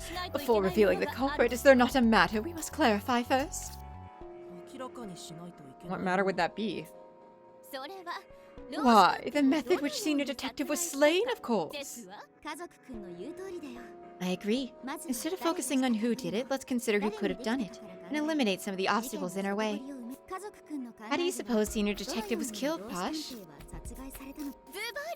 Put it simply, with an artifice working in concert with the chandelier trap. In concert with the chandelier trap? You mean I set it into motion when I opened the door? She does. Chandelier had crashed down the moment I stepped through the entrance in the manor. After that, I was out cold until the DA arrived. The culprit utilized the trap? But for what purpose? Have you ever played with play, incompetent? Say you wanted to cut it in half as cleanly as possible. How would you do it? Even a knife would give you some trouble, no? Back in school, I remembered how we learned to wrap a nylon string around the clay and pull it to split it apart.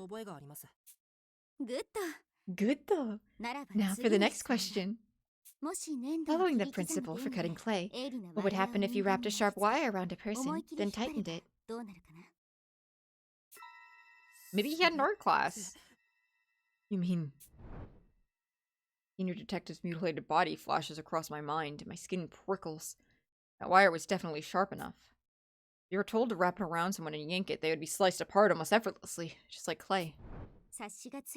You get the idea, I presume. If one wanted to cut something with a wire, their best option would be to wind it around and pull.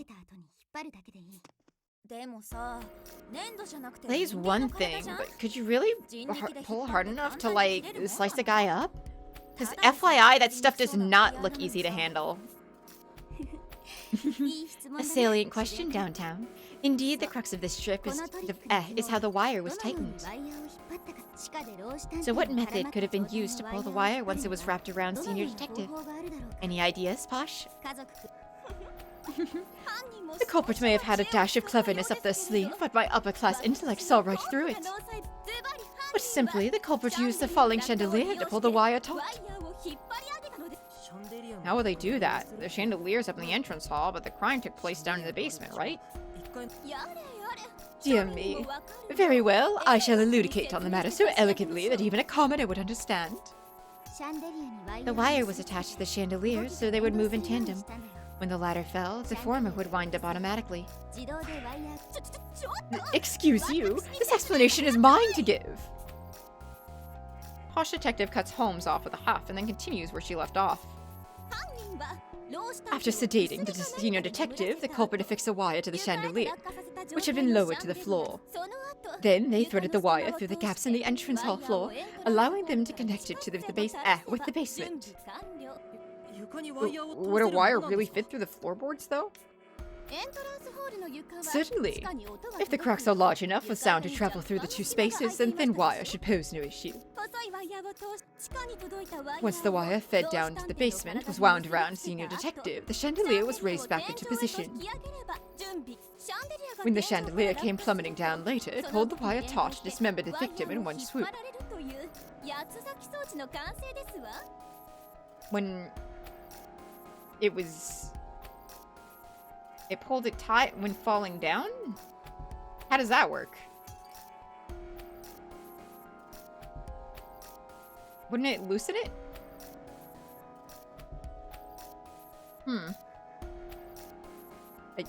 I guess is the logic we're working with. Voila! The culprit managed to kill Senior Detective without dirtying their hands and successfully obscured the time of death. A superb deduction, but I would like some conclusive evidence, Wata-kun, do you remember the trace this gimmick left behind? Why are you first naming me in front of these people? The trace it left behind. Now that she mentioned that, something suspicious did catch my attention during the investigation. Scratches on the chandelier. Or... yeah, it would be the scratches in the chandelier. Nice. Oh, my trust level went up. That's fun. The scratches on the chandelier. Those must have been left by the wire when it scraped against the metal. Excellento! That's precisely right, Wata-kun. Chandelier is quite durable. If anything were to cause a scratch, it would have to be extraordinarily sharp. Like a wire saw capable of cutting through even steel, perhaps. Then it's just like you said. The wire saw and the chandelier trap were paired up for this little stunt. So, how's it feel, incompetent? How does it... what feel? Slow on the uptake, aren't we? What I mean is, how does it feel to know that Senior Detective was killed by the chandelier trap? You wouldn't have gotten hacked into pieces if you never opened that door, you know.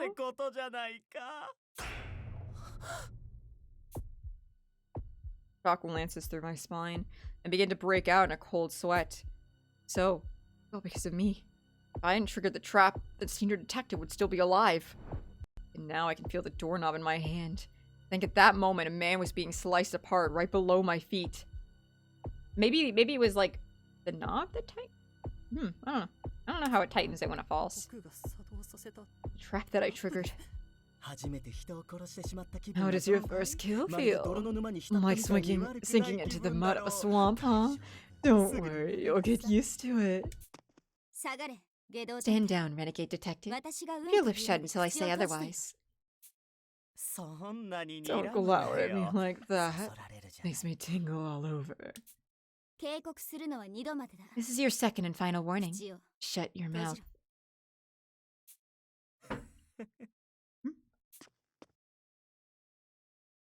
Cowed by Holmes, Renegade Detective seems to cut his losses, backing down. Holmes then turns to me, all signs of anger wiped clean from her face. I know you're shaken and incompetent, but you need to set that grief aside for now. And the rest of you, save your blame and suspicions. Any of us could have triggered the trap of that door. It was unavoidable. As a matter of fact, Incompetent actually did something remarkable. His actions forced the culprit to make a fatal error. I did something remarkable? What do you mean by that? As much as I want to demand the answer, I wait to hear the rest of her deduction. Yo, Posh. The crook used the fallen chandelier to cinch the wire, right? Did I not say as much? The wire worked in concert with the chandelier. Yeah, but wouldn't that just move Senior up and down with the chandelier? That wouldn't be enough to kill him, right? Okay, there we go. What? What? I see what you're saying, Rowdy. For the wire to dismember Senior Detective, a strong upward force would be required. And you're suggesting that using the downward momentum of the chandelier wouldn't have accomplished that, correct? A downward momentum? I'm not sure I follow you there, but yeah, something like that. You're right. This is a sticking point. Whatever to do. Could you provide us with a rejoinder, Posh? Right. Well, you see, the thing is, Throw her a lifeline, Incompetent. Do you recall who was initially investigating with Posh? There was only one detective who was initially investigating with Posh at the start, and that was Gourmet. Gourmet, am I right to assume that you figured out how the chandelier's downward momentum was used to kill Senior Detective? Oh my, you look like you were just about to get to the tasty part, so I didn't want to interrupt, but if you insist. The culprit used a pulley system to connect the wire, and dear Senior along with it, to the chandelier. Piece of cake? Of course. They used a pulley system. It was so obvious, I suppose, it just slipped my mind.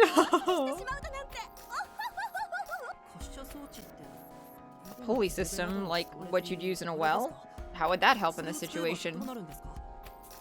It's not as tricky as it seems. Here, I'll break it down for you with a diagram. No matter how many times the chandelier has been dropped, it can always be raised back to the ceiling using the wall switch. That mechanism can bear considerable weight, so much it was able to whisk a voluptuous victim like myself with ease. Voluptuous is right. Hoisting dear Senior would have been even easier considering how much lighter he is. You're saying you rode the chandelier up to the ceiling? Oh yes, it was quite the wild ride. Plus I discovered a juicy clue when I reached the truck. You're gonna say it? Gourmet got me understanding how Kyon feels! That's crazy! That's a crazy thing to say. It was a hook. One that the wire was probably hung on. It's designed for mountaineering, so it would be sturdy enough to withstand the tension. With the wire draped over the hook and then tied to the chandelier, you could address the slack in the wire with a sharpened jerk. Dear Senior would have been bound to the ceiling, unable to do a thing. What a horribly frightening trick. What a horrible trick. I don't know where I got frightening from. Not the same extreme, to be clear. Okay. The traces of necrosis on Senior Detective's limbs indicate that he was pinned up there for quite some time. I shudder to think of it. With his pulley system in place, all that would remain is to descend the chandelier with a rope and wait for someone to open the door. But how would you gather up the rope you used to climb down the chandelier? Oh, you precious dimwit, you. There are so many ways that you could collect it after the fact. For example, if you use a bow tie or a slip knot, you can undo it upon simply reaching the ground with a simple tug. I'll show you sometime.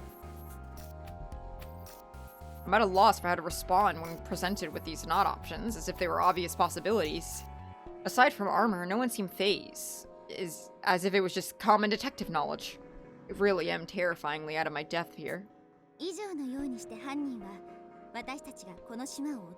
There you have it. The culprit finished their preparations long before we even arrived on the island and put the manor behind them.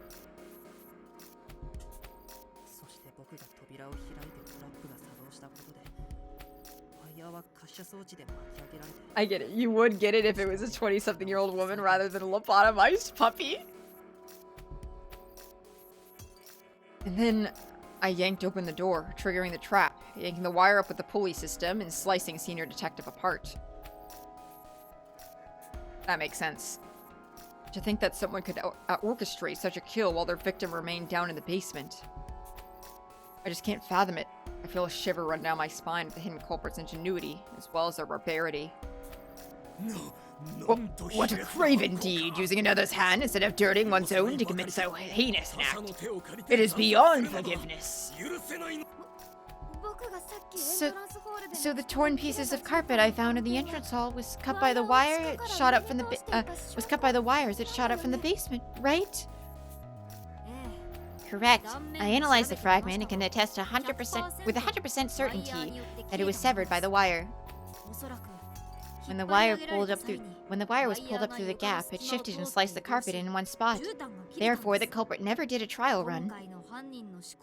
Armor voice is the same as Judge? Yeah, it is. Just with like a slightly different cadence. Oh, how sloppy they must be to leave so many clues. They never stood a chance at besting me. Heir to the illustrious Pinkerton name. But the question still remains. Who is responsible for this? Is it not clearly this commoner who opened the door? He was disreputable from the start. No, once the trick was set up, the culprit would merely have to wait for someone to inevitably open the door. In other words, it could have been anyone. Triggering the trap may make incompetent the prime suspect, but he's still one of our own. Now hold on there, workaholic. What could you possibly mean by that? We spent hours traveling here from the mainland today. What universe could any of us have been responsible for this crime? Your suggestion is deplorable, even for a commoner. Those peeps and schnarks were killed like over a day ago, right? Doesn't that mean one of us could have done it back then? Killer could have wiped out everyone on the island, set up the trap, and then bounced to meet us and put on the innocent act. If the culprit's really the quartering duke, they could totally pull that off. That piece of trash is literally the worst. He's like the reason we have to be here in the first place. The nerve. How dare they turn us on one another? Hey now, let's back up a bit here. There's something that makes this even worse, you know. Renegade Detective cuts in gleefully. Even worse? What do you mean? Isn't it obvious? Things would be fine if we could still track down the culprit. But worst case scenario, they've already escaped from the island. The atmosphere tenses in an instant. As much as we hoped to believe otherwise, it was a possibility we couldn't ignore. If we're assuming this is the work of the quartering duke, isn't it only rational to conclude he's booked it by now? You successfully destroyed HQ after all. He even left us with the parting gift of Senior Detective's murder. Why stay after that? If it were me, I'd hightail it out the second I was able, never to return. That way I wouldn't even be suspected. Unless I had a strong motive to do so otherwise, that is. No one can argue with Renegade's words. I suppose it takes a homicidal maniac to give us some perspective on another. Just like he said, it'd be counterintuitive for the culprit to remain or even return to the island at this point. Then the case is... Yep. If anyone's to blame, then we may as well be mass guessing. That's an impasse if I ever saw one.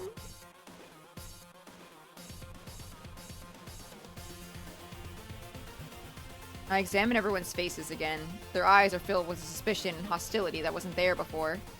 I believed I couldn't trust them just moments ago, but now a dark shadow hangs above us. If the culprit already fled, we'll never track down Senior Detective's killer. But if they're still here, they very well could be among us. Either way, it's a bitter pill to swallow. It's no surprise the team's morale has taken a hit. Stiff upper lip, ladies and gentlemen. This investigation hasn't ended yet. Holmes's voice dispels the gloom. It's true. Regardless of our actions, the reality of the situation is a tragic one. However, it's a detective's duty to attend to the aftermath of any tragedy. If we hesitate, who else will take the mantle? It's really funny this guy got hired entirely on the basis of, well, who better to think like a deranged killer than another deranged killer? No, keep this bitch locked up. But he's silly, though. He's silly. Huh? Mom sends a wink my way before making her announcement. As mentioned previously, the culprit made one fatal error, which I shall now share with you all. After all, reversing tragedies is precisely what we must do, ladies and gentlemen. He wouldn't be as silly in prison. The group falls silent, listening intently to what Aigil has to say. For this particular trick, anyone could have performed the killing act, so long as the proper preparations were made. It's possible the perpetrator has already fled. Though if they are still present, they very well could be part of the DA. How does Holmes intend to turn such a desperate situation around? Also, you can't get pegged if he's in prison? Well... I mean... Anal would definitely happen. Like he couldn't get pegged by a woman. If that's what you mean. Yeah. He would get pounded silly in prison, just not by a woman. Which would be unfortunate.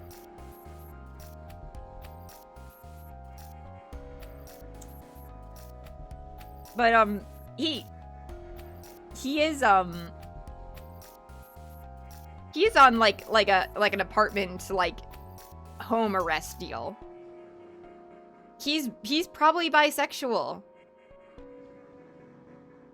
He's giving bisexual. He's got horror energy. He could sleep with anyone. Bi or pan, either one. Doesn't matter. He's fucking.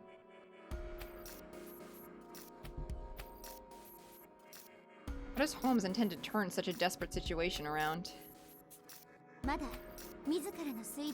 I believe someone is yet to share their theory.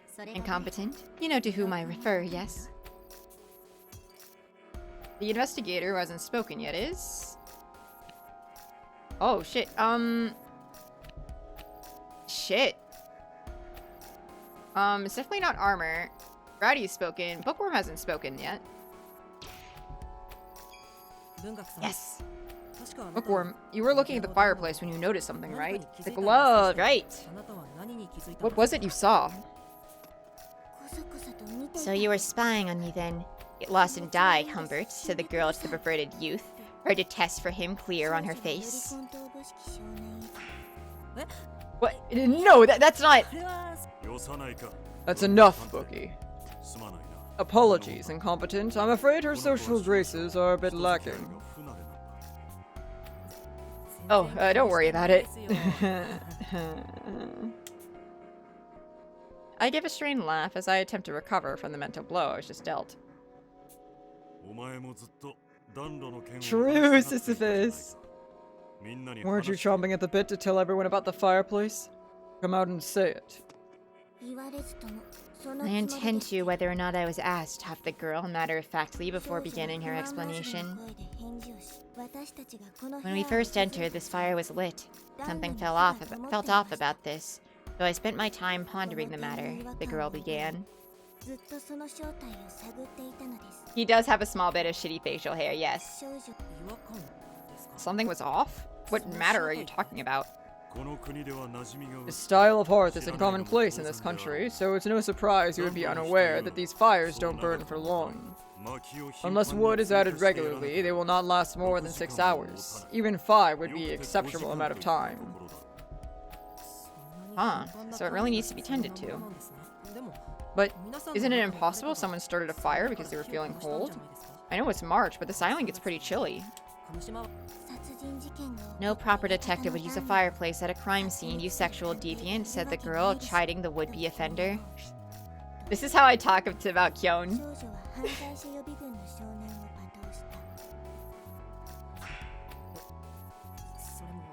Oh, right. As Bookie says, I doubt there is a soul among us who would use the fireplace in this situation. The only individual who would is the culprit. They've had some incentive to ignite these flames, and it happened within the last several hours. You both noticed something vital. The very act of lighting the fire was quite a blunder on the perpetrator's behalf. It appears they were unaware of how long the fire would burn. That is precisely why they lit it. There was no other choice. They had to light the fire? Indeed, all to dispose of the gloves necessary to manipulate the wire saw.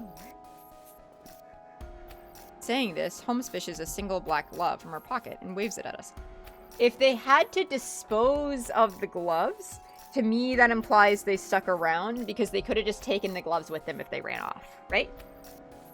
Like they could have just taken the gloves and never been found again.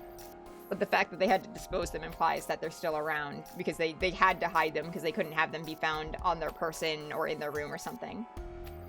Just open the windows and throw the gloves out? They might be able to, like, find prints in there, though. Maybe. I don't know.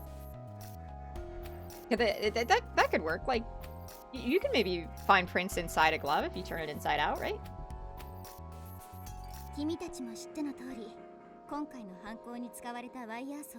As you all know, said wire saw is so fine that it requires specially made gloves to handle. Gloves which the culprit possessed. Were these gloves to be found on any of our persons, the owner would be quite suspect. Ergo, the only recourse was to burn them. With that act, Holmes swings the gloves into the fireplace. It disappears into the flames, hissing all the while. It may have been made of a sturdy material, but it clearly wasn't fireproof. I managed to find the burnt remains of a glove in the fireplace, the Gore reported to the chief. So the glove didn't burn entirely, despite the heat. Perhaps forming a pact with Ifrits would have better served them. Not sure what that means, so we'll just ignore that, the girl said dismissively. Brilliant discovery, Bookworm. From this we can deduce that the culprit lit this fire in an attempt to dispose of the gloves. Now, what further conclusions can we draw? I'm sure you could tell us, Mystic. I like Bookworm too. Naturally, had the culprit escaped the manor, they could have discarded the gloves any number of ways. Not least of which being in the ocean. We have a lot of fun characters. I don't think there's anyone in the cast I'm actively disliking. I feel like there are some that I'm less interested in personality-wise, but like it's not like I dislike them and I think I blanket like everyone here. There's just some I like way more. Hang on, I want to rank them. I like Incompetent. He's silly. Pretty fun protagonist, I think. I love when a femboy's incompetent. Cast more likable than any Danganronpa cast. Yeah, at least we don't have like the pervert character. Except Mew. Mew in D3 was really funny. But I just think it's funnier when the girl is the pervert and not the man. Senior Detective is dead, but he was alright. I don't really care about him. Writer Detective is fun, but I'm not, like, invested in her right now. Like, she hasn't done anything that's really sparked my interest, but I enjoy her. Every time a femboy, he's just a twink. I can, like, he literally does housework. Yes, I do! Look at how androgynous that face is!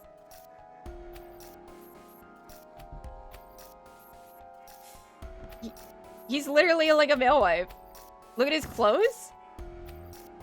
So what? Androgynous people can't wear, like, a little school uniform? I guess it's not a school uniform, but, it vaguely looks like one. Listen. He could be put in a little dress. He could be put in a little maid outfit. He's not dressing femininely right now. That doesn't exclude you from being a femboy. Femboy is an energy.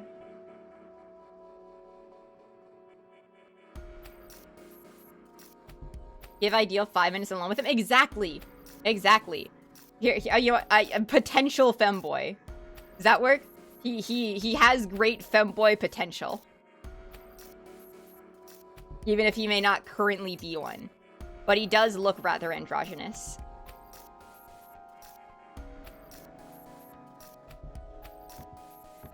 Okay. Armor? I like Armor. Not super invested in him, but he's silly. I like him. Love Downtown. Downtown's a lot of fun. Bookworm is a lot of fun as well. I really like her. Techie, I want to squish his cheeks. I like him a lot. Doleful is lurk bait, though hasn't done much to really like wrap me up. I just like I have a gut feeling that this character is gonna cause problems, and then I'm gonna like obsess over them later. This is like a slow burn one, you know?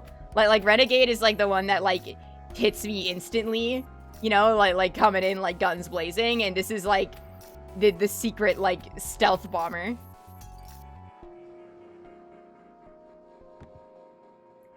Workaholic, I quite like as well. Gourmet, love her design, and she's a fun character, but I have to see more about her to have like an opinion. Mystic, I quite like. Posh is a lot of fun, but I also think that's because I'm doing a silly British accent, so that like elevates her by like 5 points. Renegade. And I everyone knows I love Ideal. I think I would be sad to lose most of them. I think like if any of them died, I'd be like a little disappointed because I want to see more of pretty much all of them.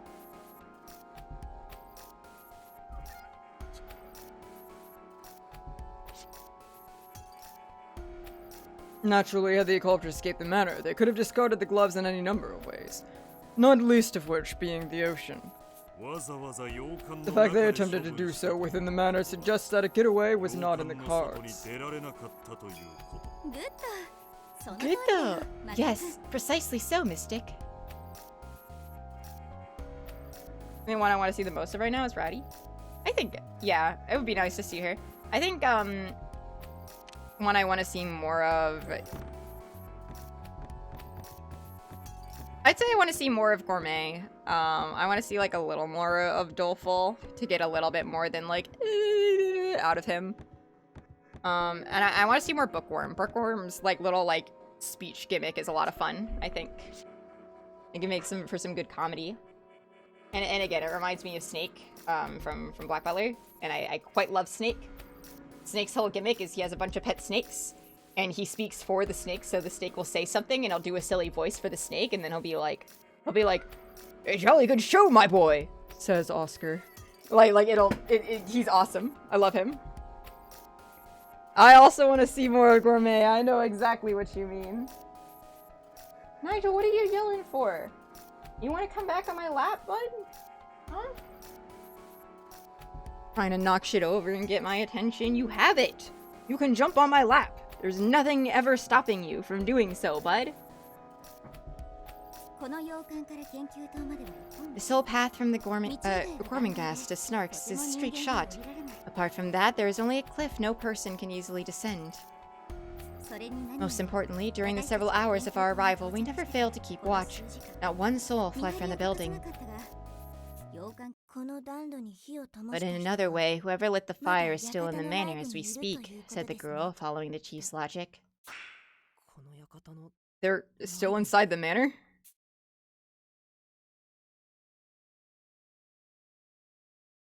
The detective's eyes catch each other suspiciously. But of course, why wouldn't they? The culprit is still inside the manor. It means they're hiding within our group. Or there's a 14th man. Remain calm, ladies and gentlemen. While it is dispiriting to have the culprit among us, there is one fact more critical than any other. The fact that the quartering duke is, without question, inside this very manor. I mean, it could be a copycat. But how can you be so sure? It's all thanks to your turning up here, incompetent. Me? What do you mean? Holmes chuckles lightly before continuing. The quartering duke, you see, did not account for your presence. 2 fatal errors suggest this is the case. Firstly, a trace of the crime still remained. Had it gone accordingly, I suggest the original plan would leave no such evidence. Then, as Renegade pointed out, we would have assumed the Duke already escaped, throwing our investigation into disarray. I see. If the Duke's goal wasn't to put us off a scent, there wouldn't have been any need to engineer such a complex murder. For all intents and purposes, this should have been an unsolved case. However, incompetent triggered the trap earlier than anticipated. What's more, he passed out in the entryway. The culprit was likely panicking inside the manor. With all the windows fitted, the front door was the only means of escape. But with this unconscious boy by the door, the chance of him waking and catching them as they fled was a too great a risk. With no knowledge of his background or ability, it would be unwise to try to kill him. As the others were en route, the culprit opted to hide. Flustered, they saw their chance and used the fireplace to dispose of the evidence. Well, my detective is quite sound, yes? No one contradicts Holmes' statements. If she's right, if there was any irregularity in the culprit's plan, it would be me. I may lack experience, and I failed to save Senior, but thanks to me, a major flaw was introduced into the murderer's plan. It's a bit ironic, really. What can I say? I never considered that a possibility. You have some nerve saying that after all your misleading comments. I'd wager that you had this figured out, but decided to stir the pot anyway.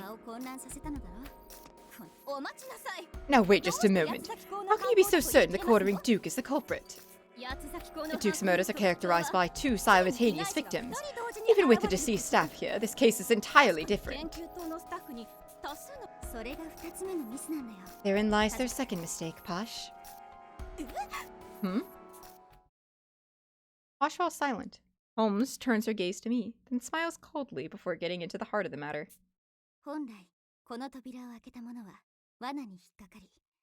In the original plan, the individual who opened the door was intended to spring the trap and die alongside Senior Detective. That is to say, failing to produce a second victim was the quartering Duke's greatest mistake. Beg pardon? Oh. Now I remember. When the trap sprung, I felt a pain in my head that led me to avoiding the trap. By all means, I should have died right then. In other words, I narrowly avoided a tragic fate as the quartering Duke's latest victim. Hold on, aren't we a bit quick to assume this is the Duke's doing? Just because there could have been 2 victims? It may be another copycat, you feel me? Stop asking questions you know the answer to, Renegade Detective. A fellow serial killer such as yourself ought to understand, This was not simply to sow the seeds of discord. It was a declaration of war. Killing Senior in such a risky way is proof of that. Someone's gonna feel you alright? Yeah, me. Reveal the truth or you will all be dismembered. That is what it means to tell us. Or he means to tell us. Things are getting interesting. I, for one, am ready to have a ball, my dear Holmes. With Renegade Detective satisfied, Holmes claps once, running the attention back to her. Very good. Now to briefly summarize. The quartering Duke came to this island a few days prior to our arrival, murdering all present. There we go. He affixated the Senior Detective to the chandelier, ensuring that he would be killed when it descended. Following that, the Duke left the manor. Later, while we were at the research facility, they sent a message to me using Senior's voice, luring a portion of our group back to the manor. A bop? In doing so, whoever opened the door to the manor would die at the same moment as Senior Detective, producing 2 victims, the Duke's modus operandi. This was also meant to conceal the Duke's presence and facilitate his escape amidst the chaos. Or so went the plan, at least. But it was that exact moment when things went awry, when an unforeseen individual triggered a trap earlier than expected. This deviation prevented the culprit from fleeing in their panic. In their panic, they disposed of the evidence in the fireplace, but didn't burn it completely. So concludes my synopsis. Now we must ask, where is the quartering Duke? Surely as the irregularity, you can tell us, incompetent. He's still inside the manor! Quartering Duke is inside the manor. Precisely. The quartering Duke himself stands among our ranks. We must take advantage of this opportunity incompetent has granted us. Having suffered blow after blow, it is now our turn to act. The game is afoot. Let us bring an end to this tragedy drenched in deceit. He's gotta be Doleful. Oh, case overview. Victim Senior Detective. Culprit unknown. Cause of death dismemberment by wire saw. Sequence. The culprit killed Senior Detective from afar using the chandelier trap and wire saw. This gimmick was set up in advance, making it hard to pin down the culprit. They remain unidentified, but must be inside the manor. 100% S rank. Let's fucking go. I'm a genius. I'm so good at detective game. It's not me. Why would I do that? Sure thing, girl. But can we like put a pause on the whole investigation thing? Given the situation, downtown's casual demeanor feels monumentally out of place. Lord probably couldn't even quarter a blade of grass, let alone a human being. Mean to me. We've pretty much solved the mystery. All we gotta do, like, now is, like, catch the bad guy, yeah? So why don't we take a break and chill for a bit? No lie, I'm mad hungry right now. Besides, it's not like talking in circles is gonna go anywhere if we're all running on empty. Here, here, Lady Downtown. Pray, let us heed her wisdom. The culprit was unable to make their escape, correct? In which case, we ought to regain our strength and prepare for the battles to come. A valid point. Factoring in travel time, we've been going at it non-stop for about a day and a half so far. Holmes chuckles ruefully at Downtown and Armor's comments, but speaks with a clear, firm voice. Let us take turns standing watch at the door. In the meantime, as Downtown suggested, the rest of us can relax and enjoy a meal. With Holmes' words, the group lets out a collective sigh of relief. No one has to say it. We're all clearly exhausted. The detectives chatter away as we head towards the dining room. The atmosphere has finally become calm and relaxed. Liv is cleared for the same reason of Watto, too incompetent. I literally S-ranked the murder mystery. I literally S-ranked it. I got 100%. I had an A+ on detectiving. Leave me alone. Despite that, the tightness in my chest won't disappear. I groan quietly as I feel another migraine coming on. It's just like when the chandelier fell, as if I'm not myself. Hey, you good, dude? Does your head feel okay? I got some painkillers if you need them. You mustn't overexert yourself. Hold tight, for I shall be your steed to the dining hall. You mean detective and you can't kill for shit? That you know of. It's fine. I don't really need to be carried. After some time, the pain recedes, but I can't understand it. Why is my body such a wreck right now? Having it that so Raven moment. Hey, Downtown. Could I get one of those painkillers later? Just in case. Sure, no prob. Just don't forget, you owe me one now. I do? Now come on, let's hit the dining hall. Don't want anyone getting all sus about us hanging back too long, you know? Oh, she said sus. If you somehow killed someone, I would be victim blaming. Damn. Downtown doesn't wait for me to respond. Instead of pulling my hand and leading me into the dining hall. The dining room is buzzing with chatter. Some ingredients were left in the refrigerator, so Gourmet Detective cooked us a meal. Workaholic, Renegade, and Doleful agree to keep watch while the rest of us gather around the lengthy dining room table. Alright everyone, soup's on. I already tasted the ingredients for poison, so kick back, relax, and enjoy the meal. Poison? But that could have killed you. It would have been much easier and safer to use my forensics friend, Quickie Licky. Okay, Techie, your names need some work, actually. Quickie Licky is fucking crazy.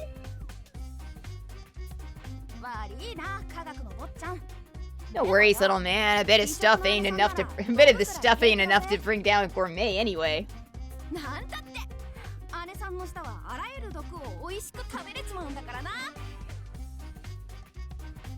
It's like this, see? She could guzzle down any old poison like it was a sody pop. Oh, Rowdy, when you put it like that, I practically sound like a monster. I've sampled all sorts of toxins since I was a kid, so I guess I built up a tolerance. Cyanide has too much of a kick, though, even for me. Oh, I love these characters. You know, it is really hard to be charmed by pretty much an entire cast, especially a cast of this size. Like, they're all, like, very unique and distinct characters. It's impressive.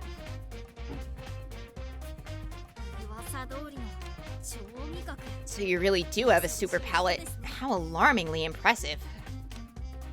Let's open up that lexicon, maybe. Gourmet detective excels at her analytical ability to connect sense and taste to foods. Her past experiences have given her a strong resistance to poisons and molds, making her uniquely optimized for this power. The most extreme aspect of the super palate is that it's capable of sniffing out the scent of lies. Oh. While much research remains to be done on this, people react to emotion causing changes to components in the bloodstream, as well as particles that make us sweat. For creatures with keen noses such as dogs, research has shown that compositional shifts like these can be detected via olfaction. The same is believed for Gourmet. Unlike Rowdy's more universal senses, however, if Gourmet is unable to perceive something as food, she can't work her magic on it. A downside to her ability. Does that mean she perceives people as food? Or perhaps is it just their sweat? A tasty drink? I mean, if she needs to lick me to, you know. Yeah, she can perceive me as food as any time. You think she do a little cannibalism as a treat? I agree. New flavor. Oh my gosh, this spaghetti's the bomb! You're like just as good as cooking as you are eating, Gourmet. Indeed, the sauce is excellent, rich yet refreshing with a complex taste that lingers in the mouth. Guess what is this sauce precisely? Downtown, figure it out, won't you? Who, me? How should I know? Can we like, oh, whoops. Oh, I accidentally found the skip button. Who, me? How should I know? Can we at least give the mystery solving shtick a rest while we're eating? But life is full of mysteries. Is it not? As detectives, it's our job, our legacy even, to find them. Eureka! This bittersweet flavor. Surely lemon, is it not? Not quite. I can't see lemons having any place in this sauce. What came over me, though I like to not finish. No, finish it. Finish it, coward. What? Rubbish! Lemons are exceptionally juicy. So, who the heck wants a juicy sauce? Wait, how are you gonna even eat all that in a meal? How are you even gonna eat in that? Oh, fuck. How are you even gonna eat in all that metal? There we go. Metal was a word. I can read. Through the slits of my helm, of course. Behold.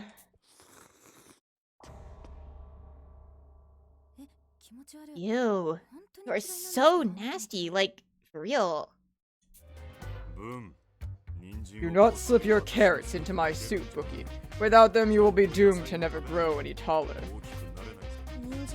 Carrots smell of dirt. They're disgusting and I hate them. Although vitamins do impact your health, they won't affect my body's growth. Therefore, not eating them will not impede my height. Your logic is flawed, said the girl, swiftly destroying his flimsy argument. Enough dawdling. Eat your dinner. Gourmet took the time to boil the carrots, making them both tender and easy to eat. Listen to Mystic now, Bookworm. A detective cannot afford to be picky. My, how nostalgic. As a girl, I simply loathe the bean sprouts. Refuse to take even a single bite. In fact, refuse to take even a single bite, in fact. But now they're my absolute favorite. Yeah, cooked carrots are awful. I need my carrots to be nice and like crisp and cool. Bean sprouts? That sounds like a rather humble meal for a member of the distinguished Pinkerton family, the girl said, eyes growing wide. Well, Her family has fallen in hard times as of late and now does security work to make a living. Even so, you're looking at the woman who revived there. We haven't the time for your hearsay. The Pinkertons are now, as ever, the very finest of detectives. Rest assured, I shall reveal the true nature of the quartering Duke and unveil the truth. You'll all see soon enough. I'm unable to mask the surprise on my face as I listen to the others chat in harmony. Even after seeing something so horrible, they're still able to have a normal meal. It goes to show how amazing they are. I, on the other hand, haven't been able to take even a single bite of the food on my plate. Before me is a savory soup full of hearty veggies, toasted baguette slices, and fluffy eggs scrambled together with smoked meat. All the food looks as delicious as it is inviting, yet I can't will the hand holding my spoon to even budge an inch. Ugh. No matter how hard I try, I can't keep the grisly sight from earlier out of my head. Everyone else saw the same thing as me, but I'm the only one paralyzed by it. How pathetic could I be? Do we just have a Pinkerton? Yeah. I mean, I'm a member of the Alliance myself. It has strengthened my mental fortitude, so murder scenes won't bother me this much. You look rather tense. Are you quite alright? Holmes is seated next to me, her voice a low whisper, such that only I can hear it. Sorry, just had something on my mind. Don't worry about me. You're a poor liar. That murder scene robbed you of your appetite, didn't it? Huh? I gawk at how easily she sees through me. It's plain as day from the look on your face. Not to mention, this is something everyone who fancies himself a detective has gone through. Right. I'll try to get used to it as quickly as I can.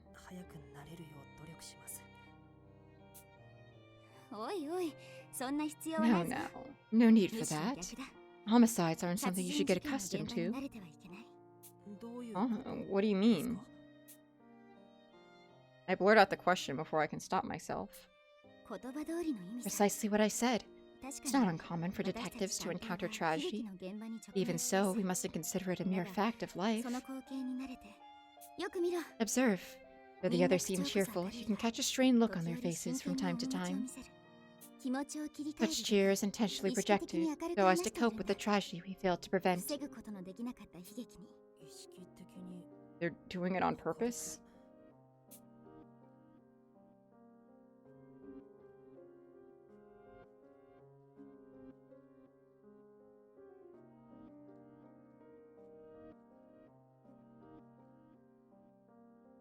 Looking again at the group, I can see hints of tension during the lulls in conversation. I see, so it's not just that everyone instantly moved on from Senior Detective's murder. Rather, they're steeling themselves, shrouding their weakness as they continue to untangle this mystery. Anyone who considers death and violence a daily reality has no business calling themselves a detective. Those who are brave, who abhor tragedies and work tirelessly to reverse the damage they cause, those are the true detectives. So too must you steel yourself, Watokun. Be a true detective, one who will never give in, no matter what may befall you. Yeah. My hand is still frozen in place, gripping my spoon, but no matter how long it takes, I'll finish this meal in front of me. Not only that, become a real detective, just like Holmes said. Everyone come quick. Workaholic's voice echoes through the room. I turn to see his flustered face at the doorway. There's a bright light by the heliport next to the research facility. The culprit could be attempting to escape by air. What? The group rushes outside the manor. Take a look over yonder. Just what could be making that glow? I'm sensing a serious danger. Whatever it is, I don't think we should get close to it. Renegade points off into the distance, where something is definitely shining. The paved area over there is a heliport, which means that the light could belong to a helicopter. Though I didn't see anything there when I checked before. I'm seeing something. It's big and oval and standing on the heliport. It's painted black, so I can't make it out too good, but my gut says it's real bad news. Probably a trap sent by the op. But we need to make certain. If it truly is a helicopter, our inaction will allow the perpetrator to flee. Now wait one moment. We passed by the heliport earlier, and there wasn't a single thing to be found. How could there suddenly be an entire aircraft? It's impossible. I've heard there's a hangar located beneath the heliport. They could have lured us to the manor in order to slip away. You didn't check his age beforehand? How old is he? He's not fucking 12, is he? 17? Ah. Damn. Fucked up. Which means we need to get moving at once. Without delay, Ideal begins doling out orders to each detective. Workaholic, Posh, Downtown, Techie, Mystic, and Bookworm. All of you will stay here. Once we make our move, the enemy may target the manor. Be on your guard. はい、確かに任されました。リーダー、どうかお気をつけて。Sorry, Renegade, I won't do it again. Please don't cancel me. Listen, he's not real. It's okay. Very well. We'll handle things here. Be careful, Chief. The base will not be breached on our watch. This I vow. Armor is also younger than you? That's crazy. How old is Armor? Very good. I'm counting on you all, my fellow detectives. 21. That was Posh. I see. Also younger than me. Can't wait to find out Mystic is 16 somehow. Armor, Rowdy, Gourmet, and Renegade. I want you to accompany me to the heliport. Doleful, get to high ground and keep watch. If anything seems amiss, contact me via D-pad immediately. Hey, Rowdy seems young. I'd like to come too. Doleful interrupts Holmes, his voice wavering. Oh, with all that trembling and shaking, just look at the state you're in. You're sensing something horrific, aren't you? Are you certain you'll be all right? Just keeping watch with Rowdy would be doing plenty. I'm definitely afraid. My ability only works if I myself am in danger. That's why I want to stay close and keep my distance. That's the whole reason I'm here. Well said, little man. Don't sweat it. I got your back, see? I may not look it, but I'm 17, you know? You're older than me? My bad, I didn't mean to patronize. Just slug me to make it even. As for you, incompetent, what will you do? What we discover may be even more disturbing than what we encountered before. Will you remain at the manor, or come with us? Are all these miners employed? They're geniuses. They make exceptions. Ideal 17. 1,000 cases solved by 17. Oh, wow, she's impressive. I will... Only one option. Go with Holmes. I'll come with you, Holmes. I'm a member of the DA myself, after all.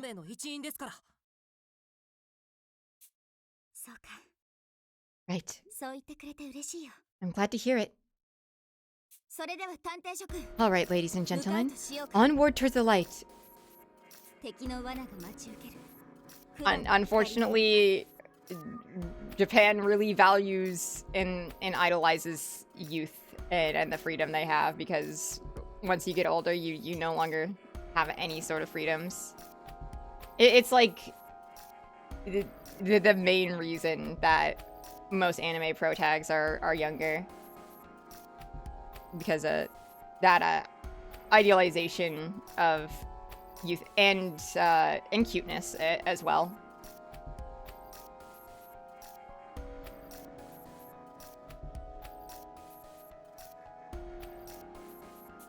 Typically, like the fetishization of minors in Japanese media, while it is weird and kind of icky, it's not really about like the character being underage. It's rather like an exaggeration of things they like appreciate and like idolize in their society. Feel an odd sense of calm on the mountain path, despite the underlying tension. It's likely because I'm surrounded by so many talented detectives. As long as we're together, there's nothing we can't handle, I'm certain of it. And most importantly, Holmes is by my side. She's without a doubt the finest detective around. Her abilities are, well, ideal as the chief of this skilled bunch. We've only spent a few hours together up until now, and yet getting to experience the talents of the DA's members have been enough to eclipse even the Duke's overwhelming tyranny. Honestly speaking, no matter how fearsome this Duke is, I can't imagine these detectives could ever be defeated. Even the uncertainty of whatever trap our investigation may uncover, I rest assured that everything will be fine. Well, Rowdy, we've descended quite a ways. Are you able to identify the source of that light yet? Nope, sorry. I can make out the outline, but no clue what it actually is. It don't seem like no helicopter I've ever seen, though. More like a giant metal drum with a huge shiny eye on it.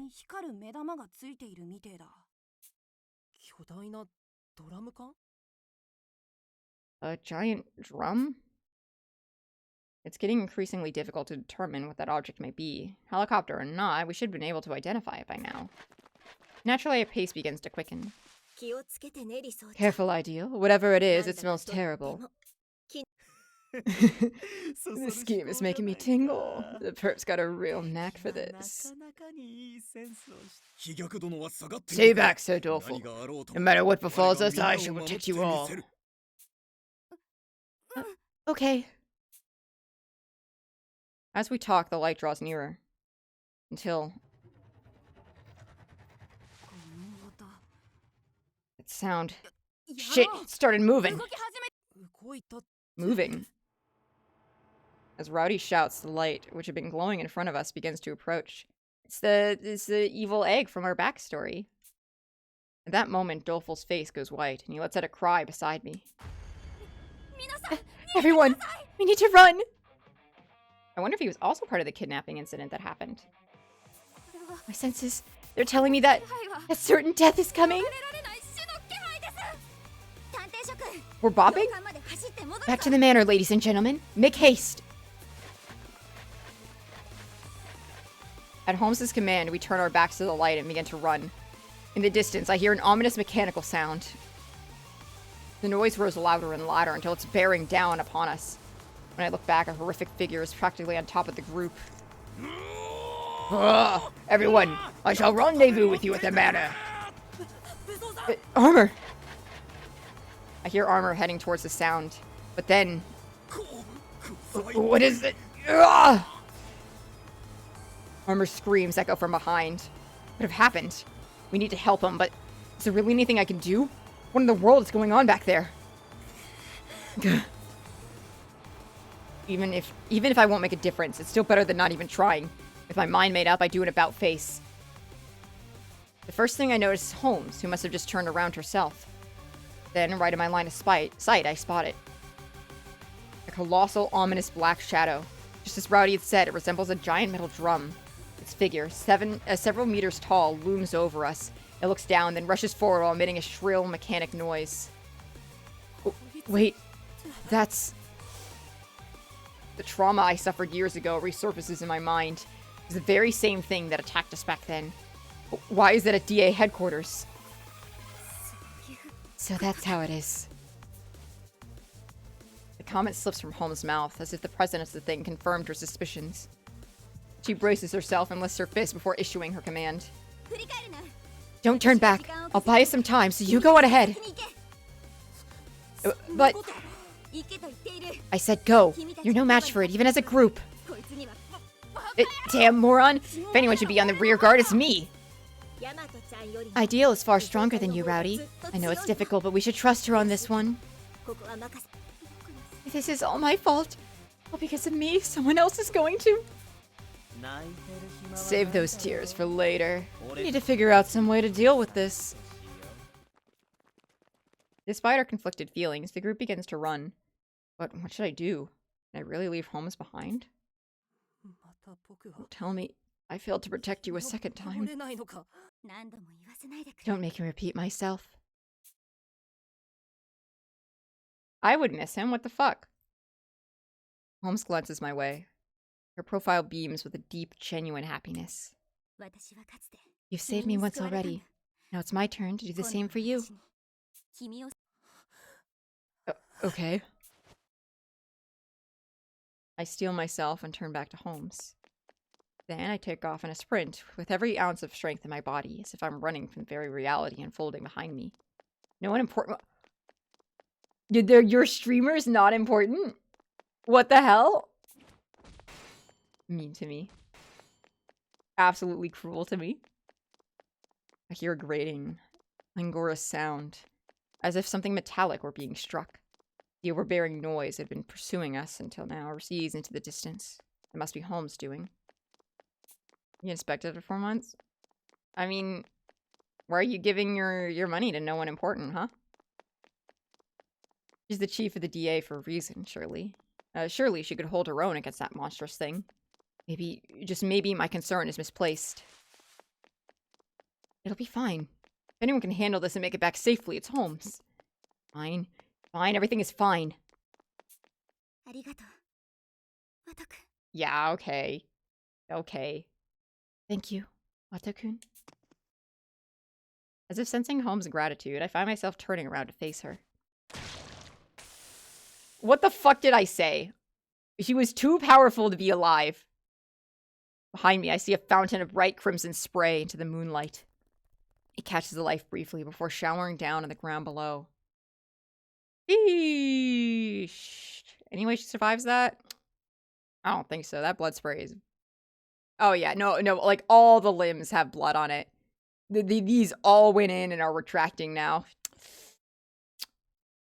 Yikes. Yikes. Ah. Damn. Well. That's unfortunate. I guess we'll never know. I guess we'll never know what her deal was. I say, knowing we're probably gonna, like, have, like, a whole, like, fucking flashback sequence or whatever. We're gonna piece it together and then we're gonna be even more devastated that she's dead. This is a light briefly before showering down on the ground below. Damn, I really liked her too. What the hell? Make a comment about this method of death, but like 17. Understandable. Beautiful white figure is suspended amid the scarlet. Her presence, which felt so imposing only a moment ago, seems insignificant now. Her limbs, once graceful, now hang like a marionette with its strings cut. Sight seems so unreal. I doubt my own eyes, however. The sounds of rending flesh and spraying blood snap me back to reality. The blades of that pitch-black monster pierce through her slender body, arcing upward into the sky with strings of red. The merciless act is repeated once, twice, 3 times in a vivid, unadulterated display of violence. Like his body, which had barely remained standing, begins to sink limply towards the ground. I try to yell, but no words come out. My throat quakes, unable to muster the sounds. Yeah, why didn't you simply save him again? Yeah, you're right. As her body slumps to earth, my voice finally rings out. I'll let him have that one. Oh, we finally get an intro! Alright.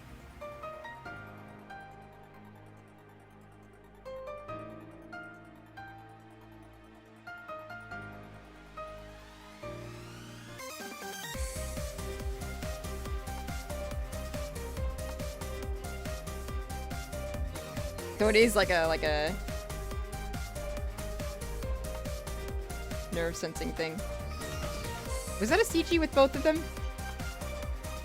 I wonder if it'll be a flashback thing or if there'll be a way to get her back. Maybe I saw wrong. Ooh.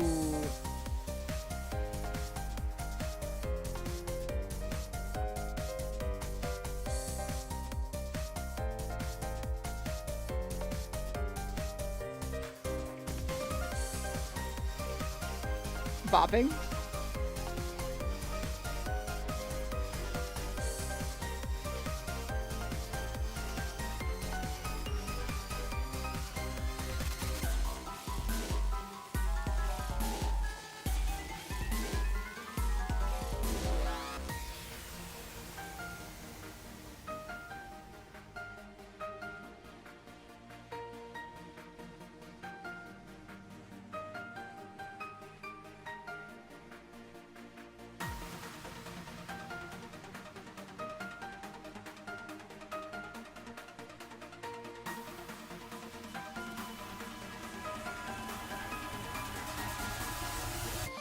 Yo, was he pointing on a chessboard? Is that a Yumi Neko reference?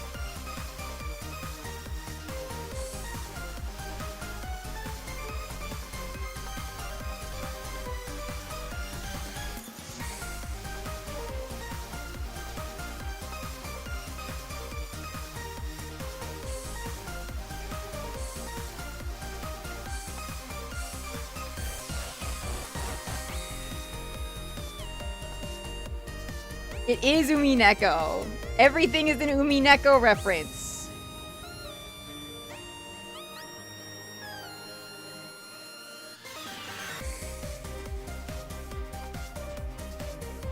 That fucking flying across the ocean is an Umineko reference.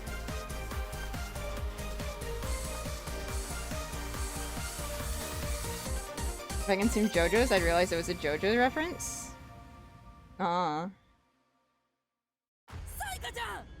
Rikishi invented everything, didn't you know? Shit. Hang on, let me save. We're still on day 1. That's crazy. Are we still in chapter 1? Okay. It looks like we just started chapter 2. Cool.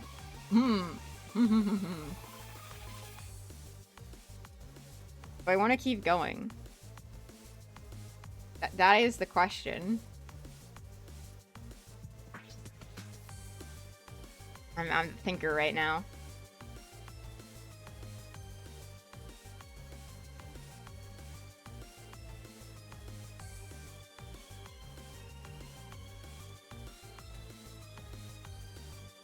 Stream just ends on viewer calling you a piece of shit?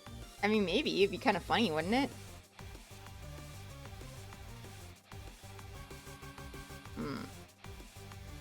It's like, I like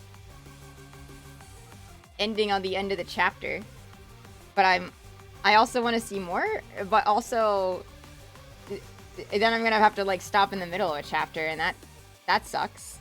That's lame. Why would I do that? Oh, you want to see more so badly.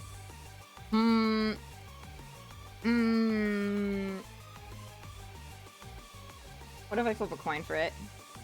Hang on.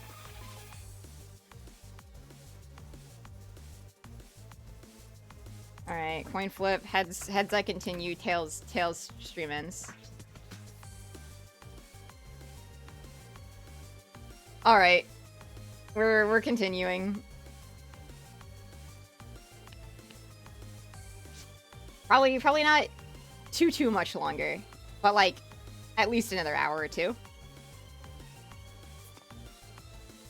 As I attempted to run towards her. Incompetent, you have to stay back! A hand reaches out and stops him from behind. I turn to meet Doleful's stern expression. He immediately starts to run, forcibly pulling me along. We can't waste what precious time our chief has bought us. You have to make it out of this alive! This foolish fools are trapped, designed to catch fools? That was literally a coin flip. It was a 50-50 chance. Don't credit yourself for anything. Doleful. And fuck Doleful. Why would you kill the sheep? Doleful would do nothing wrong, actually. Tears still linger in Doleful's eyes. He must be grieving too, but despite that, he's quashed down his feelings to soldier onward. Sorry. Let's keep moving. Do you think determine the outcome of the flip? Not you. You don't have that power. I do know this guy is sus. However, what if he was just a sweet little boy? What then? I release his hand and run on my own. He's right. Our morning can wait. Right now, we need to survive this. Renegade, I sense a threat. It's coming for the cliff you're touching right now. Copy that. Impeachable timing, Dolly. As Doleful calls out, Renegade kicks the rocky face of the cliff beside him. Now, one moment later, I hear a loud rumbling from above us. All I ever do is attract danger. Stick around and see it for yourself! Rocks rain down. Plummeting the black machine with an impact no human could survive. Once again, I'm shown how terrifying Dolphol's power can be. Okay, okay. I can no longer simp for some characters, but am I allowed to ship characters that are near the same age? Is that allowed? Because I think Dolphol and Renegade should kiss. Awesome. I think they should kiss. Originally, I was kind of going for Ideal and Renegade because I thought the power dynamic was interesting.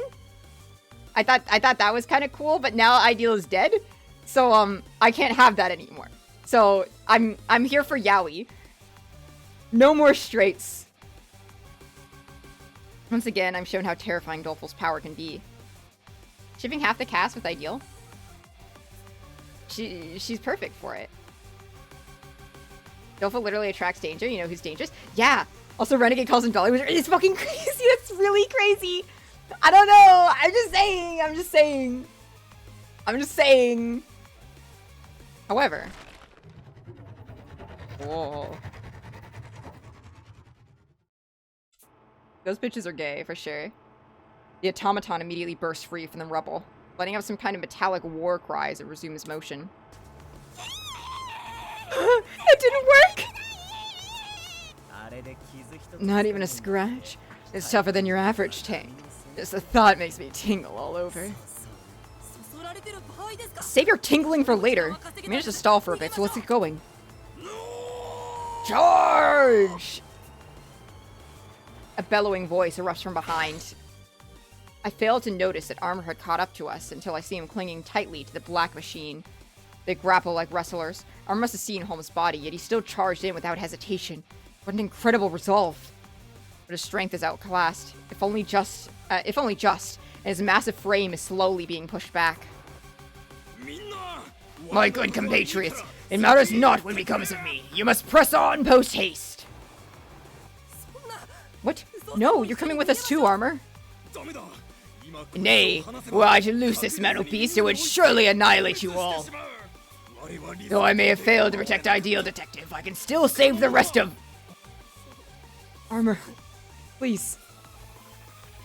Armor Detective is, prepared to give his life. No different from when Holmes gave hers. All I can do is watch helplessly. We have to escape. We need to escape. Hey, Armor, jump on the count of 3. Jump! Gourmet is suddenly standing next to me and in front of her. Get a taste of the Japanese fighting spirit! Riley wields a massive log that I can only assume she picked up somewhere. Oh, you're so dashing, Ratty. Mind me to give you a kiss later? Hands to yourself! Ratty hurls a log towards the black machine. 1, 2, 3.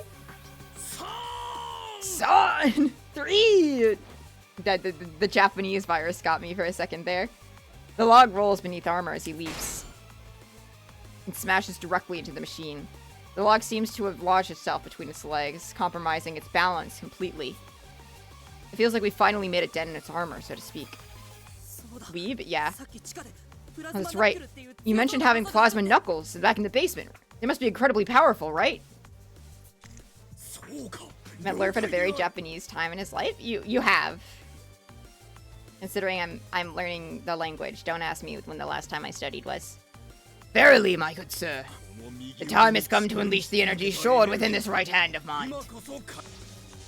I hear a loud crackling as Armor swings his right arm at the tottering black mask. Hey, steel fiend, thine end is nigh. Plasma knuckles.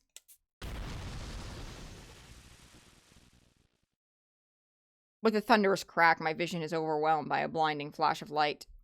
Reading Japanese, I mean, if I was reading in Japanese, I suppose listening to the voices is helpful because I can still pick up words and stuff. And I still do pick up words.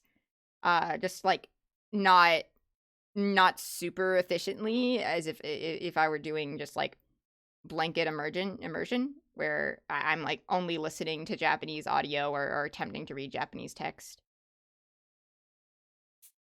But it's a little something. It definitely isn't like unhelpful. It adds When my eyes adjust, I see the machine has been pushed back considerably. It must have been Armor's doing. His fearsome blow was aided by an electric current. Rather powerful one, evidently.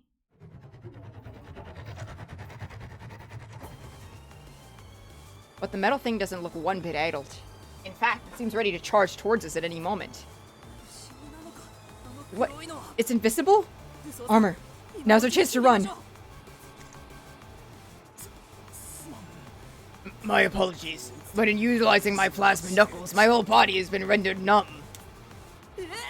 Though reading over it in English does prevent my ability to pick up words as efficiently. Because I can't listen to the Japanese as well. What? Armor moves so stiffly that I have no choice but to lend him my shoulder and run with all my might. Can't throw away this opening our combined efforts made for us. If it weren't for Holmes, we would have died before we got this far in the first place. The scene replays in my head. In the end, I couldn't bring myself to call her Psychotron, even when deep down I truly felt it was her. And now there's no way to confirm if Holmes really was the girl I once knew. Damn it. Damn it! As we run, I vent my anger to no one in particular, but ultimately I'm angriest with myself. Armor Detective fought for our sake, yet all I can do is lend him my shoulder. After running for quite some time, we arrive at the manor where the others are waiting.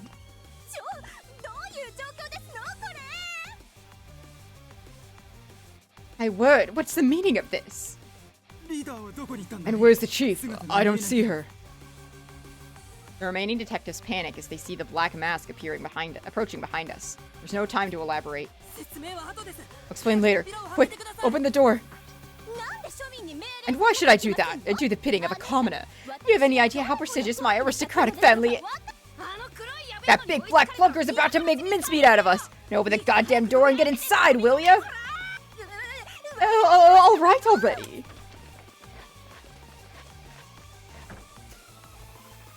Cowed by Rowdy's ferocity, the group wordlessly rushes in the manor, and as soon as the lock clicks,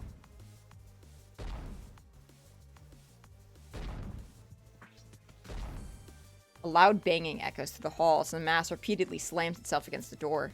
It continues as if goading us to come out, but the door doesn't seem to budge an inch. I shudder to think what would have happened if we hadn't made it back in time. The door, it's... No need to fret. This manor doubles as an emergency shelter for the Alliance. It may look like wood, but it's reinforced by steel. Plus, these windows are bulletproof. Not even tank shells could break through.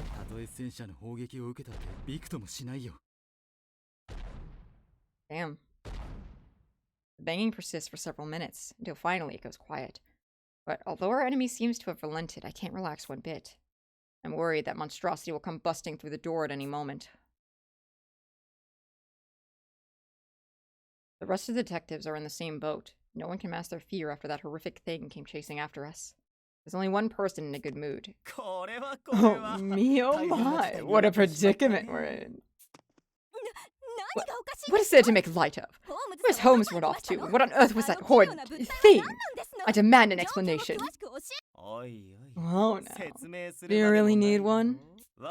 Our chief, ideal detective, was killed. Cut down by that black, whatever it was. Beg pardon? Renegade's words chilled the entire room. Those of us who were with Holmes hang our heads, while the others look at Renegade with incredulous faces. Oh, pish-posh. Ideal isn't simply intelligent. Her prowess in battle is unmatched. Surely this must be some clever ruse of hers. Yes, that must be it. She made us believe her to be dead, also you can come jumping out when it suits her fancy. Oh, that woman vexes me so. Nay, Lady Posh. I'm afraid Lady Ideal was undoubtedly slain. When that metal beast attacked, I leapt forth to impede it, but its blade struck my helm, upon which I fell momentarily unconscious. To how Gade we think incredibly. Those same blades attacked Holmes too. I'm glad your armor saved you. Indeed. 'Tis fortunate that I yet breathe. However, my brief moment of weakness proved to be fatal. When I came to, I witnessed Lady Ideal being torn asunder. I rushed to her side in a trice, but it was too late. She had breathed her last. Woe, the bitter sting of regret. Had I only espied those hidden blades sooner, or awoken faster, I could have shielded her. If only I'd been stronger. If only. Curses. Curses! The entrance hall reverberates with the sound of armor's gauntlets pounding against the floor. No one doubts his testimony. How could we? He's far too stricken by grief for it to be a performance. Alright, let's clear some things up. We walked straight into the enemy's trap and our chief was killed. Now that metallic monster is out there and we have no way of leaving. At this point, our only option is to lay low for a while and stay put in this manor. The very same place where senior detectives murder the quartering Duke still hides. This manor, where the Duke is hiding. Everyone falls silent at Renegade's words. According to Holmes's theory, the Duke is still somewhere within Gormenghast. What's worse, he could actually be hiding within our ranks. Nobody says a word, but it's obvious that all of us have begun eyeing one another with distrust. If it was his plan all along, the Duke is even more formidable than I thought. Here in this room is a closed circle of detectives, with each one suspecting the rest. We've been lured into an extraordinary dilemma, one that I have yet to see in the pages of any mystery novel. Renegade Detective's words leave the hall deathly quiet. It's obvious what we must do. Posh is the first to break the silence. We must expose the Duke lurking within these walls, as Ideal Detective suggested. I'd wager he was responsible for her demise as well. Wow, Posh, aren't you phased at all? And what makes you assume I'm not? I apologize for my volume. Even an aristocrat such as myself would be shocked by Ideal Detective's passing. But that only serves to emphasize my point. We need to find the culprit at once, and this group needs a chief to carry on her vision. That being said, there's no one better suited than yours truly, Posh Detective. I swear to uncover the cat behind Ideal Detective's untimely end. I shall be commencing my investigation at once, so if you'll excuse me. But Posh, working alone is too dangerous. Hold on, I'll come with you. Workaholic scurries after Posh. She strides towards the hallway by herself. I consider going after her, but stop myself. Things should be fine as long as Workaholic is with her. Well, now's as good a chance as any to take a peek at my room. Your room? Are they assigned to us? Naturally, this manor was designed to host guests from the outside world, such as us. Though it's unusual for there to be so many at once, so some of us will have to share. Incompetent, you may take room 101. The one Ideal would have used. You'll find the keys within it. So I'll be staying in Holmes's room. I'm not sure what to think. Fail to do much of anything. Does someone like me really deserve a private room? During times of emotional distress, it's more vital than ever to eat and sleep well. Mystic speaks to me as if reading my mind. I know how it feels to lack the power to save those who are right in front of you.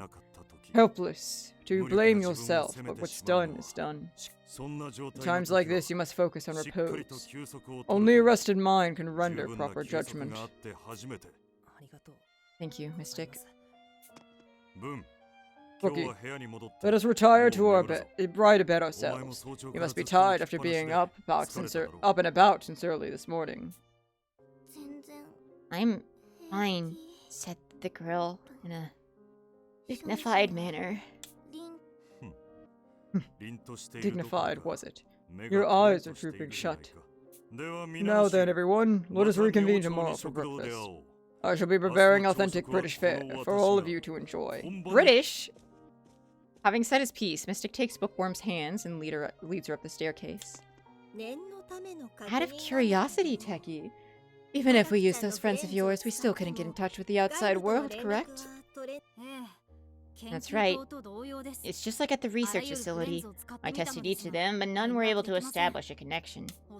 My theory is that Morgue's communication antenna must be damaged.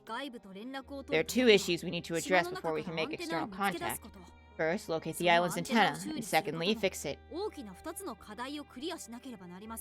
he may not be British. He might just, be a fan of their food.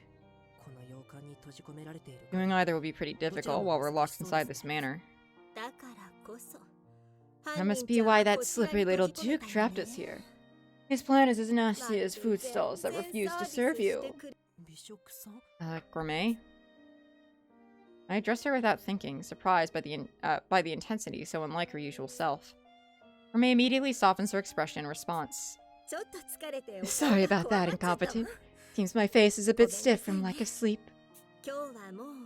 Going to soak in the tub and head to bed. Don't stay up too late, okay, everyone? We all need to work together if we hope to bring Holmes' killer to justice, after all. I'm heading to my room too. I've got something I want to prepare for tomorrow. I'll see you guys in the morning. Her hair is nice, yeah. With that, Techie and Gourmet exit towards the back of the entrance hall. Downtown, Rowdy, Armor, and Doleful and myself remain behind. Incompetent? I'm so sorry. What do you mean, Doleful? Doleful walks towards me and suddenly bows his head. I have no idea why he's sorry. What could have happened? What are you apologizing for? Did something happen? Because Chief was killed as a result of my ability. That's why. If she'd been alone, she would have escaped to safety. But I insisted on coming along, and now one's dead because of me. Again. Okay, what if Doleful is the Duke, but like it's not on purpose? Like people just get like tangled up in wire and like dismembered, and like it just keeps happening. I know that's not possible because the Duke like has recorded a message and like loaded and been like really evil on film. However, consider it. Okay, but who was filming? It was a movie studio, and the camera just so happened to turn on at the wrong time. They started broadcasting to the wrong place on accident. It would be like a bit of coffee like spilled in the console or something, you know. And then like a recording from the show that had yet to air played. No, Doleful is doing all this on accident, so bitch is just filming and taking credit. Okay, so Doleful is doing it on accident, but who is filming and taking credit is the real question. Oh, it's Renegade. Oh, evil Yowie! No way. Also, the line "someone is dead because of me again" could be a fun thing to read. If Doleful is indeed evil, that's a fun little sneaky, like, wink wink, nudge nudge on a reread kind of line to me. Doleful. The boy is cowering more than usual. He didn't mention before that his ability drew danger to himself. Maybe that has something to do with why he's so shaken. Keep your chin up, Doleful. Huh? I don't know what happened in your past, but this wasn't your fault. In fact, you and Renegade bought us some time, remember? If you hadn't slowed that thing with those rocks, I know for a fact that none of us would have survived. That slight delay was what allowed Armor to catch up in time to coordinate with Rowdy and Gourmet. While I was frozen in place, Doleful and Renegade assessed the situation and immediately sprung into action. Two top-class detectives like them are more deserving of admiration. If anyone's at fault, it's me, the one who stood there doing nothing. If I were stronger, I might have been able to protect Holmes. Nay, what a falsehood, sir, incompetent! Huh? What? Armor suddenly envelops Doleful and me in a strong embrace. It was my duty to protect the chief, yet I was failed most shamefully. The fault lies with me for failing to keep her safe. Was it not you, sir incompetent, who gave me such confident direction in our time of need? Confident direction? Oh, that's right. You mentioned having plasma knuckles back in the basement. Yeah. We watched this already.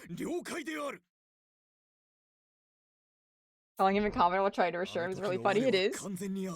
Under duress, I had forgotten my features, the features my armor possessed. Your reminder was a tremendous boon. No, that was just me panicking. If anything, I was counting on you to save us. How wondrous it is that you were able to direct me so swiftly. You knew even better than myself what action I should take. I shall be forever in your debt. Fear not. As from here on, I vow to protect your life. Okay, that's enough, guys. Can we put this kibosh on this? Can we put the kibosh on this pity party already? Ow. Ow. Really annoyed. Downtown gives us each a smack on the head. Like, I know you're bummed about seeing her die and all, but real talk, what's the point of trying to take the blame? Sure, licking your wounds might make you feel better, but that's it. What we need is to think about where to go from here. Yeah, you're right. Oh my god, you're apologizing again? You say sorry way too much. No more sorries around me, Kay. No more time and you're gonna get a tongue piercing. What? Huh? A crazy threat? I'm so... no, Doleful, stop, you can't say it! Downtown giggles as she watches me bring Doleful to a skidding stop. The plot twist is that Doleful wants the tongue piercing.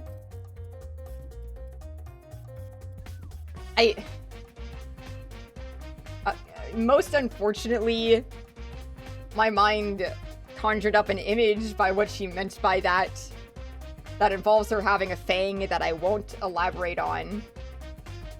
But anyway, maybe Doleful and her should kiss. Maybe I'm just shipping Doleful with everyone. What about that? Yo, I'm heating up some grubs at the dining hall. Anyone fixing to join? You never did finish eating, right? Doleful should get piercings, I agree. Actually, yeah, now that you mention it. This would be a nice change to chow down and hash out our next move. Who knows, maybe we'll come up with something good. An excellent proposal, Lady Downtown. Without sugar, my brain lacks proper function. If everyone loves Doleful, maybe that'll fix it. Maybe it does.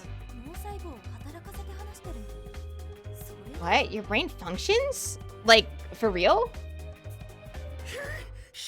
How cruel, my lady! My brain is perpetually operating at full horsepower. It simply gets poor mileage. I think good options that are her age in this game.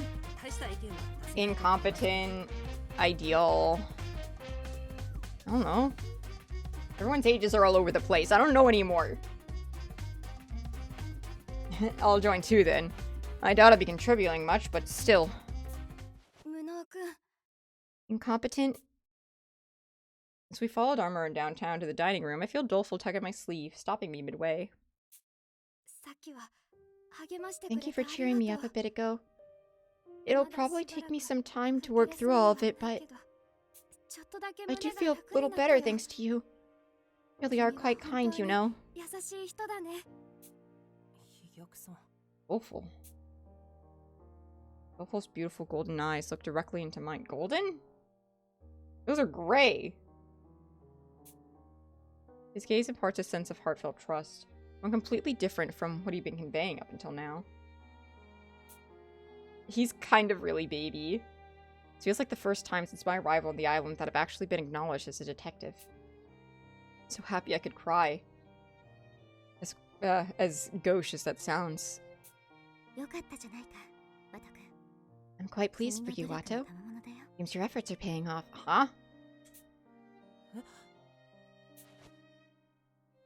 I heard a familiar voice right behind me and quickly spun around. Are we haunted? Beyond the voice is nowhere to be seen. Is it just my imagination? There's nowhere to hide around here, so it must have been in my head. Had to be. Either that or we're hallucinating, either one. Incompetent. Why did you turn around so suddenly? Here's where I admit something. I'm completely a sucker for this kind of archetype. Also a massive Bayonetta fan in Three Houses. Or Bernadetta. Bayonetta is a completely different thing. Bernadetta. I know nothing about any Fire Emblem. But, oh my god, he's so cute. He's so cute. Can I, like, put him in, like, my handbag? And, like, keep him safe? Sorry, I thought I heard something. Don't worry about it. It makes me happy to know my words could help. I'm hoping to learn all sorts of things about being a detective from you going forward. And I'd be happy to teach you, as long as you're alright with that, I mean. But, could I just ask one thing in return? Yes, of course. Whatever you need, odd jobs, chores, anything at all. Nothing so serious. I just like if you could be a little more casual around me. Casual? What do you mean? Let's keep talking in the dining room. I'm sure the others feel the same way. Like Mikuru. Doleful Detective and I joined the others in the dining room and began preparing the food. We reheat the soup, lightly toast the baguettes in the oven, and divide the salad between us. Then we gather around the table and, following Downtown's lead, dig in. Like this archetype what is a girl, but Doleful is a boy and he has cuties? Okay, but what if he's what if he's transmask? Does that make it different?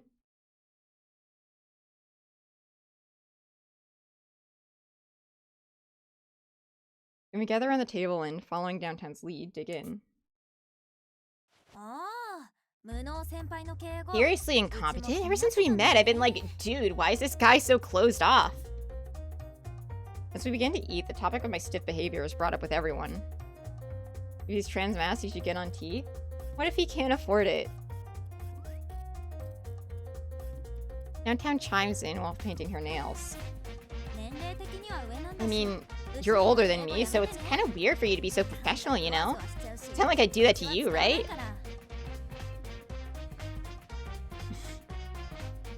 But non-medically transitioning trans people, but not Doleful. What the hell? Mean to him. But everyone here has had a longer career as a detective. All I am is the newbie. You worry too much. I'm just a middle schooler and I don't worry about all that junk. You'll call senior pops and all that, see? Like, you'd never respect a hierarchy. A wild child like you wouldn't know jack about social stratification. Stratification? No clue what that means, but I like the sound of it. Ready, detective, at your service. Stick with me and I'll send you on a stratification. That just sounds like you're a mobster threatening to put me 6 feet under. The words you choose matter not. What is of true import is that you respect your fellow man. I, for one, feel that Sir Incompetent does indeed respect me. Nay, all of us. One need to get in a lather over their manner of speech. I think that feeling matters most as well. We're close in age, so let's keep it casual. It'll be easier that way, right, Incompetent? I guess, but still. Downtown, who is seated next to me, throws her arm around my shoulder as I mumble. Alright, that's that. Next time you act all stuffy with us, Rowdy gets to punch you. Does everything need to have a punishment attached? Is it really that big a deal? Chill out, dude. We'll let Doleful be part of this too. Me? Why? Cause you do the same thing, duh. You're all monkey see, monkey do. What's that supposed to mean? Relax, I won't have any trouble smacking you. Just don't actually hit me. Doleful cries out with remorse, his voice echoing through the halls of the manor. Sir Incompetent, you've touched an area scrap of your suffer. Are you unwell? Armor, who is also seated beside me, shoots me a worried glance. Seems he's noticed that I haven't taken so much as a bite yet. I'm fine. Thanks. I only need to eat, but my body just won't cooperate. One can scarcely blame you for that, after what we bore witness to. Armor places a hand on his helmet. The faint scratch where his temple would be. Did the black machine give you that scratch? Indeed it did. I troused myself invincible so long as I wore this armature, only to be struck by a bitter blow, healing over.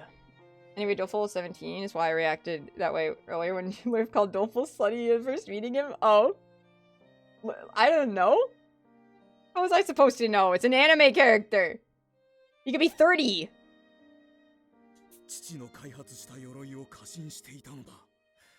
I relied too heavily upon the suit my father crafted. I sought to become the perfect armor, immovable, indestructible, and foolhardily blunder. Amar clenches his fist as he speaks. His steel-wrapped fingers creak like an anguished moan, stifling its despair. An anime character, you would never be 30, you never know. You never know. He could have been in his 20s. I mean, like...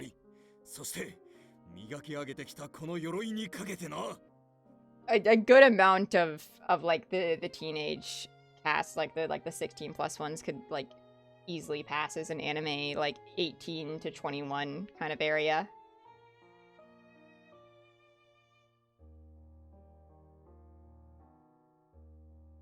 Besides, like, regardless of that, the artist did draw him slutty. Like, that's just a fact. That has nothing to do with me. Yeah, it's just true. I'm just making an observation, you know?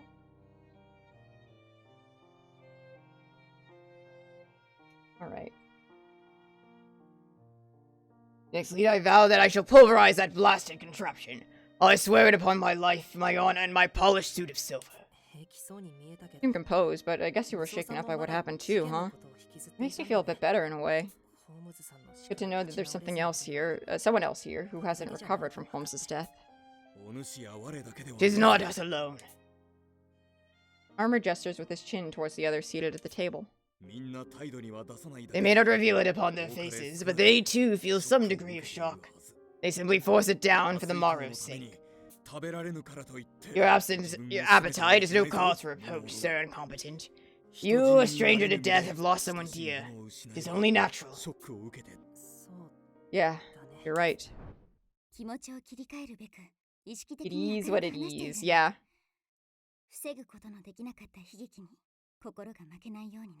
Such cheers and We've already gone through this shit. We were just here. I recall Holmes's words from no more than a few hours ago. He had such high hopes for me, but we were parted for good before I even had the chance to lift them up. So now there's only one thing I can do. No time for me to complain about how hard it is to eat. I lift my spoon, which had been sitting idly this entire time, and slurp up a mouthful of soup. It tastes good. I can smell its aroma, yet the flavor is cold and lifeless, as if my body is rejecting it. I tense, forcing myself to swallow.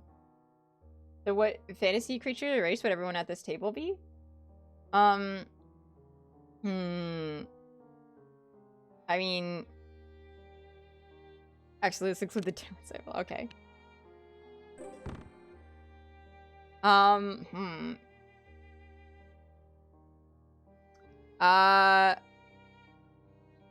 Giving half-elf energy? Full elf. Tiefling. Elf. I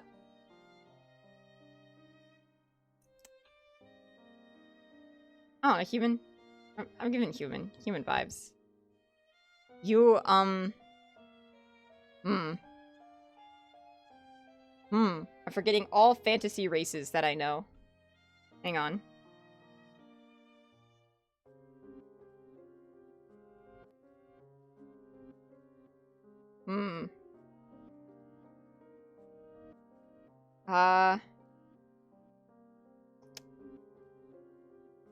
We can go. She's a dwarf? I could see dwarf. Either dwarf or human, but I would probably lean human. He gives me gnome energy. I can't say why. Other than Lurf, cannot be a dwarf. Yeah, that's why, because like dwarf gives short energy. Actually, no, not a gnome. I mean, I would also say human for him. He's just such like a normal man. However, you give gnome energy, like gnome or halfling energy. You feel very small. I'll say halfling. You can be a halfling. Halfling or half elf, but probably halfling. Because halflings have little, like, luck energy, right?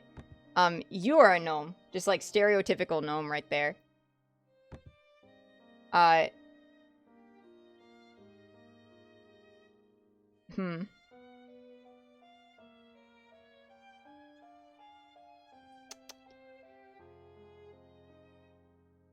Also gnome. Why am I saying that? Because she's small. You know what? She's well read. She's well educated, and elves have that air about them. Her. Oh. No. She's also giving tiefling energy to me. This guy's just some living armor. Listen. Also tiefling energy. And, he can be an orc or something. That's the vibe. Armor's a warforge?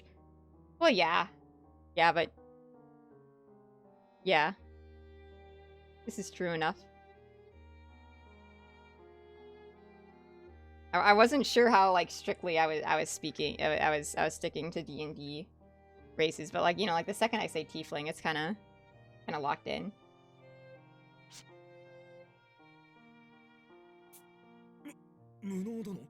Sir Incompetent, is something amiss? You needn't strain yourself. I'm fine. Yeah, the second I say tiefling, it's just D&D. I gotta eat. I gotta eat if I want to get strong. Nah. I said she could be an elf.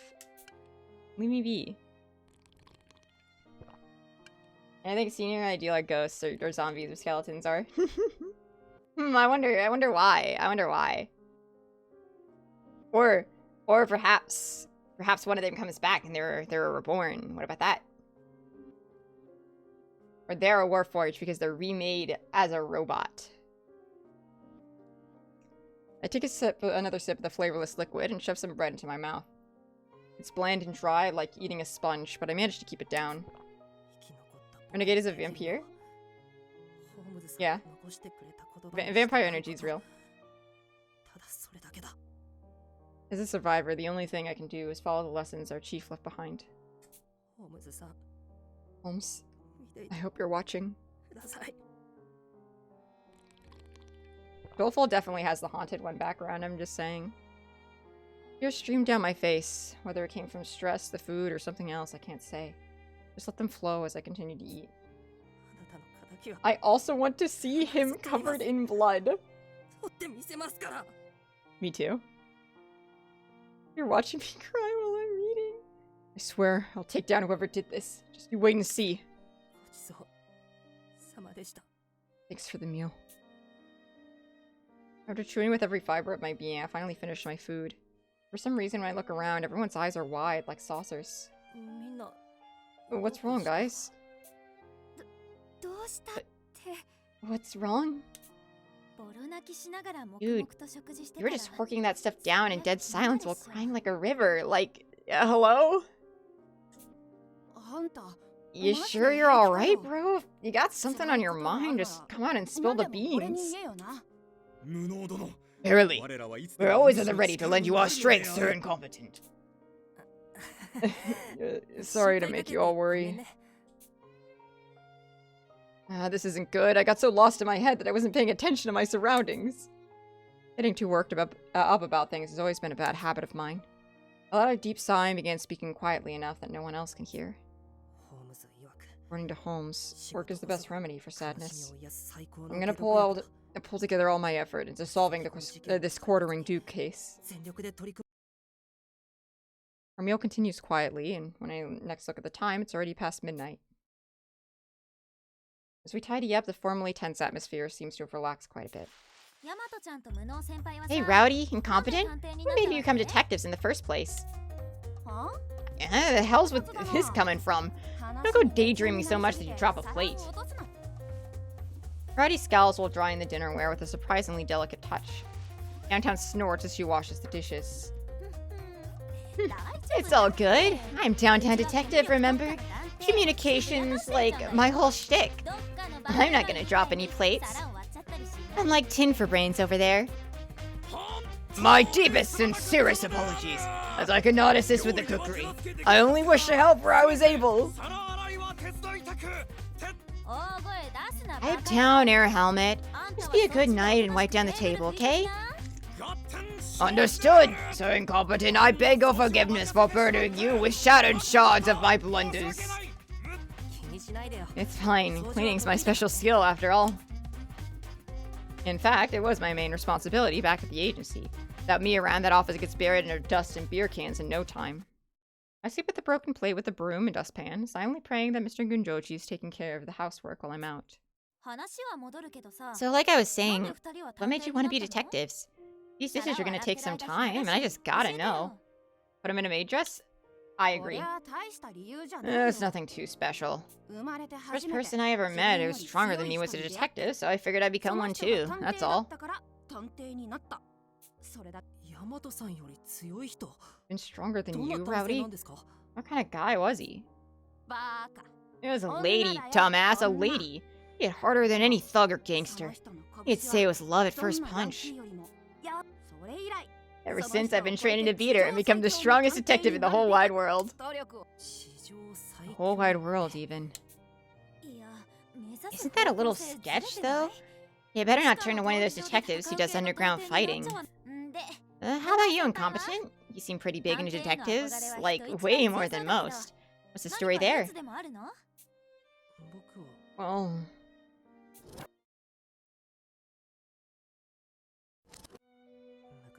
A long time ago, I witnessed my friend's murder. Ever since, I wanted to become a detective who could protect others. Oh, jeez. Sorry for making you trudge that back up. Oh, no, it's my fault for making things so heavy. I haven't exactly reached that goal yet, so I'm mostly saying this as a way to push myself. That way I can work towards getting stronger. I don't know. The fact you can think of it that way tells me you're pretty strong already. Come again? Nah, ignore me. It's nothing important. Hey, what's the big idea making us do all the talking? How about you tell us why you're a detective downtown?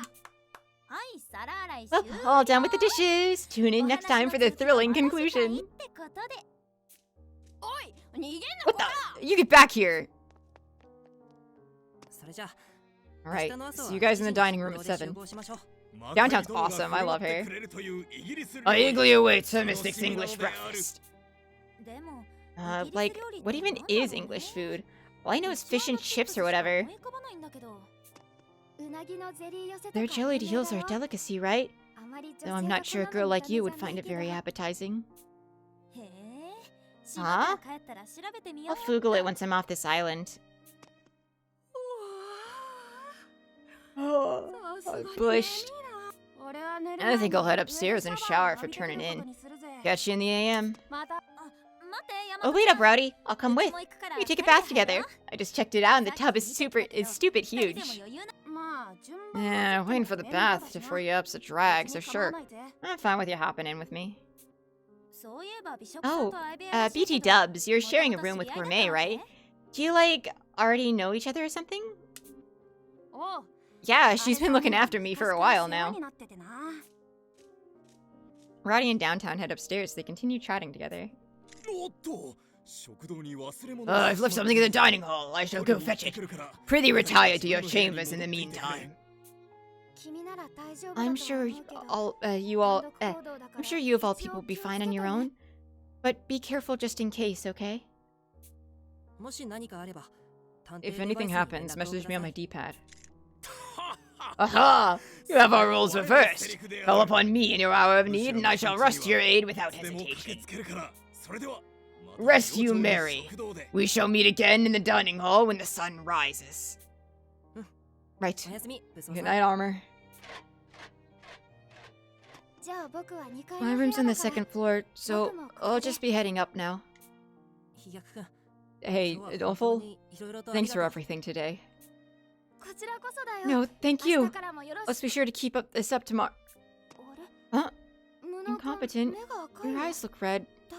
Are you alright? I don't know, Doleful. Maybe it was the crying during his entire meal thing. Huh.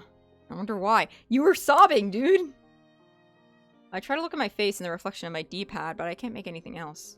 My eyes must be bloodshot or something. You're probably just tired. Go get some rest. Yeah, I will. Night, Doleful. Good night. See you tomorrow. This is our wholesome yaoi, until Doleful turns out to be evil, of course. I leave Doleful and head to the first floor room where Holmes was intended to stay. I exit the room and head down the hall until I reach 3 doors, one of which leads to my accommodations. Now that I'm alone, I finally feel sleepy. My anxiety must be calming down. I'm pretty confident that I'll knock out the second my head hits the pillow. I feel a little guilty using the room meant for Holmes, but I'm grateful all the same. Fighting to stay awake, I open the door. Yeah, 随分と長く話し込んでいたね、ワト君。 Huh.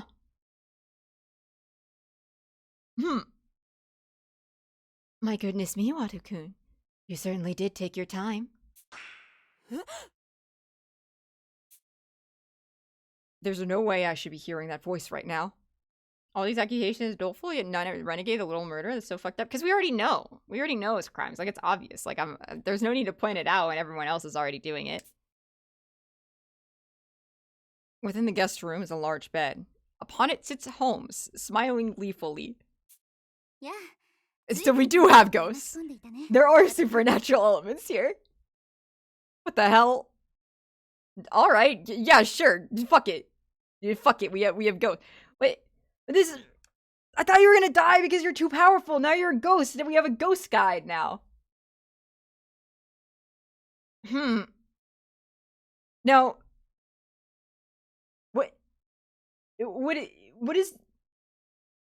What is the narrative purpose of doing something like this?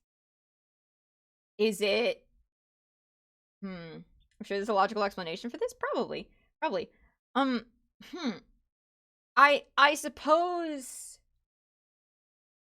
So either this is a situation where Ideal is just, like, a ghost, and it's just, like, a thing, but she can't, like, interact directly with stuff. Or... this is only Watto can see her due to their bond thing, or maybe her strong feelings towards him or something. And well, he could be hallucinating. Hang on, I'm figuring out what the narrative is trying to do. Give me a second. All right, God. All right. So, if it is only Watto that can see her, and she is real. It could be that she died so that Watto doesn't have, like, an instant, like, everyone do what I say and listen to me and shut up button.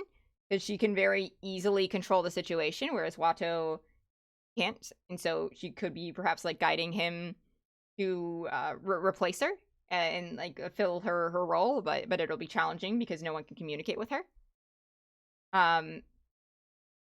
Of course, it can also be a hallucination thing. Also not sure what the point of that would be, though. I can't see, like,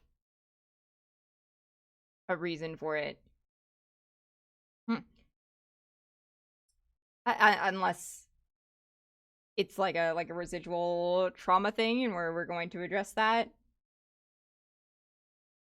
I don't know, but, like, the whole reason I thought she was going to die is because I thought she was narratively too powerful. So I guess maybe being dead, but, like, being a ghost is a gentle nerf.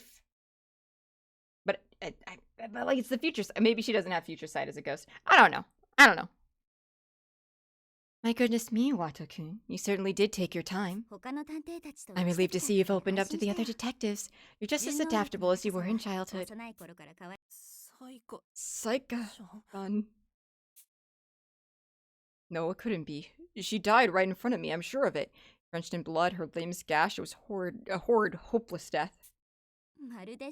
What's wrong? You look as if you've seen a ghost. Though to be fair, I am dead, so I suppose that's technically true. True. Oh, that's a fun CG. Ah, that's fun. I like that face quite a bit. She looks so silly. On the bed, Holmes gently floats into the air. What's more, her body is slightly translucent, to the point where I can see the wall behind her. What's this? What's going on? My drowsiness is gone in an instant, yet it feels like I'm already dreaming. Oh, wait, that's it. This is a dream. It has to be. Yeah, I'll just pinch my cheek and... Darn it. I don't have the strength to make it hurt. Alright, once more, with all my might. This isn't a dream. But how?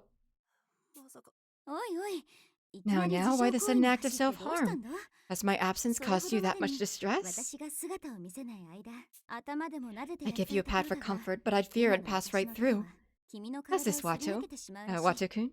Can you feel my hand sticking into your head? She's kind of silly. I kind of adore her, still. Well, I'm actually really glad we didn't lose her. Evidently not. What a shame. I was so looking forward to coming up from behind and giving you a good stare. I tell you, Wato-kun, being a ghost certainly has its inconveniences.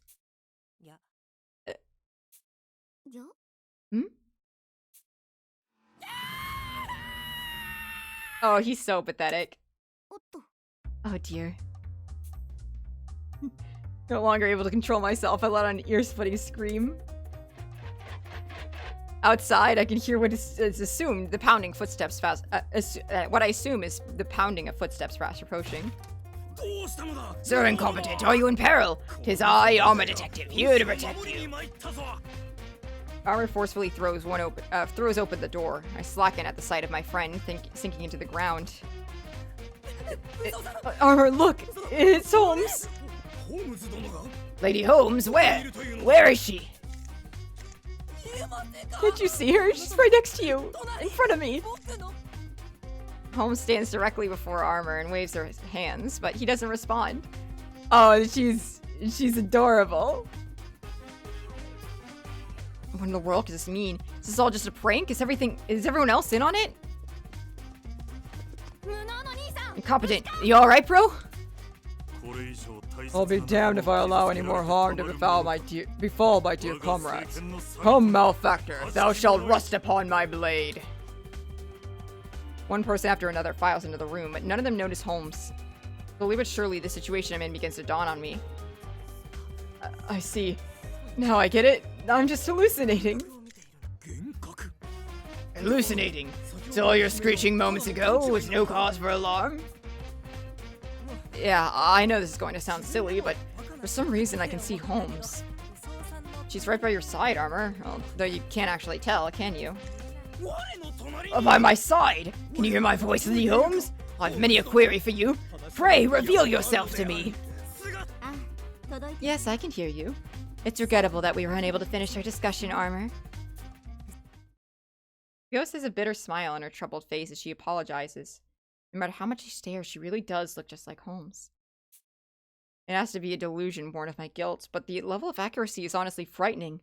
I think I've become this mentally invested. Sorry for causing a scene. Also note on sorry for not being able to finish the conversation earlier. And that bitter smile, I wonder what that was about. Sounds important. Keeping that in my vault. Main thing is you're safe. Just keep that head screwed on. I've seen this happen out in the wilderness before. Even normal stuff feels freaky when your brain's all jumbled. You end up making phantoms out of molehills. Thanks, Rowdy, but I think the expression is making mountains out of molehills. I feel a bit uneasy correcting her mistake. An angry Rowdy is way scarier than any phantom. Was it truly just a hallucination, incompetent detective? Yes. I think so. Mystic stares me down skeptically. Seems I'm under suspicion, but that's only natural after I gathered everyone here with my screaming, just to write it off as a delusion. Be careful. Even I think my words sound dubious. If this keeps up, I'll lose what trust I have in no time. I'd like to make this clear since you seem to be mistaken, but I'm not a hallucination, you know? Holmes's face suddenly appears from behind Mystic. Dull as I am, I hide it from my face and whisper quietly to myself. Mind reading too? Yeah, I'm definitely hallucinating.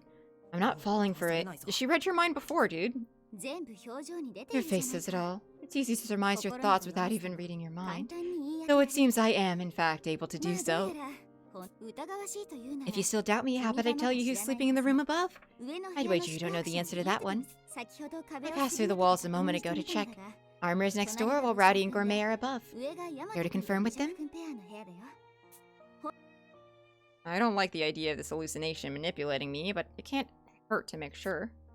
He's probably wrong anyway. I'm gonna get this sorted out. Rowdy? Armor? Which rooms are you two staying in? I haven't added the blue question, but the one right above us. What's it to you? My chamber is right beside yours. Should you truly encounter a threat, I shall, as ever, hasten to your aid. Pray set your mind at ease, good sir. I see. You believe me now? Holmes wears the same impish grin she had when she was alive. Plus the same face, voice, and so forth. It's enough to make my head spin. My eyes and ears are playing tricks on me. This can't be the real Holmes.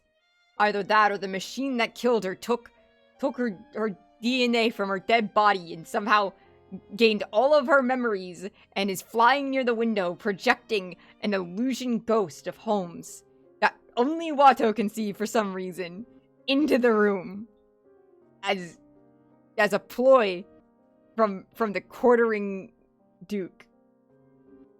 Highly impossible. I fully believe Ghost. The room thing basically proves it. She's fun. Glad doesn't damper her spirits. Yeah, she's silly. I'm glad her whimsy is kept. She was killed, murdered in cold blood, right before my very eyes.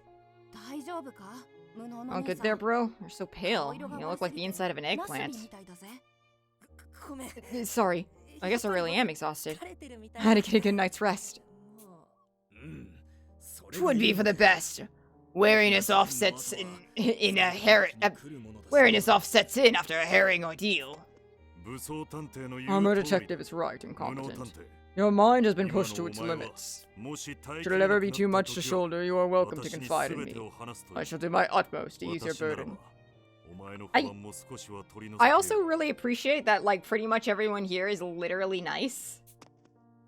Like, yes, they, like, you know, blamed him for murder, but, like, that was, like, reasonable suspicion, and, like, after, like, you know, figuring out that it probably wasn't him, or at least, like, putting that on the back burner, like, everyone's been, like, super chill and nice, aside from, like, Renegade. He's just a sussy baka for a brief moment, yeah. Are you alright, incompetent? Still got all your limbs on, dude? That's a little much, don't you think? You can clearly tell he's still alive. And never this common rabble to cause me distress. How deplorable. It took around 15 minutes to explain the situation and apologize for the gathering crowd, to the gathering crowd. After more or less wrapping things up, the others returned to their rooms and left me to my own devices. Or so I thought. That ghostly girl was still in front of me. After correctly locating the others' rooms, I'm starting to believe she's the real deal. If Holmes actually had survived, if I could get the chance to apologize to Saika-chan, I'd be happy beyond words. Why is she itty-bitty? She's just a little itty-bitty. Happy beyond words, I suppose that makes the two of us. Reading my mind again. I guess I really am losing it. No need to be hasty. Admittedly, even I don't fully understand the situation, but it seems to be something quite extraordinary. My apologies for giving you such a fright. Allow me to explain things from the beginning. Holmes speaks calmly, as if there's nothing out of the ordinary about what's going on. To summarize, I, Sayaka Sharonford Holmes, appear to be a residual memory of sorts. Or, to put in simpler terms, a ghost. A ghost? You mean they actually exist? Who can say? While I may be a seasoned detective, I've only been a ghost for 2 hours. I'm just as clueless as you, so please save your inquiries. As I'm hard-pressed to describe it in any other way, however, I've opted to go with the term residual memory. Isn't that a little careless? Relying on hypotheticals for things you can't explain, I mean? You're a fan of mystery novels, yes? Then surely you're quite familiar with this Holmes quote. When you have eliminated the impossible, whatever remains, however improbable, must be the truth. In other words, once the facts have been disproven, all other options... Once the facts have disproven all other options, that means that which remains must too be fact, no matter how unrealistic it appears. That line comes from the second Sherlock Holmes story, The Sign of the Four, where Watson is befuddled by a seemingly impenetrable room. Watson then notices the possibility he had overlooked, that the criminal had escaped outside without ever touching the floor. It was a quintessential approach for Holmes, who presented conclusion after conclusion that common sense would never produce.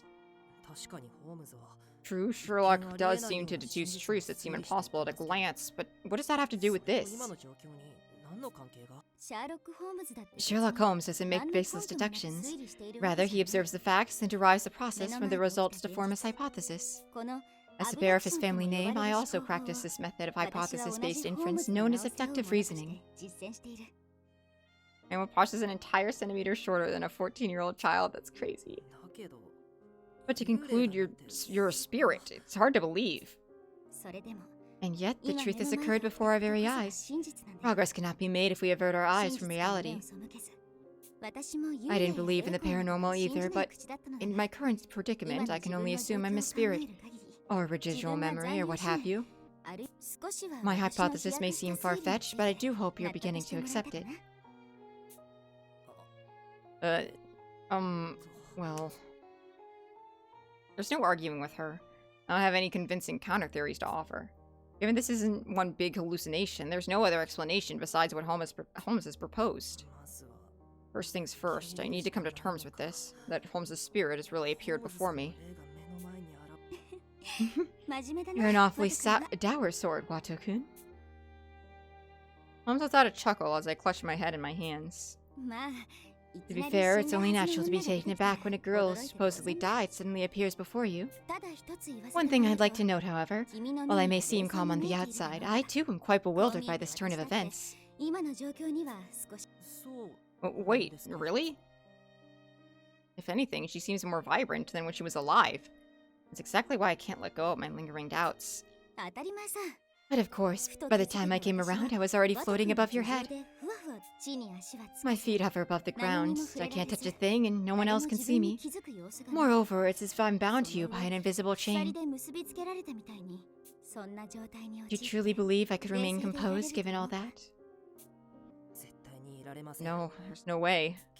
If I were in your shoes, I wouldn't know what to think. I would have called out to everyone I could find and worked myself into a panic. I couldn't help but call out to you either.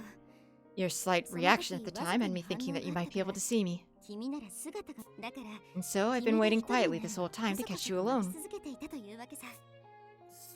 Now that you mention it, I did feel as if I heard your voice in the entrance hall. It really was you. Forgive me for startling you.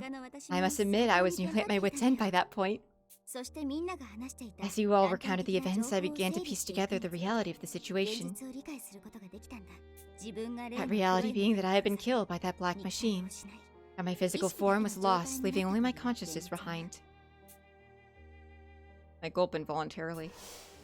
It isn't simply that Holmes is ordering me to accept reality. Rather, I'm coming to terms with something as complex as death. Despite being the same age, I am once again made aware of how different we are as individuals.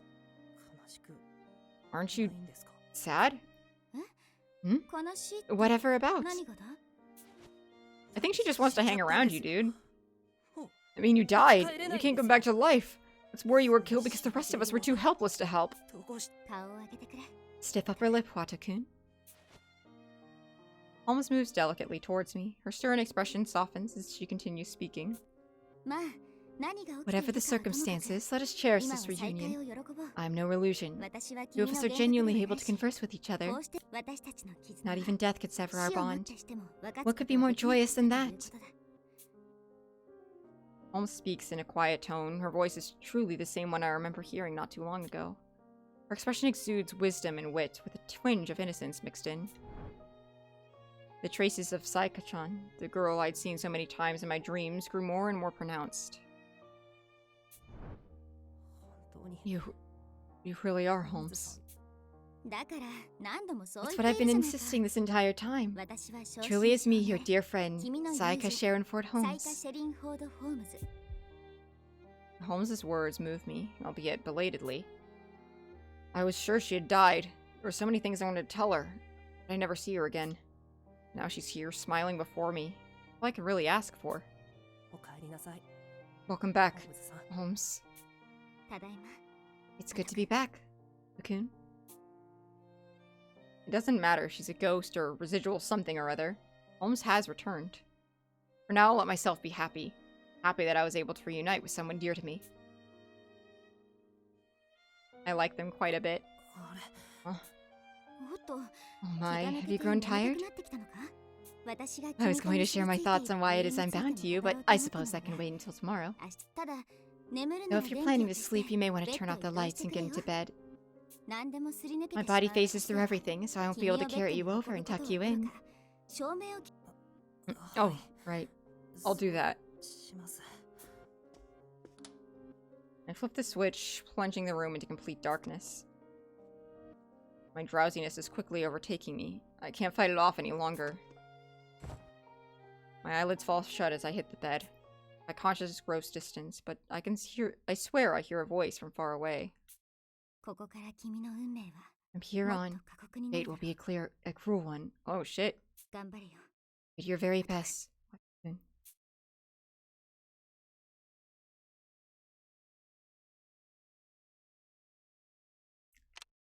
I think that's a great stopping point. That's an excellent stopping point.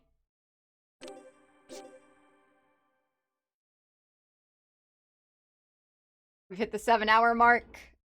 I am tonguey. I'm gonna go eat something. My thoughts? I'm really enjoying it so far. I'm not sure about the inclusion of Ghost because, you know, it does make death feel a little wishy-washy. However, it does seem to be like a specific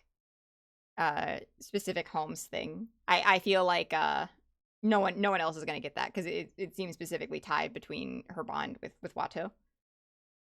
So I'm not too pressed about it. I'm curious to see where it's going and what they're doing with it.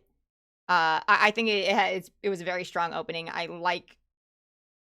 think I just like everyone. I don't think there's not a single character that I'm really like super meh or like actively dislike. I like everyone has their charm point to me.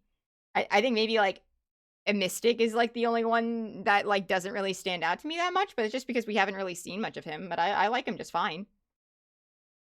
The ideal woman detective will stick with you even after death. True.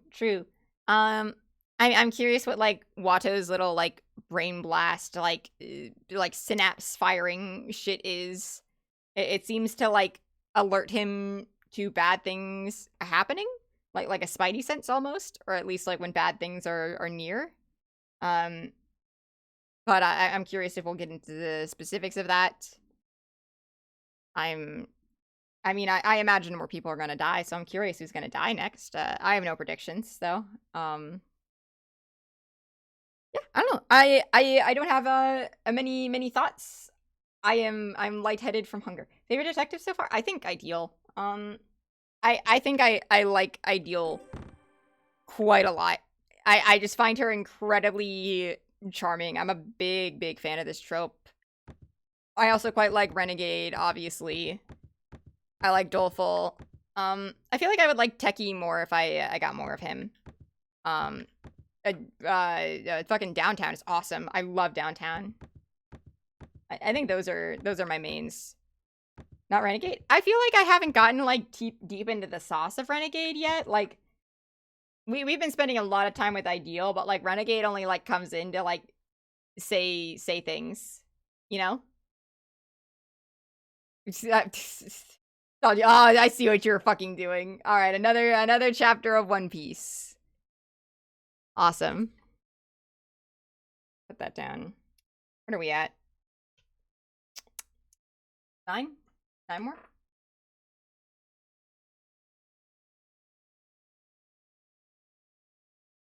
Free out and whatever. Yeah. I think Renegade only comes in to say things that are mildly unsettling. You know.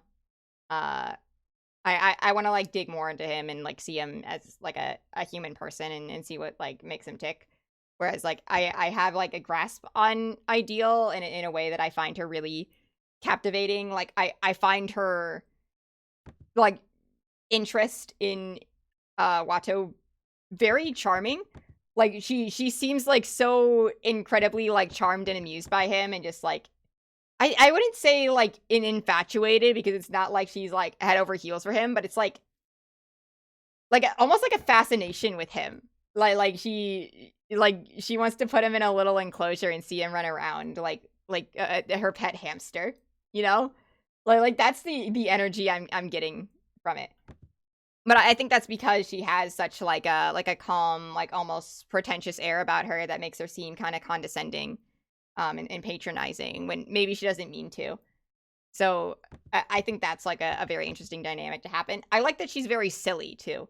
Like she has a lot of whimsy and it makes me joyous. I like that she dies and she's just like, oh yeah, isn't that weird? Why would I be sad? Why would I be sad about that? I get to hang out with you.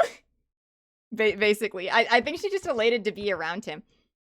Like I'm curious if she's just like been putting on a face like this whole time for everyone else and she hasn't really cared.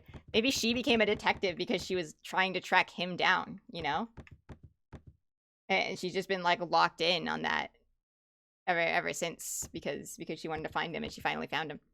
You could so easily take over into Yandere, in which case we really are, right, Nikki? Yeah, I'm not quite getting the Yandere vibes yet, but like she definitely could. She's very dare. Not so much the Yan. But like if she was alive and Competent was in danger and the only way to save him was to pull out a knife, I think she would stab someone. I think she would. I can see it. Anyway, that'll be all for me tonight. Thank you very much for joining me on this impulse thing. Well, we'll continue this next time, whenever that is. Have a good night, everyone.